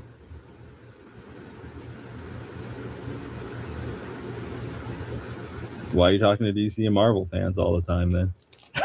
you know what that's what kind of what I'm saying is that, like, I know that DC and Marvel fans will read others. No, I talk to indie fans too, and I have many indie creators who are grateful when I do reviews of their comics. So when I do comics, I talk about the entire industry, and the entire industry is more than Marvel and DC stuff. But like, they're gonna largely it's a safe bet that they're gonna be into superheroes. And it's like, okay, you have that one comic, but I mean, you have a one comic that's like under 40 pages, I think. People might want most something. Comics that are made are only about 32 pages max. That's all many Kickstarter comics are. When it comes to comics, the most you're going to get is 32 because that's the way comics are printed. The way comics are printed is that they come, I think, in leaves of about 8 or something like that. And you need to be able to in order to meet your printing costs, it's in leaves of 32. Now, I went for John Haynes at Death's Door with Lulu because Lulu's comic format is similar to a paperback book. And with it being similar to a paperback book, I could go out here and maybe squeeze out a couple more pages as related to the page layout and as related to the interiors. So 32 pages is the most publishers is going to pay for, because it's really expensive to put these books together. Like I said earlier in the stream, that it's basically $12,000-$13,000 as related to, again, just doing a $200 a page. I mean, that's some serious money when you think about it as related to putting the overall book together. And you talking about, again, 40 pages, ain't nobody doing no 40 pages. Now, a bootleg like Eric July, who gets his money from places like The Blaze, he can afford to do that because he's got somebody else's money. He's being sponsored by one of these red right-wing groups, so he can afford to do that. Richard Meyer basically gets his money from basically a lot of AdSense dollars. And again, Ethan Van Sciver basically was making hand over fist over super chats. But a guy like me, again, I don't have that type of money, so I'm doing whatever I can. If all I can afford is 32, and that's all it's going to make my story, then I'm going to spend what I can spend and call it a day. Because this business, again, like I said earlier in the stream, these books are expensive to put together. And in order to be able to mitigate my losses, I got to find a way to keep those costs in line. Something more substantial to dive into than that. Oh, well, they can go read all my prose books. Why are you coming to comic book fans with that? We come into them because prose books basically are the backbone of the publishing industry. The backbone of the publishing industry is prose books. Again, I go down that tier. I'm going on it one final time because the prose books, again, nonfiction and screenplays are at the top of the food chain. After that come the women's fiction and the romance. After that comes the YA and the children's books, and after that the genre books, and then comics are at the bottom of the ladder. So I'm trying to go out here and reach the audiences on the higher levels of the totem, and I came down to the comic level because it was my passion overall, but I was on the higher levels. Again, the books like the Stop Simpin', Man Crisis, again, Captain Save 'Em, those books are higher on the totem pole, but the comic is at the bottom of the totem pole. And again, it's at the bottom because many of these books basically were considered to be cheap throwaway entertainment until about the late 80s when these superhero movies started to get hot. They were basically junk entertainment, basically made for pennies on the dollar. I mean, basically that's what they were. But again, the money is in other books. But I come out here and wanted to go reach the comic audience because, again, I understand fandom is bigger than comics. That's why I was doing different type of books, because I wanted to reach different audiences. But basically, over the last couple of years, I just don't see nothing selling. You know, comic book fans are going to be into reading comics. I'm not saying they don't ever read prose books, but I think it's a mistake to target comic book fans when you got like 80 prose books. Comic fans have to step up to another level. I mean, in previous years, before we got into this era, basically what comic readers would do is once they turn 18 years old, they would start going to college. And once they went to college, they started reading prose books. That's what I was doing when I basically went into college at 19 years old. When I was 19, I started reading books like Terry McMillan books and books my sister basically had. I started reading a lot of Black literary books like Invisible Man. I mean, you're supposed to graduate out of comics. That's just basically the growing process. Now, I stayed with comics because I wanted to support companies like Milestone that were coming up in the 90s, and I bought a lot of books that I liked back then.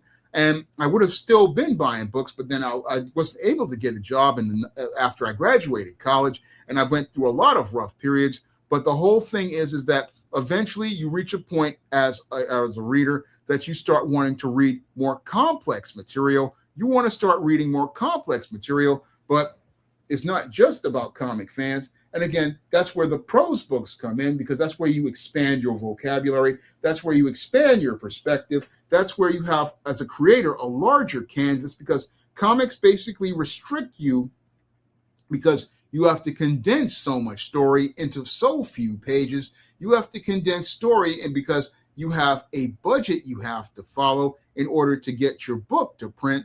This is what this dude don't understand. You have a budget as related to your book because, again, they come in printing. It's leaves of about 8. And in order for you to get your book to be able to meet cost, you got to be able to get that story condensed. So you don't, when it comes to the prose writer has more room to work with. We have more canvas to work with until we reach a point where you get something like this Spinsterella Goth Girl Summer, where the book is basically over 600 pages. I mean, this is the extreme as related to things, but you have a canvas and it's related to your budget. I mean, this book basically cost me $29.99 because it's so big.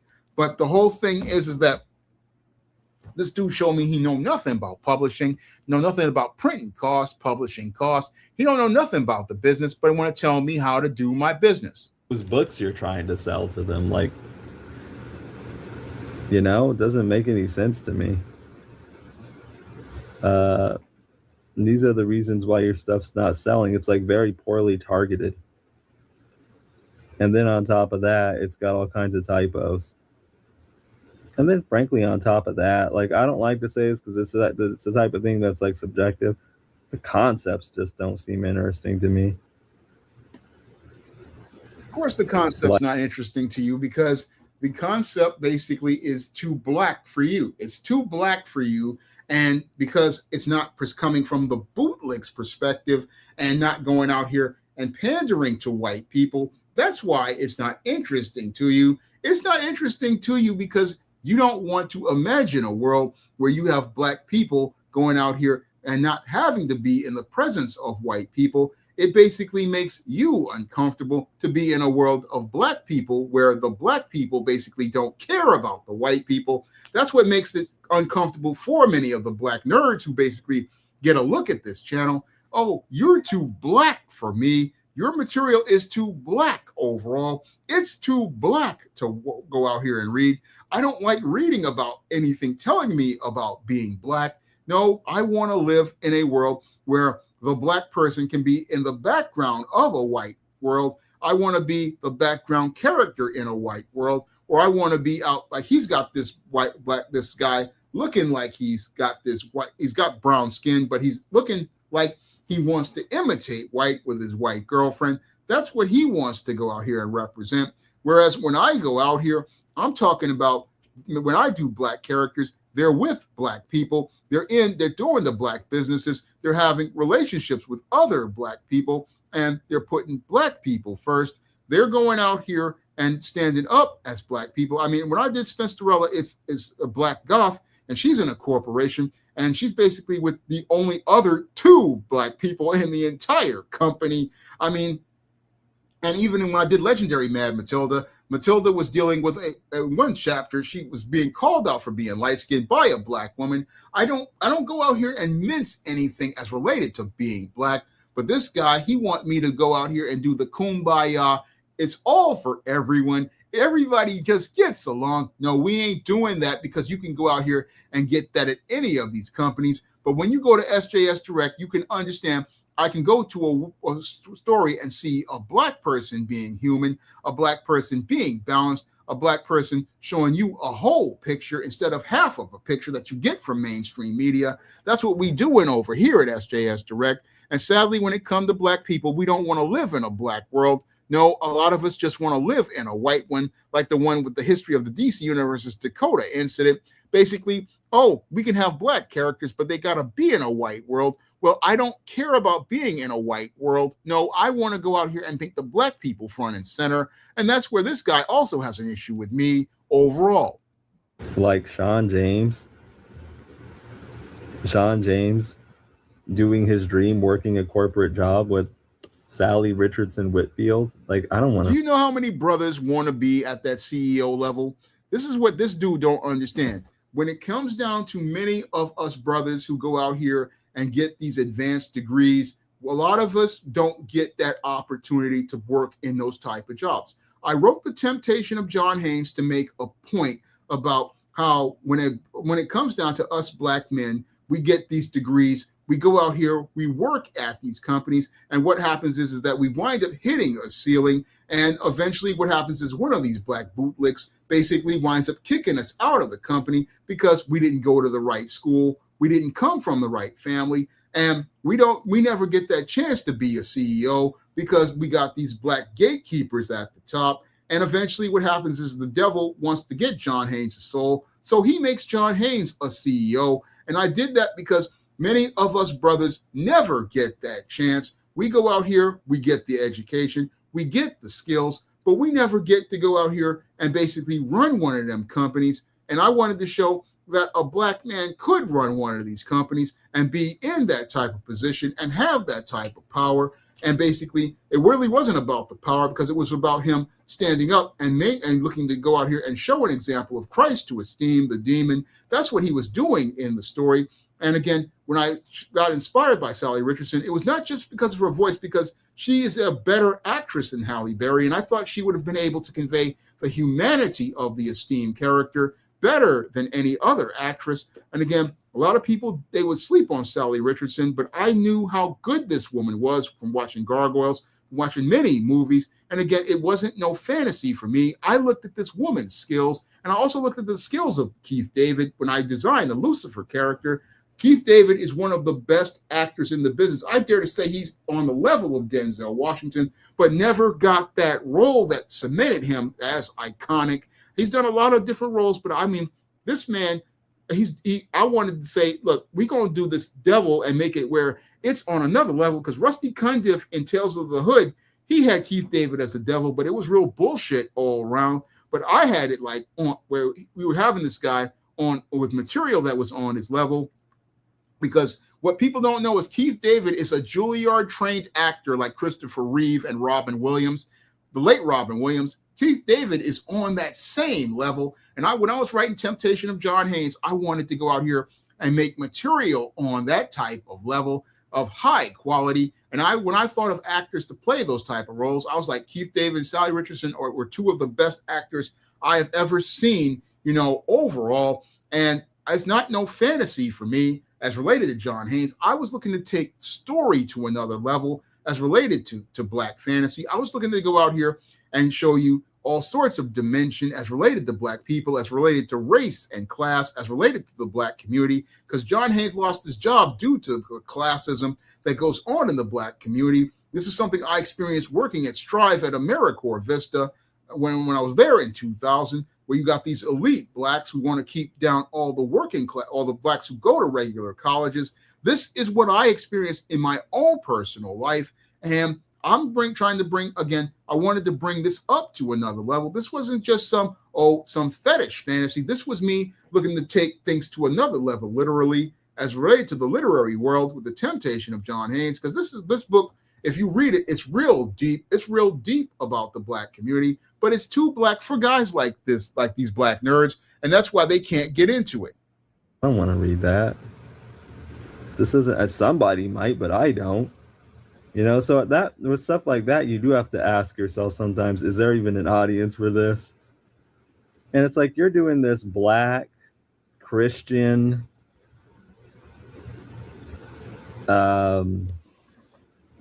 these Black stories with Christian themes often, it seems to me. And yeah, I don't know, maybe there's an audience for that, but okay, I know I'm Zoom boy. Let's look at Tyler Perry. Tyler Perry has a so-called Black Christian audience. So you're saying that, there's no audience. Tyler Perry went out here and made billions off Black women with his stuff that pandered to them. I'm looking to give them the gospel and show them an example of actual Christianity and an actual example of Christ, because Christ wants us to go out here and present an example of himself to everyone and an example of everyone to everyone. I mean, that's what he did when he came on the earth. And that's what I was trying to show in The Temptation of John Haynes. This man who basically the world went out here and did dirty was still standing up for God, even though he was in this whole corporate hell. He was still standing up for God. And it was his example that goes out here and shows esteem that there's a different way. Again, that's what I showed in that book. And I also, again, that and other books like the ISIS series, again, showing Christian principles as related to the Word of God. That's what I show in my literature. And again, many of these YouTube guys who out here who are talking about Comicscape, they talk about being Christians. So you would think, okay, Black Christian character, but no, that's too Black enough for these Black nerds and these YouTube guys on Comicscape. Too Black for them, because they don't want to believe a Black man can have that type of character. And so I kind of went off camera here. Yeah, sometimes it's worth asking, even with what you're doing, if people even want that at all. You know, okay, so what would I say to Sean James right now, speaking of that? And I think I'm going to close with this. My advice would be to stop everything you're doing. If you're in the middle of ISIS book number 49 or 70 or something like that, stop. You're going to have to rethink your whole thing. Literally. No, he wants me to stop because what he wants me to do is go out here and stop, because he can't stand seeing a man going out here and presenting an image of Black manhood, an image of Black masculinity, and presenting stories that are too Black to him. And many of the Black nerds want me to stop because they want me to stop standing up as a Black man and standing up and talking about the truth as related to the world of publishing. No, what they want to do is continue remaining in the delusion. Oh, Black books sell. No, how can Black books sell when we have, again, consistent patterns shown to us? How can we say that something is selling when we have a consistent pattern that it doesn't sell when you go to the audience? Again, this is where the cognitive dissonance comes in. Black folks say they want something until a Black person comes along. Now, if a white person comes along and and creates something Black, oh, I want that product. But when the Black man comes to you, it's too Black. It's not Black enough. These are the arguments that they make. Oh, it's like this guy. Oh, John Haynes is too Black. Well, how can John Haynes be too Black when it's coming from a Black creator who has Black parents, who lived in the South Bronx, a Black community? How is it too Black when it's coming straight from a Black person, giving you your culture, giving you your history? How is it too Black in that case? I mean, no, what this dude want me to do is go out here and give you Black like the white people give you. They want me to give you these sanitized Black people, like the images of Luke Cage or one of these other characters when they're made by white people. They want me to give you either that version of Black or sign off on that version of Black. No, they don't want my version of Black, because my version of Black too Black, and it's too real for them. It's too real to again, hear from an educated black man who basically goes out here and tells you about the real world as related to the world of work and the world of real black people. That's what he wants me to stop. He wants me to stop, and many of these black nerds and these black bootlicks, they basically want me to get out of the business because I'm messing up the flow. Because in order for them to be able to be appealing to the white people they want to pander to, they don't want some guy going out here talking about being black and loving black and seeing white as irrelevant. That's what this is all about. This is all about you don't like seeing black. You don't like being black. And I dare to say it. You don't like to being black, and you don't like being black. That's shown in your images. Again, dude got a conk look worse than James Brown. I mean, black men stopped wearing their hair like that in the 70s. But this guy got a conk going on. I mean, this is ridiculous all around. I mean, this is ridiculous when you think about it. You got a black guy with a conk with a white woman, but this is considered to be acceptable black, along with all them other black characters at Marvel and DC and many of these other companies. Again, black characters by white people are acceptable, but black character created by black men, which represents blackness, like Egyptians being black. Because when I see black gods, I see Samuel L. Jackson as Osiris. I see Angela Bassett as Isis. That was what I was doing when I came up with the proposal for Isis. I mean, we seeing black people in these roles with power like gods.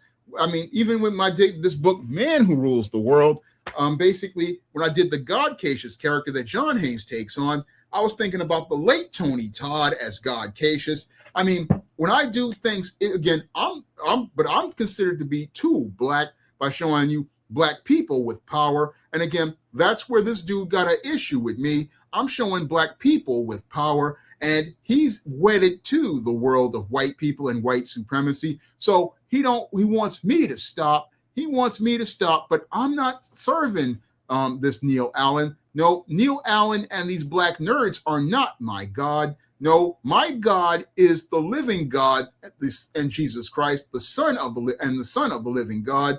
Those are the people who told me when I lost my job to keep going. And when I stop is when the Most High Son and the Most High tell me to stop. When God tells me to stop, that's when I stop. Even after the heart attack that I had, I still keep going because I understand obedience is the most important thing as related to God. I understand that I have to keep going because I have not gotten my order from God. Now, he wants me to stop because he wants the white people to be, again, appeased, because this guy basically worships white people like many of these black nerds basically do. Again, them bitches worship white people. They love white people, like the late David Carroll tried to tell us. You love white people. You love them, man. And again, love them in this codependent fashion where you want to be the gatekeeper over me. You want to be the one who tells me when to go and to stop. But the only one who tells me when to stop is the Most High God and his Son, Jesus Christ. Those are the only two people who tell me when to do things. And that's who I go out here and follow and serve, because I know that God is not a man. And I definitely know God is not a white man. I know that God is not white. But when it comes to black folks, we think that God is white, and we think that those who are white adjacent, like this biracial dude, are supposed to be, avatars of God. But no, you just a biracial dude. You ain't nobody important to me. Nope, not important to me at all. And that's why I took you to the barbecue. Again, my brother basically wanted me to listen to you. But after listening to you, I see how full of shit you actually are, how you don't know nothing about the business. And I see how you don't know anything about me. Again, youngster, you don't know nothing about me at all. I've been in this game longer than you. And you, instead of you looking to learn from an old head, you want to go out here and tell a young man how to do. no different than Elihu in the book of Job, because that's basically what I look at this dude. I see him no different than Elihu in the book of Job, because in the book of Job, Elihu basically, oh, I got something to say. And all them people basically didn't give a fuck about him, basically, at the end of the day. So I see him no different than Elihu. Again, youngster who don't know nothing about nothing, but want to tell me about everything. And basically, that's why I had to take this dude to the barbecue and cook him up super crispy. You've been putting these ISIS books out. We're just using that as an example. It kind of applies to all of them. Okay, I think we're done inking these characters. I think I made the adjustments I want to make. So let me get this phone off the thing. What I'm getting at is that putting out ISIS, okay, if you're working on ISIS book number 74, putting out ISIS book number 75 is not. Okay, when it comes to the ISIS series, when I do the ISIS series, I have done, I think, let me go, let's go over to, I'm gonna move over to this tab over here. Let's go over to the Amazon page. There are 20 ISIS books. Now I did 20 ISIS books because I wanted to do a series, and I wanted to do the series to show many of the people in the publishing industry back in the day that I could go out here and produce work consistently, because for a time I aspired to be a comic book writer, and in order to work doing comics or doing screenplays, you have to be able to show that you can do work consistently and do work very quickly. So what I did was go out here and look to go out here and maintain a schedule of consistency as related to the books that I write. And in order to show a consistent pattern of things, so that there wouldn't be any gaps as related to things, I would go out here and produce these books consistently year after year. And in some years, basically was creating 2 and 3 books a year. And when I first started the ISIS series, I tried to do 4 books in a year, but I found myself basically having issues with errors. So I cut it down to just 1 book a year, 1 ISIS, 1 Esteem, 1 John Haynes, and even 1 novel and 1 nonfiction. So for a good course of the 20 teens, I was producing 3 to 5 books a year. Many publishing houses only produce just about that many books. So I was producing about that many books as related to publishing. And I did that so I could show that I had a consistent pattern of being able to produce regularly, and show that I could go out here and produce material on a regular basis. That's what I was doing as related to these books. And that's what you do in order to show people that, oh, when it comes down to this business, this dude is serious about his business. He's producing multiple works of books to show that this ain't just not no hobby. This is something real. And when we go out here, we know that there's a catalog of material we can go out here and work with. Because like I said before, when you go to a publisher, the first question they're going to ask if you have a hit is, okay, what you got next? And if you ain't got nothing next, people going to look at you because they're looking for something to go out here and sell to the next as related to your next book. And if they got to wait 2-3 years for another book, that's time that they're losing as related to the window of your momentum. And in this business, time is money, and you want to have material ready to go. Now, when it came down to other books, I mean, the Esteem series was a fluke in and of itself, because I did one story, this No Good Deed story, and that No Good Deed story got 3,000 downloads in 2013 when I released it. And I said, okay, it's got 3,000 downloads. So what we're going to do is go out here and continue the series. And once I did the Esteem series, it had good momentum until about, I think, A Beast from the Bowels, where basically people fell off with it on Smashwords. And then I remember I was keeping things going on as related to the things. And Cyber Goddess basically was the book that, again, was building for John Haynes. And then eventually I did Man Who Rules the World and Bride of Dracula, and people started to like the John Haynes character. So me and Mike Williams was talking, and we said on Twitter, and he said, you know, they don't make many books with black male heroes. So back in 2018, I decided, okay, John has had a following in ISIS, from Wrath of the Cyber Goddess, from Bride of Dracula, from Escape from Transylvania, and Man Who Rules the World. So I'm going to introduce him in the John Haynes series. And I started to do the John Haynes series, and it started off real hot. but then it just cooled off after time, and that just basically was what happened as related to the John Haynes series. But there have been 10 books in the John Haynes series, and again, there have been 10 books in the John Haynes series, basically. No, all right. It's not going to suddenly start getting people to buy your ISIS books. Whoever knows about that already knows about that and isn't biting.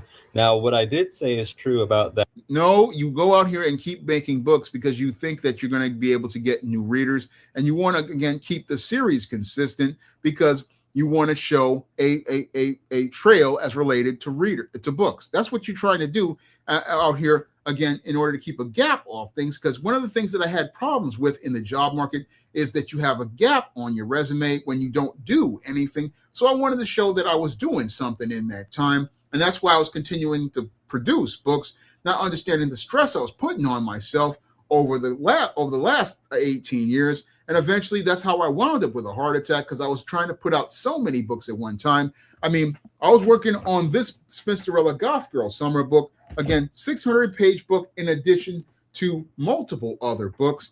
And again, you going out here trying to show what you can do, but this guy, okay, he doesn't understand about process. He doesn't understand writers have to keep writing in order to keep our skills sharp and be able to keep money coming in. Because again, when it comes to books, you have to have new books on the front list in order to sell books on the back list. You have to have new books coming out in order to sell previous books. In order to sell, for me to sell John Haynes series books, like A Conversation with Death, which is the first book, I got to have a book coming out recently in order to sell that book, because that's how it works in books. I mean, in comics, it works like that. In order to go out here and buy the recent issue, you have to have, in order to get people to buy the first issue, they got to see the recent book. Otherwise, there's no chain for them to follow and no trail for them to go behind. About that John Haynes book, people might want more than like 30-something pages to dive into with a character. But when you've written who knows how many pages of in the comic book world, all you get is 32 pages. In the comic book world, even then, I would dare say you don't even get 32. You get 22 pages. You get one shot to make a first impression. That's all you get in the comic book world. In the world of novels, it's the first 3 chapters. It's not about length, because John Haynes' A Conversation with Death is about, I think, about 32 pages all overall. No, it's actually 26 pages of story. This is a 26-page book, and it is basically one of my best-selling books. Only 26 pages, and it's sold very well. Again, it's not about the length of the book. It's about the quality of the writing. And when it came down to A Conversation with Death, again, this was the book that again, was the one that picked up after, again, Man Who Rules the World and Bride of Dracula. This was another, again, John Haynes book. A lot of people don't know that that Man Who Rules the World is a John Haynes book. I haven't had the money to go out here and have Mike or Bill or Des do a refresh on this one. This is one that basically I want to do a refresh on sooner rather than later, because this was the event for John Haynes and ISIS and Esteem. This was the big event story. But again, it's not about the length. It's about the quality of the writing, because Shakespeare books are very thin and they are high quality. ISIS prose novels. Putting out one more book isn't going to change. The people who already know about that, and they're not biting. Sometimes, too, you just got to realize that this concept, nobody's interested in it. Or maybe it's the format, you're presenting it the wrong way. Maybe a comic or graphic novel would work better, but you got to target the right people with that. For example, if you're if it's looking like something that Black girls would be into, or Black women, you got to target Black girls and Black. Well, we got to get the money to get that together. And again, if I don't have the sales, how can I get to the graphic novel? 1 second.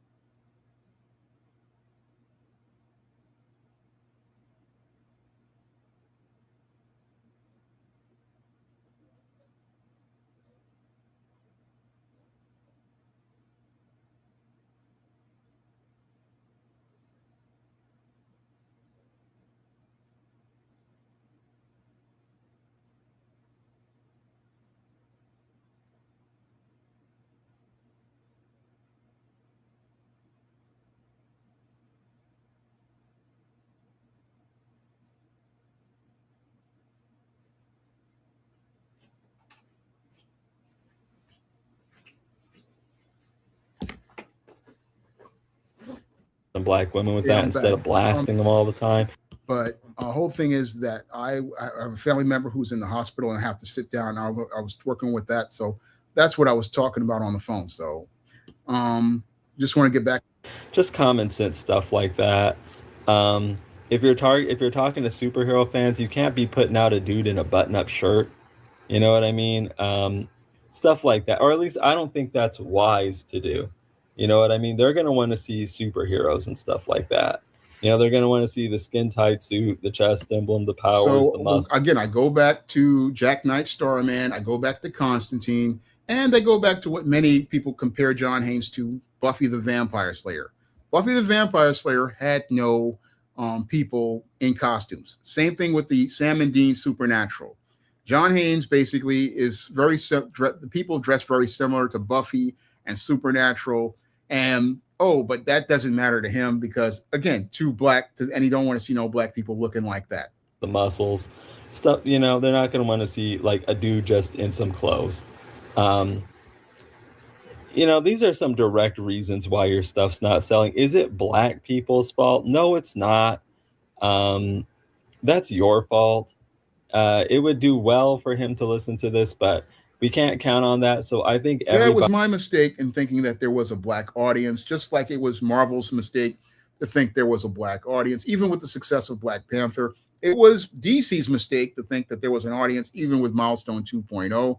It was Holloway House's mistake. I mean, yeah, I made a mistake in overestimating the black audience. That was my mistake. I admit that I made the mistake of overestimating black people's interest in reading, or their even understanding of connecting dots to understand, okay, if you want a movie, if you want a TV show, you've got to go out here and support the work. In order for me to go to one of these executives and say, hey, there's a black audience for fantasy, I got to be able to come to them and say, there's numbers for a base. I got to come in and say that there's numbers for this product. That's what I have to come into. If I go out here and look to sell to an audience, I have to have numbers as related to things. But sadly, there are no numbers, and this dude doesn't understand the math. Again, I failed algebra 4 times, and I still understand that you have to have numbers for your product. You have to have numbers in order to expand. If I don't have the numbers, we can't make anything move. And this is where black people have the disconnect as related to fantasy and science fiction. You don't understand. If I don't have the numbers, I can't go out here and say, make more of that. No, I basically make more of that because, again, I want to keep a gap off my resume. And I'm not taking too bad of a loss. Again, covers like this from Des Taylor only cost like $3 and change. Covers like this from Bill Walko only cost me $2 and change. So I'm not taking too much of a loss overall. But it just piles up over time. And again, if I don't see the sales, eventually, again, it causes stress on me. And I've had a lot of stress for the last 2 years, stress that got so bad that I was having heart issues that I was trying to think was anxiety because I was getting anxious because I thought, I'm 50 years old and I'm not getting a job. Things are not working out. I'm trying to go out here, make more videos, make more content. It wasn't clicking again with black people. And again, everybody wants to say it's not black people, but we got to look at, again, the common denominator. Black audience don't show up, but this dude want to look at it and say, it don't exist at all. No, it's the creators themselves. No, multiple creators having the same result basically show you it's definitely the black audience, and it's definitely an issue with the black audience not coming out for what they say that they want. Everybody else, this is really for other creators, to take a look at this example. It is helpful to look. I do look at other people as examples often for why things do and don't work, and I do try to figure that out, and I've done that for a while. This is my analysis on Sean James. There's a lot to learn here. The problem is dude not knowing how to target the right people well, just it's all over the place. Has an audience, but it's something's wrong when you got 21,000 subs and you can't get no sales. Something's broken. 21,000 subs is nothing on YouTube. Black Friday, Goth has more subs than that. I mean, Black Friday, Angela Benedict, they have more subs than I do. And again, they can get those views by making their videos. Again, Richard Meyer, who was Diversity in Comics, had 100,000 before he started talking crazy. Again, 20,000 is nothing. I mean, you want to talk, if you want to get serious, you have to have over 100,000. I mean, Sprayway Customs, he has 100,000. V-Tuned has over 100,000. Goon Squad has over 100,000. In order to get those views that show you have a real audience, you have to be over, I say, 50, 60,000 in order to consider that. Anything under that, you basically are treating water at all. And again, when it comes down to things, you need the audience. They're only going to show up for certain videos. And again, when it comes to videos, when I do the comic videos, they have the least amount of viewers. They've had the least amount of viewers until I started talking about DC boycott and cooking these black nerds. Basically, if I did a comic review of an indie comic, it would only get 100 views at best. But when I would cook these nerds, it was getting, again, it got over about 1,000 views, maybe almost 2,000. But it just wasn't enough to basically generate those sales. Broken there. You know something's broken there. You have an audience, yeah, but it's not the audience isn't the right audience for your product. That's it in a nutshell. You know what I mean? So I think we'll just close up there. If what I'm working on here looks interesting to you, please purchase SLAW Multiversal Guardian in the link in the description. It's a 130-page full-color graphic novel that's like in the vein of a cosmic adventure like Green Lantern. Stars these 130 pages of swirling and divesting. That's what this is. It's basically a divestment disaster. That's what this is. He wants to talk about his diverse divestment stuff. And again, this is what they want. They want me to go away, because if I go away, you won't have anything black out here presenting hard blackness. No, they want you to get the docile, soft version of black, that basically, that Carlton Banks level of black. That's what they want me. That's why they want me to go away, because they don't want me, again, showing you the real picture of black people and black culture. No, they don't. These guys like this, again, don't want me around. And I see what he was trying to do with this video. Subversively, what he want me to do is basically go out here and, one, basically feel discouraged and give up. Basically, that's what he wants me to do. And two, he wants to basically go out here and piggyback on me trying to get clicks and views for his whack channel. Dude, basically, let's look at his subs overall. Let's look at his subs.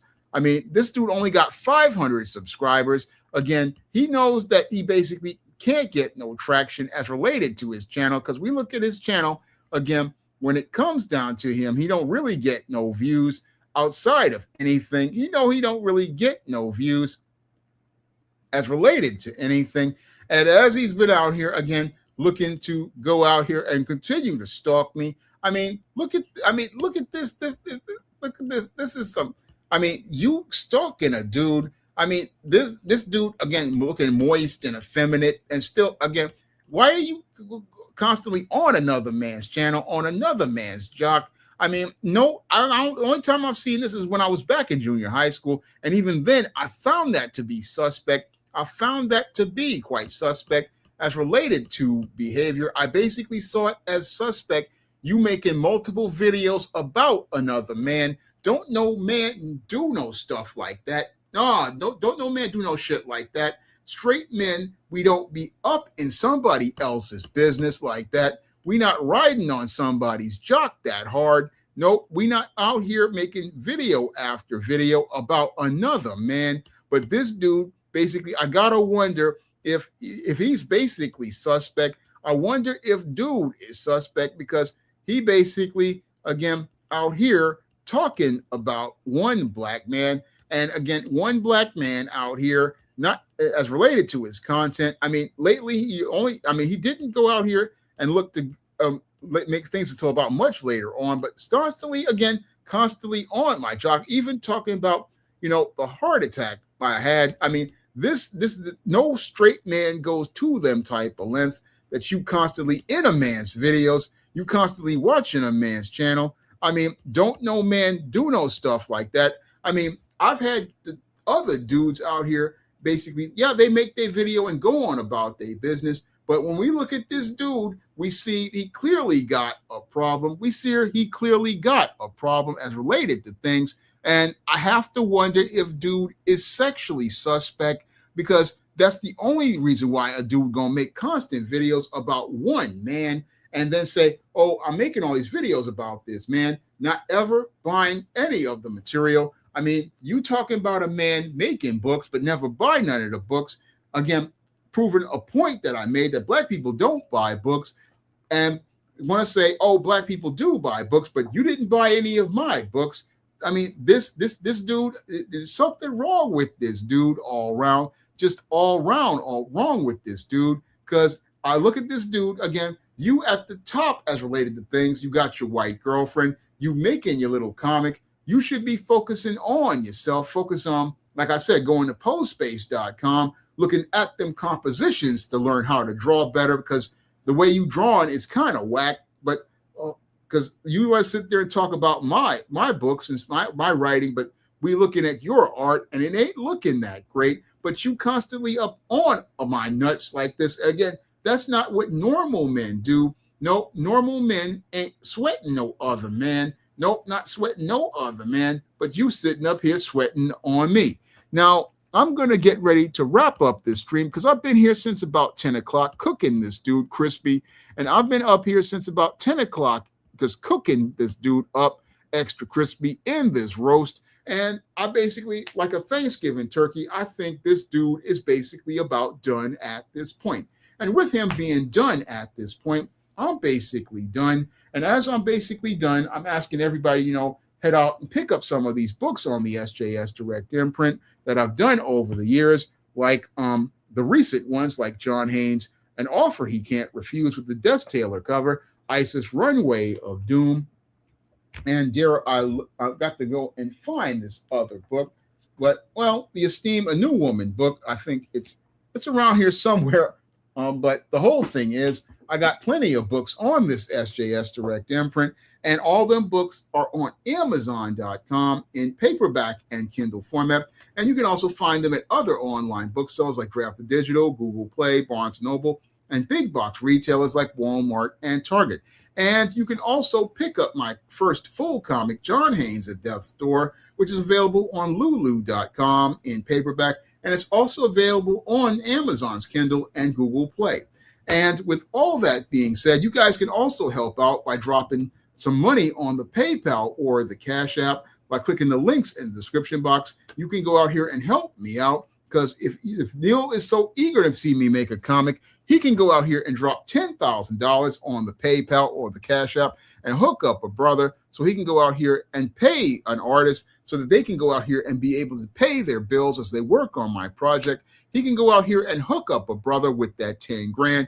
I mean, you really want to go out here and drop them 10 stacks. I mean, if you want to see me make a comic, again, go out here and drop them 10 stacks or get it so I can get the 10 stacks to go out here and do this. But with all that being said, I think I've cooked this little scrawny little dude up crispy. I don't even think there's anything left of this chicken chest dude left to be made. And basically, I don't think there's anything left of this dude after I done charbroiled this dude and set up the barbecue. This is what happened to this dude. He got barbecued as related to things. And that's why I told everybody to get their coleslaw ready, because I just basically cooked this dude at the end of this stream. So with all that said, until I get ready to do the next stream, I'll be back for that one. But until then, again, y'all can hook me up with the ducats so I can go out here and be able to continue making books and try to keep this business going. I'm trying to keep going like God has said.